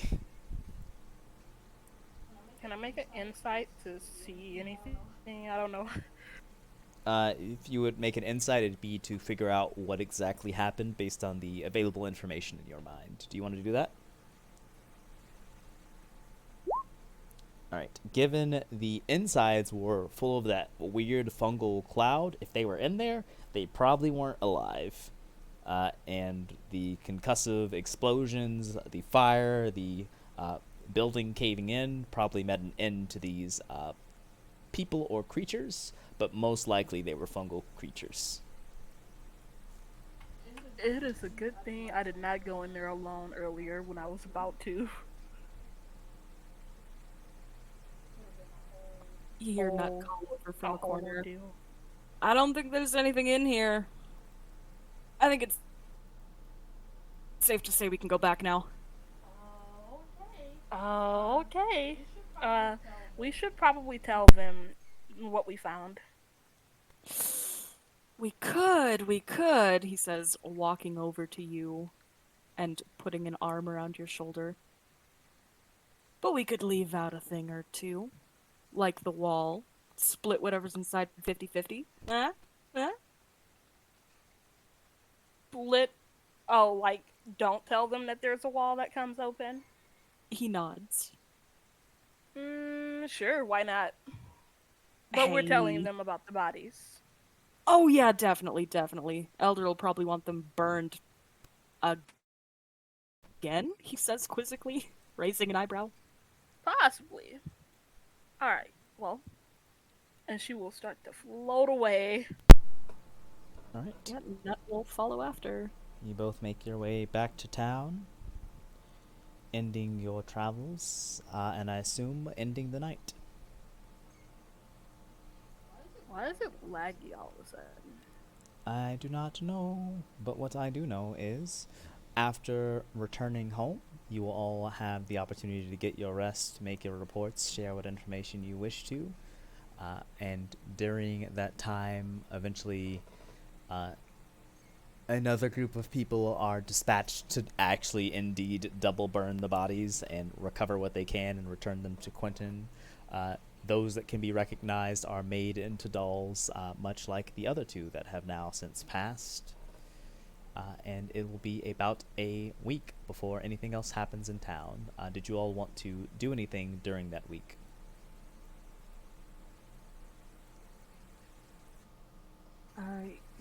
Yeah. Nothing of importance? I tend to my flowers and, go around town talking to people and strengthening bonds. I probably check on the person that's been sick, and I'd like to visit her every day and just give her a little bit of company. Oh, she is very appreciative as it gets very lonely here. The camera pans over to Vernon. He's just...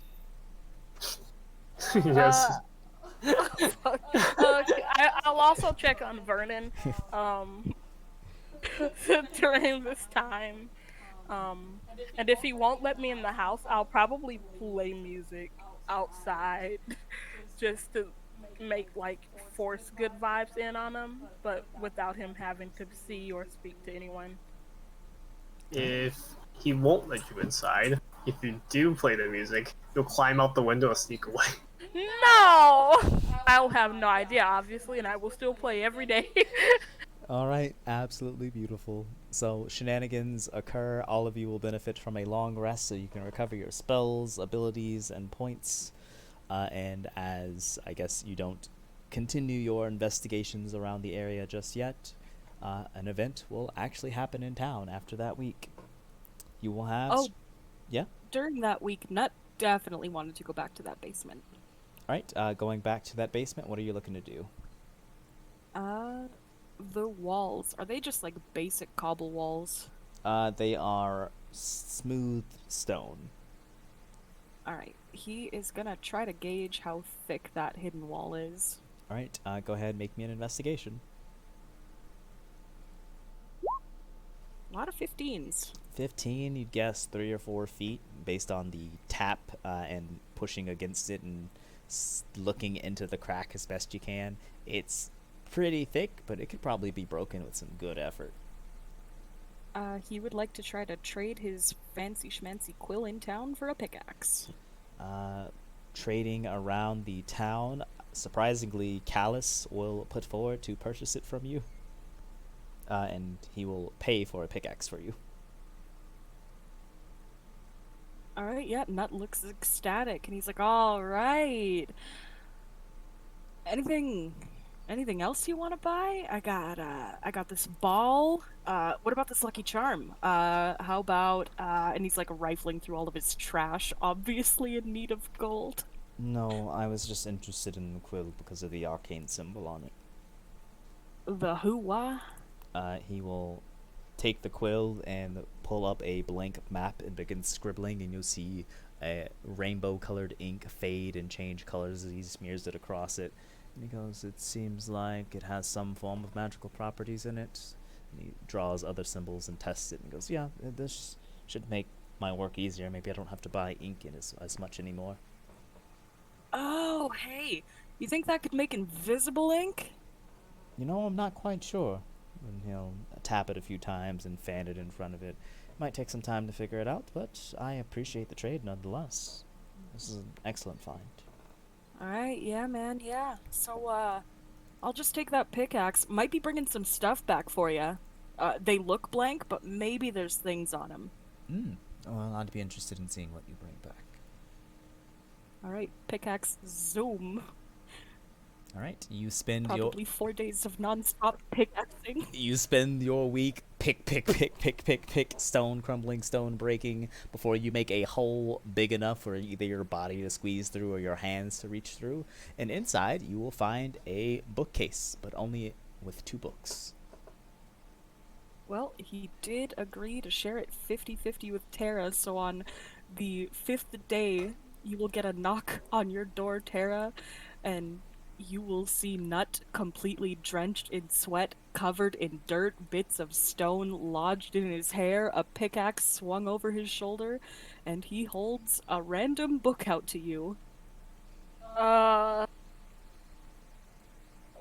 What is this?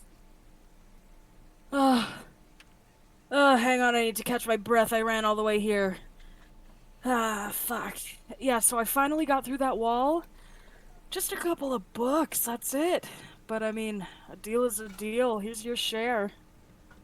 How many books did you find? He holds up 2 fingers. 2 books? He gives you a tired nod. How long have you been at this? 4 days. For 2 books. Okay, cool.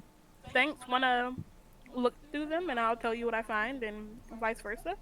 Yeah, just, let me drop off these papers to Callus. He seemed interested, and he waves a bunch of blank papers in your face. Okay. Alright, the 2 books you receive are the following. You get the comprehensive properties of the Terran lexicon, and it is written in Draconic. And you receive the scripture of Pyle, written in common. Oh, I'm getting both of them? Whichever one she's giving you. Oh. Nut gives you the properties of the Terran lexicon, and he will keep the scriptures of Pyle. Thank you. Nuts, thanks. I will eat them all, thank you.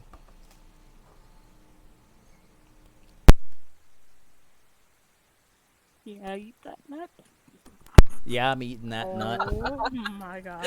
Alright, so, the scriptures of Pyle are in 2 iron plates and seem to be locked on the outside. and there's strange arcane symbols written around in sort of a spiral on it. And the comprehensive properties of the Terran lexicon have draconic scriptures written on the outside in an image of a sort of stone dragon. Nut will sit cross-legged on your floor, Tara, and you see he's trying to pry the book open with his fingers. And he's like, Is I it can't locked? get into this fucking thing. How's Wait, your are book they- looking? Are they both locked?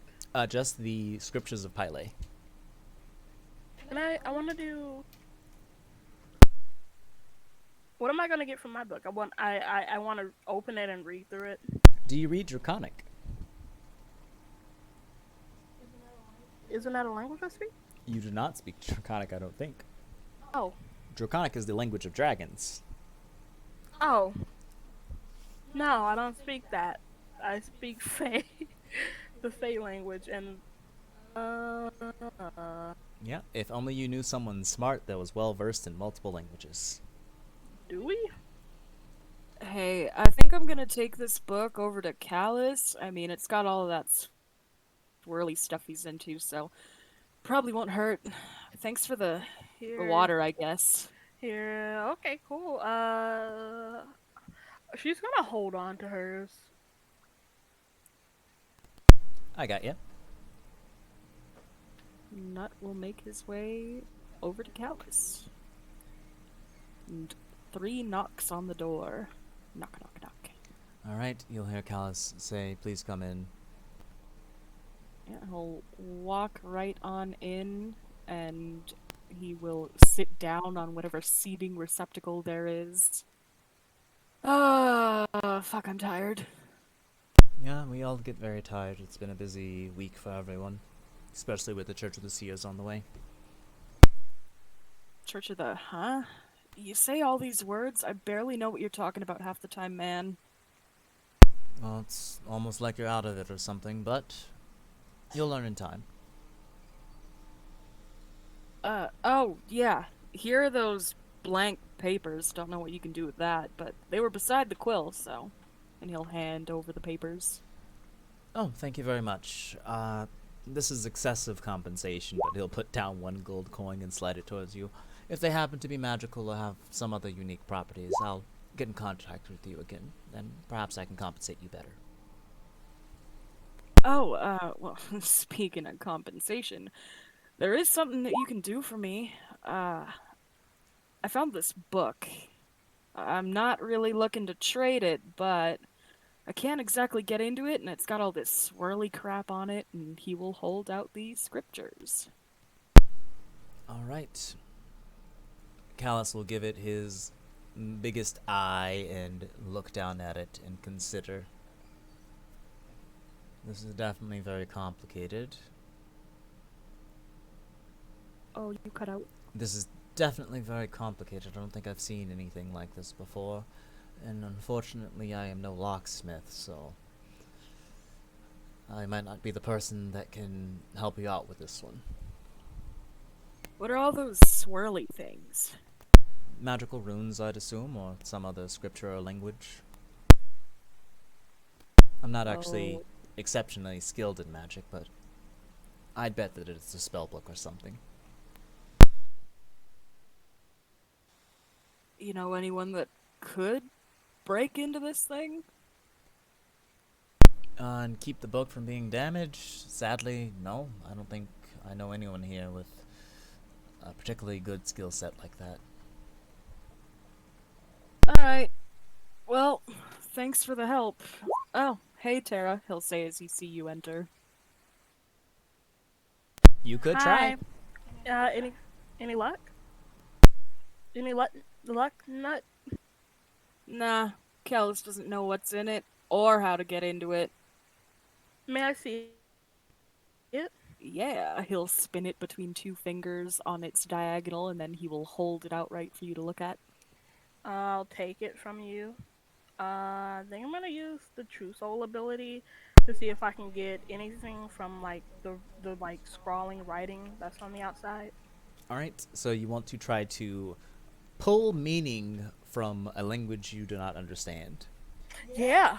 Mm-hmm. All right. Oh no, she's looking at the Pile scriptures. Yeah, the stuff that's on the outside of it that's like scrawled and Oh, that's still the same thing. I figured. Oh, gotcha. All right. So the language on the outside,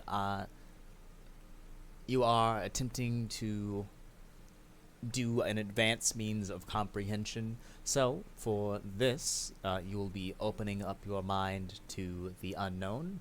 The only risk here, as you attempt to comprehend it, is implanting your own thoughts within these books as you affect them.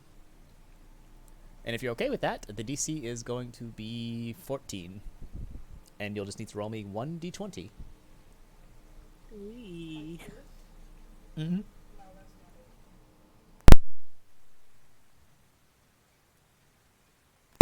Yeah, 1d20. With the forward slash? Let me show. Like so, but maybe with the R a little less big. Nutt'll hold up a finger and say, I don't know what you're doing, but please don't wreck the book. Oh, without the one.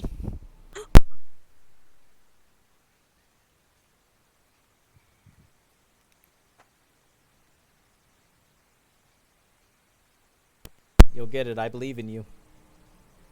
I feel attacked. I did it. All right, you open up your mind to this book and you begin surface reading the meaning, the intent, the understanding of it. And suddenly, all of the knowledge of the book is drawn into you, of a tired man writing into it, scribbling things unknown to mankind. And your mind is filled with aberrations, strange creatures beyond the veil, things that no one was ever meant to see, and all of that knowledge, all of that is contained within this book as it hits your head. There's an instance where a snapshot of your reading is taken in, and then you see it flow back to the book, and the writing on the outside changes, so that everyone can understand the book now. And Cool. as such, you know, after reading this, that if you read this, you will have some sanity drawn from you, but you will learn greatly from it. And while you were reading, under the effects of this, you will find your Arcana will increase by 1. You will also gain 1 skill level in basically general comprehension, and I will keep track of that.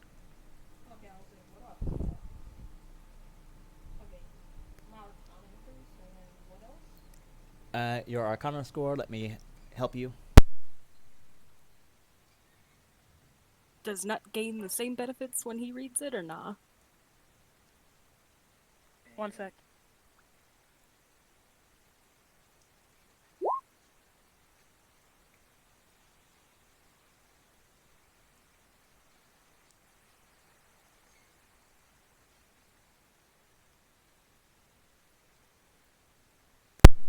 And you gain some knowledge of aberrant creatures as that increases. Cool. And you can guesstimate that it would take probably about 8 weeks to truly understand everything in this book.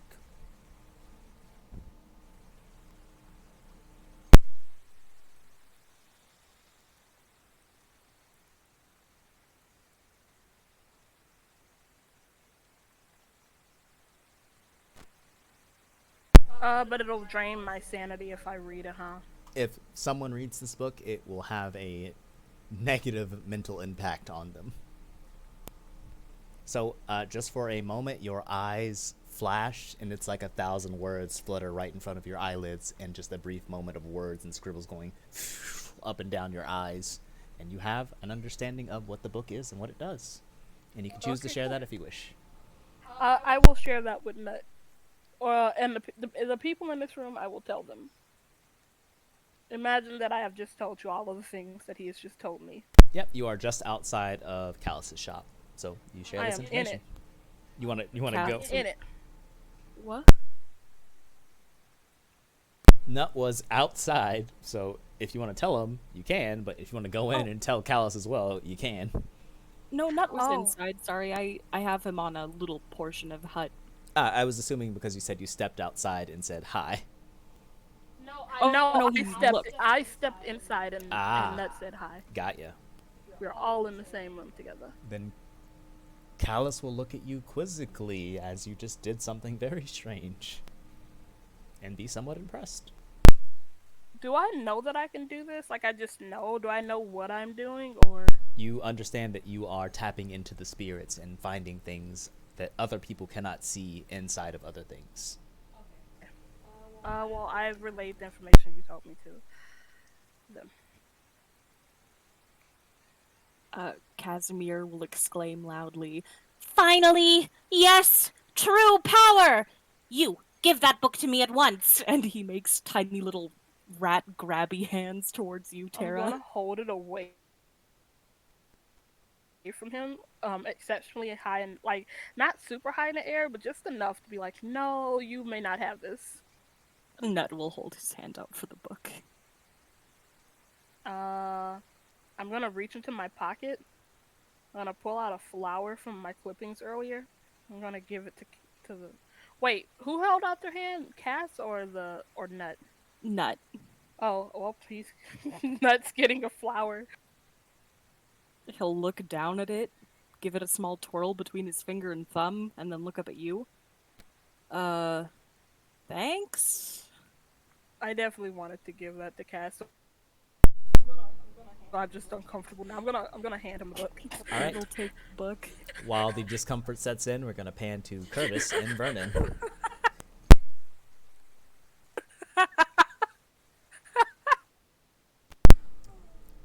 Fourth, let be free. Curtis will knock on the door. I open the door. Hello. How are you holding up? Better? Time has passed. I am better. Curtis will raise his hands slowly. His shoulders will drop defeated. He'll lean in. Oh yeah, big ol' hug. Patting you on the back. It's kind of like a limp noodle in your hands. He'll put you at arm's length, still has his hands on your shoulders. Alright. Is there anything else you wanted from me? Well, it's been a bit. I just wanted to catch up. Make sure you're doing okay. I can play you a tune if you'd like. Music. I'm fine. I don't need any music. Tara was outside my door playing some music and I just couldn't deal with it. Not my thing. Maybe you just haven't heard the right song yet. Yeah. Have you liked the slower stuff or the faster paced stuff?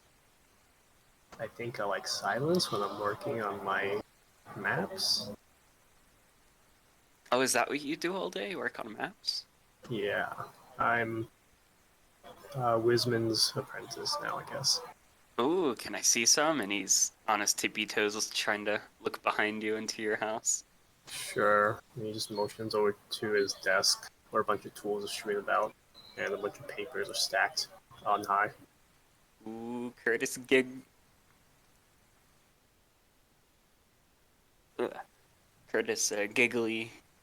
Good. That's not the right word. Giddily. Giddily goes over to the desk. Not giggity. And starts looking through all of your maps. Don't mess them up. Are they just maps of Kumbura? Most of them, but there's an atlas over there. I'm trying to keep that up to date. Ooh. Do you need light to see? Do I?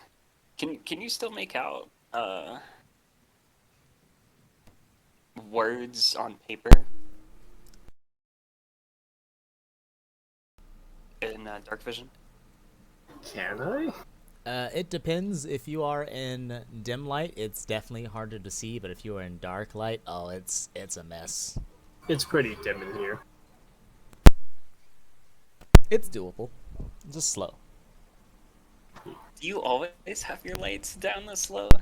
You know, Yeah. what would brighten you up a bit is if we turned this up a bit. No. And go get another torch for you. I'm just good. Do you need light to see or not? I'm fine without it, but again, it's just so dreary here. Dreary is fine for me. Are you sure? I mean, a little bit more light now and then could help out. You know, you looking a bit pale, you looking a bit sick, and he pats his hands on your cheeks. I am fine. I am in perfect health. Physically. Does it look like he's been eating? Or He's is there, gaunt like, any way to tell? and pale. Yeah. Okay. Here's some food. Just take this food, and he's handing you over. I guess like 2 rations. No, here. He's gonna go over to the stove. And then he's gonna grab his tabahan, look at the tinder, and then just... Yeah, immediately lights up. Alright. I was stewing some of the boar that Nut gave me. You want some? Looks like you need more than me. I have my own food. Alright. I do eat, though. Don't worry. Okay. I might still get you another torch, because, again, it's pretty dark in here. Are you in here all day? Basically. You should get out more. You should come over to my place. And do... I don't know. We could, do some workouts. I can show you what I do. Work... out? Physical fitness. No... My family has been training me for many years. It's a family tradition, but, you might like it. Who knows? It might loosen you up, get some air in your brain. Fine. I'll do it. I have some... I'm breaking 2. What are your work hours? I guess I decide them as long as I get everything finished in time. But I finish everything pretty quickly anyways. I just work on other things. What else do you work on? Magic.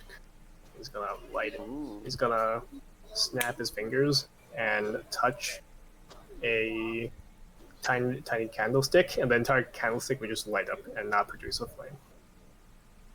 Oh. Can you do this with other things than candlesticks? Here. Your instrument. Let me touch it. Yeah, sure. And he'll hold it out. And I'm gonna cast light on the lute. The lute will glow with Does luminous the light light. drop from the candle? Ooh. Yeah, he's poking the candle, and then he starts poking the lute. Minor magical things that I'm learning. Seems pretty major to me. Well, you read about some of the wizards that can move mountains, and the ones that can call down meteors. And then this seems paltry, in a way. But it's just as effective in different ways. It's a light spell. Some people need to see. Gotta light the way for someone. True enough. Alright. Well, I'll see you over on your break. 2 hours. Give me 2 hours. Alright. Oh yeah, out, do out, I have out, a- out. Yeah, as he's getting shoved out, he'll slip a torch in between the door before it shuts. Bruh. He grabs it and then he shuts the door. He's gonna go back to practicing some magic. Just basic prestidigitation. Curtis will be playing a happy tune throughout the village. We're heading home.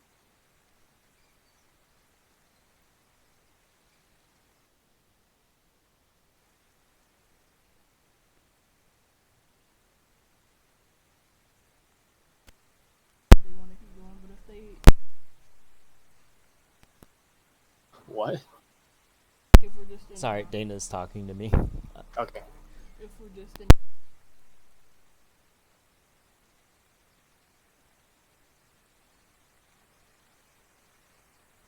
All right. So this is a check-in, I guess. Dana is tired. The session can go on for at most another 3 hours instead of accelerating the time before we get through some of the good stuff. Would you instead want to just play through the story before we get to the time acceleration point, so it doesn't, so everything isn't forced at session 0? You can just continue from this time frame. Not entirely understanding. I think Dana's going to be out, and we may end up ending the session early if too many people are gone. I'm good to keep going. Even without Dana, because she wants to definitely play the stuff, and John Ram is not here, and I think he'd probably also want to play some of the good stuff. Yeah, I want to know about the good stuff. I was just letting him know that, like, I guess I'm getting like drained from staring at my computer screen. Like, I mean, technically, if we're just gonna be around town, I can lay across the bed and listen to you guys talk. She's gonna fall asleep. He thinks this will happen, but I just need to not look at my screen for a little bit. But I mean, We can end the session early, I think. like I am very aware that my mental's going down. I don't know if I have another like 3 to 4 hours in me where a lot of big stuff is happening, and I'd like to be mentally present for it. But at the same time, that's just me, and I don't want to ruin everybody's fun. I You know? fully understand, and I could easily fall asleep right now. So Yeah. I'm good to end it here. Alright, ending session. All right. So as I won't end immediately. Is there anything else you all want to do before this week of downtime is up? I suppose. I want honey from the bees, like I was promised in the beginning. Quick 20-minute adventure for bees. Quick adventure for bees. Quick 20-minute adventure. In and out. Bees. All right. Who wants to go with Tara on her bee adventure? Yeah. Curtis, of course. Yeah. All right. Then one or both of you can give me a survivor roll. Wait, can we find Nut and ask if they're into the honey? Mhm. Look, No, man, okay. he's not a Cheerio. Ah. Alright. You wanna? I'll help you out. You know, I believe in you. All right. So a duo gets together and begins exploring the swamp, looking for that sweet, sweet bee honey. And you want to roll high, baby, high, and low, baby, low. You might encounter something else that's not very beautiful. What am I rolling? Survival. We aren't going that far. Instantly gets devoured by a swarm of beholders. Oh yeah, you wade through swamp water, you face off, you avoid sturges, you listen to all the buzzing that you can, finding beetles, swarms of insects, and it's kind of getting annoying as you've been gone for like more than an hour trudging around the area, just looking for some bee honey, and you start looking for flowers. There are none, and it is frustrating and absurd until you all take a break in just this decently nice clearing and look around and find, oh my god, there's a small meadow here. And with the small meadow being there, you start looking around, listening for buzzing. You hear faint buzzing. You look up into a tree, and you see in the nook of it, in that open trunk, there's just a beehive that has been burrowed in. Though it might be a wasp nest, the golden goop pouring from it says otherwise. You honey. Now the question is, how are you gonna get the honey? I'm now convinced that you have never seen a beehive in your life because you compared it to a wasp nest. A dripping wasp nest. Why are you staring at me like that? Magic bees. Magic bees. Why are you Okay. I talk to animals, right?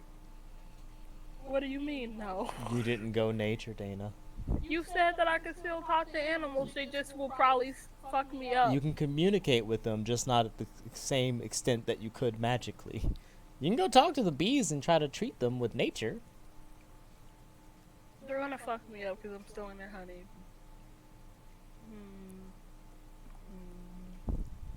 I don't want to hurt them. Like, I want to keep them safe so that they can keep making their honey.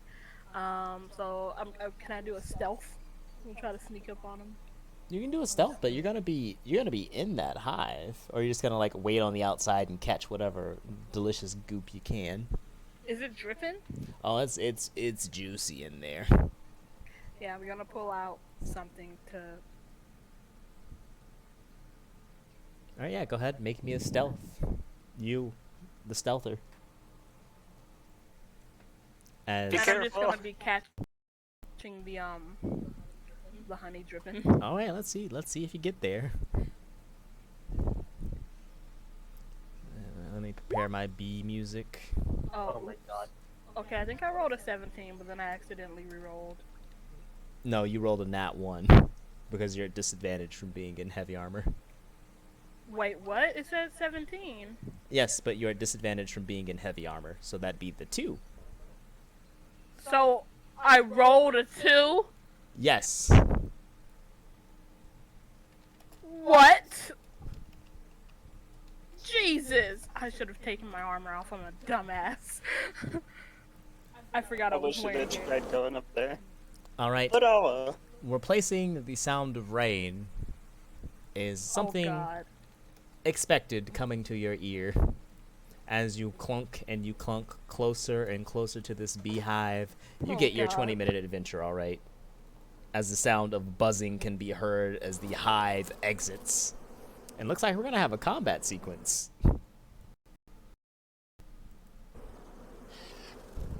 We're gonna have a what? A combat. I gotta fight bees. Great. We just wanted some honey.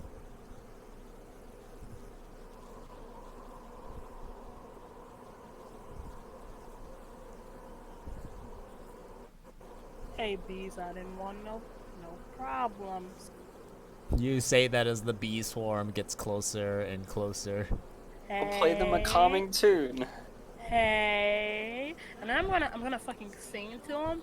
I'm gonna try to match their little buzzy noise, but with my singing voice, like like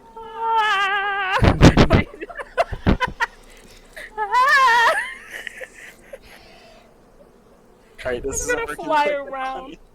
Yeah, go ahead, put yourselves on the map. Hey there, buzz.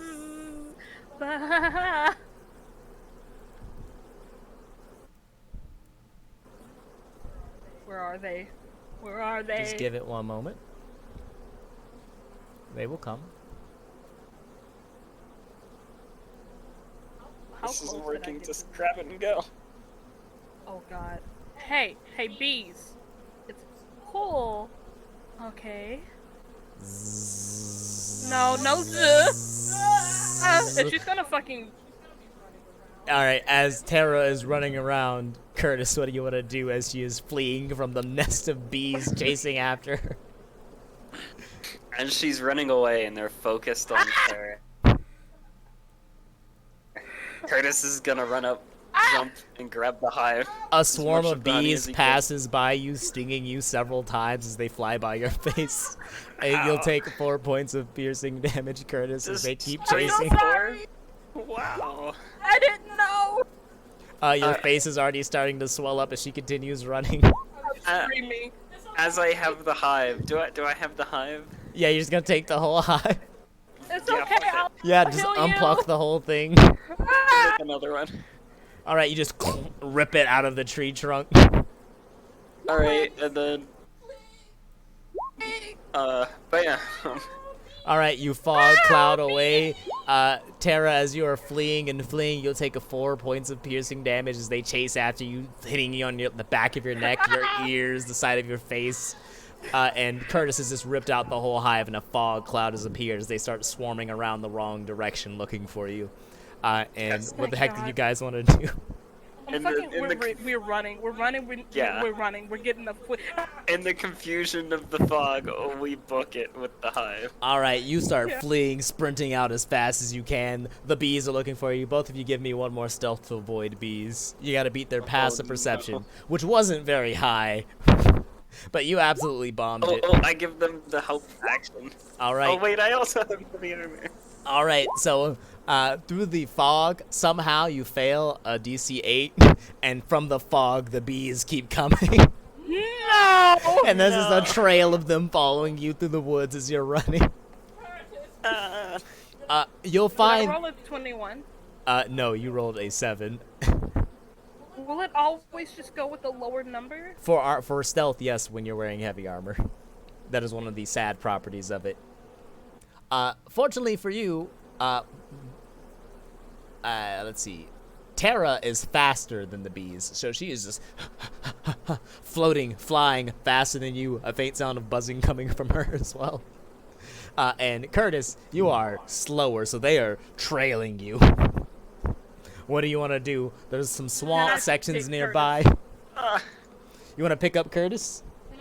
Yeah, am I strong enough to pick up Curtis? Yes, but you will fly slower, allowing the bees to catch up. Will it be faster than what he has been going? Probably not. Wait. Curtis, see that puddle over there? Yes. Fly me over there. Oh, okay.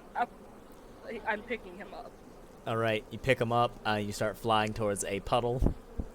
He gives you the hive and says, "Make it back to the village. I'll be there in a moment." And he leaps out of your arms into the puddle. You splash into the puddle, and the puddle's like 3 feet deeper than you thought it was. You just sink into a small hole. Oh my fucking god. Okay, and I sit there. All right, you sit in the puddle, and there's like wasps just swirling around you. Just absolutely pissed. Did you give Tara the hive? Or Tara has the. All right. Passed it off like a football. I don't know what I don't know if I should abandon.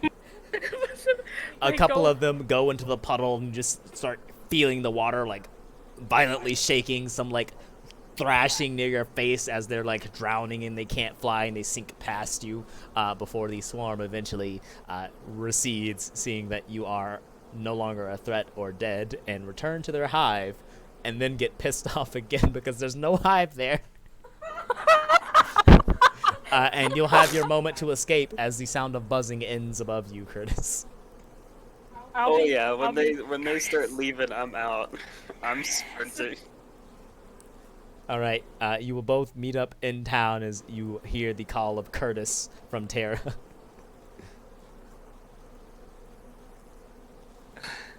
Deke still got it? Yeah, I got it. Are you okay? Right. I can heal you. You want to heal you? I can heal you. Let me touch you. Both of you are covered in like 13 to 20 sting marks. Rashad, excuse me, what? You both got stung a ton.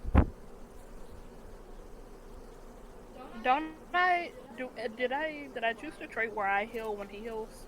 No, you did not. What the fuck is wrong with me? Can I heal myself? Yeah, you can. I'm gonna do it.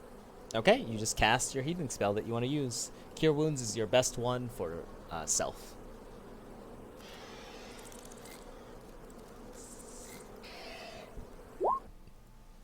Alright, you'll heal for 6, so you'll be at full health. Great. So you can change your current number to your max, which is 11. So click it, and then the red circle, and you change that to 11. Or you can go to your sheet and just fill it up to what it should be. So, alright, you successfully return home, you heal yourself, the sting marks, the swelling is still there, you're a little bit lumpy, but you get a whole I'm going to preserve the honey, like I'm going to, I'm going to be in the house scooping it out of this, the honeycomb. I'm going to package a bunch of jars of honey, separately, and then I'm going to portion off the honeycomb itself separately. Yeah, And you'll preserve it. you'll find that the honeycombs have these white little wiggly worms in them. Yes, well, I'll remove them, and I don't want them to die. I don't even know if they'll grow because I took the fucking hide from them, but maybe I'll release them into the wild so they can make a new nest when they grow old. Okay. Yeah. But yeah, I'm gonna like be preserving the honeycomb and the honey to make treats for myself and maybe some to pass around the town. Okay. Curtis, who helped with us in Denver, followed you into your house and is helping you package stuff up. Would you like a spoonful of honey? I'm getting one of those jars. Minimum one of those jars. As he still has Sting bloated face. I can feel you. I can make you better. Do you determine how many jars of honey I get from this? Or Yeah, you can get probably about 3. Yeah. Yeah, you get one of those jars to help. Yeah, thank you. I thought so. You can add a jar of honey to your inventories. Dana, you can add 2. I offered you a fucking spoon. Yeah, here's a spoon for your help. Alright, with your honey acquired and mission successful, are you good with your downtime weeks? Yes. Alright, then on the last week following the next rise of the sun, 2 new people will arrive in town as the town grows quieter. And a man with a white cloak adorned in all types of bronze and gold with a gem on a faceplate will enter town, along with another individual with an owl on their shoulder and a mask, as well as some face paint, making their way into town.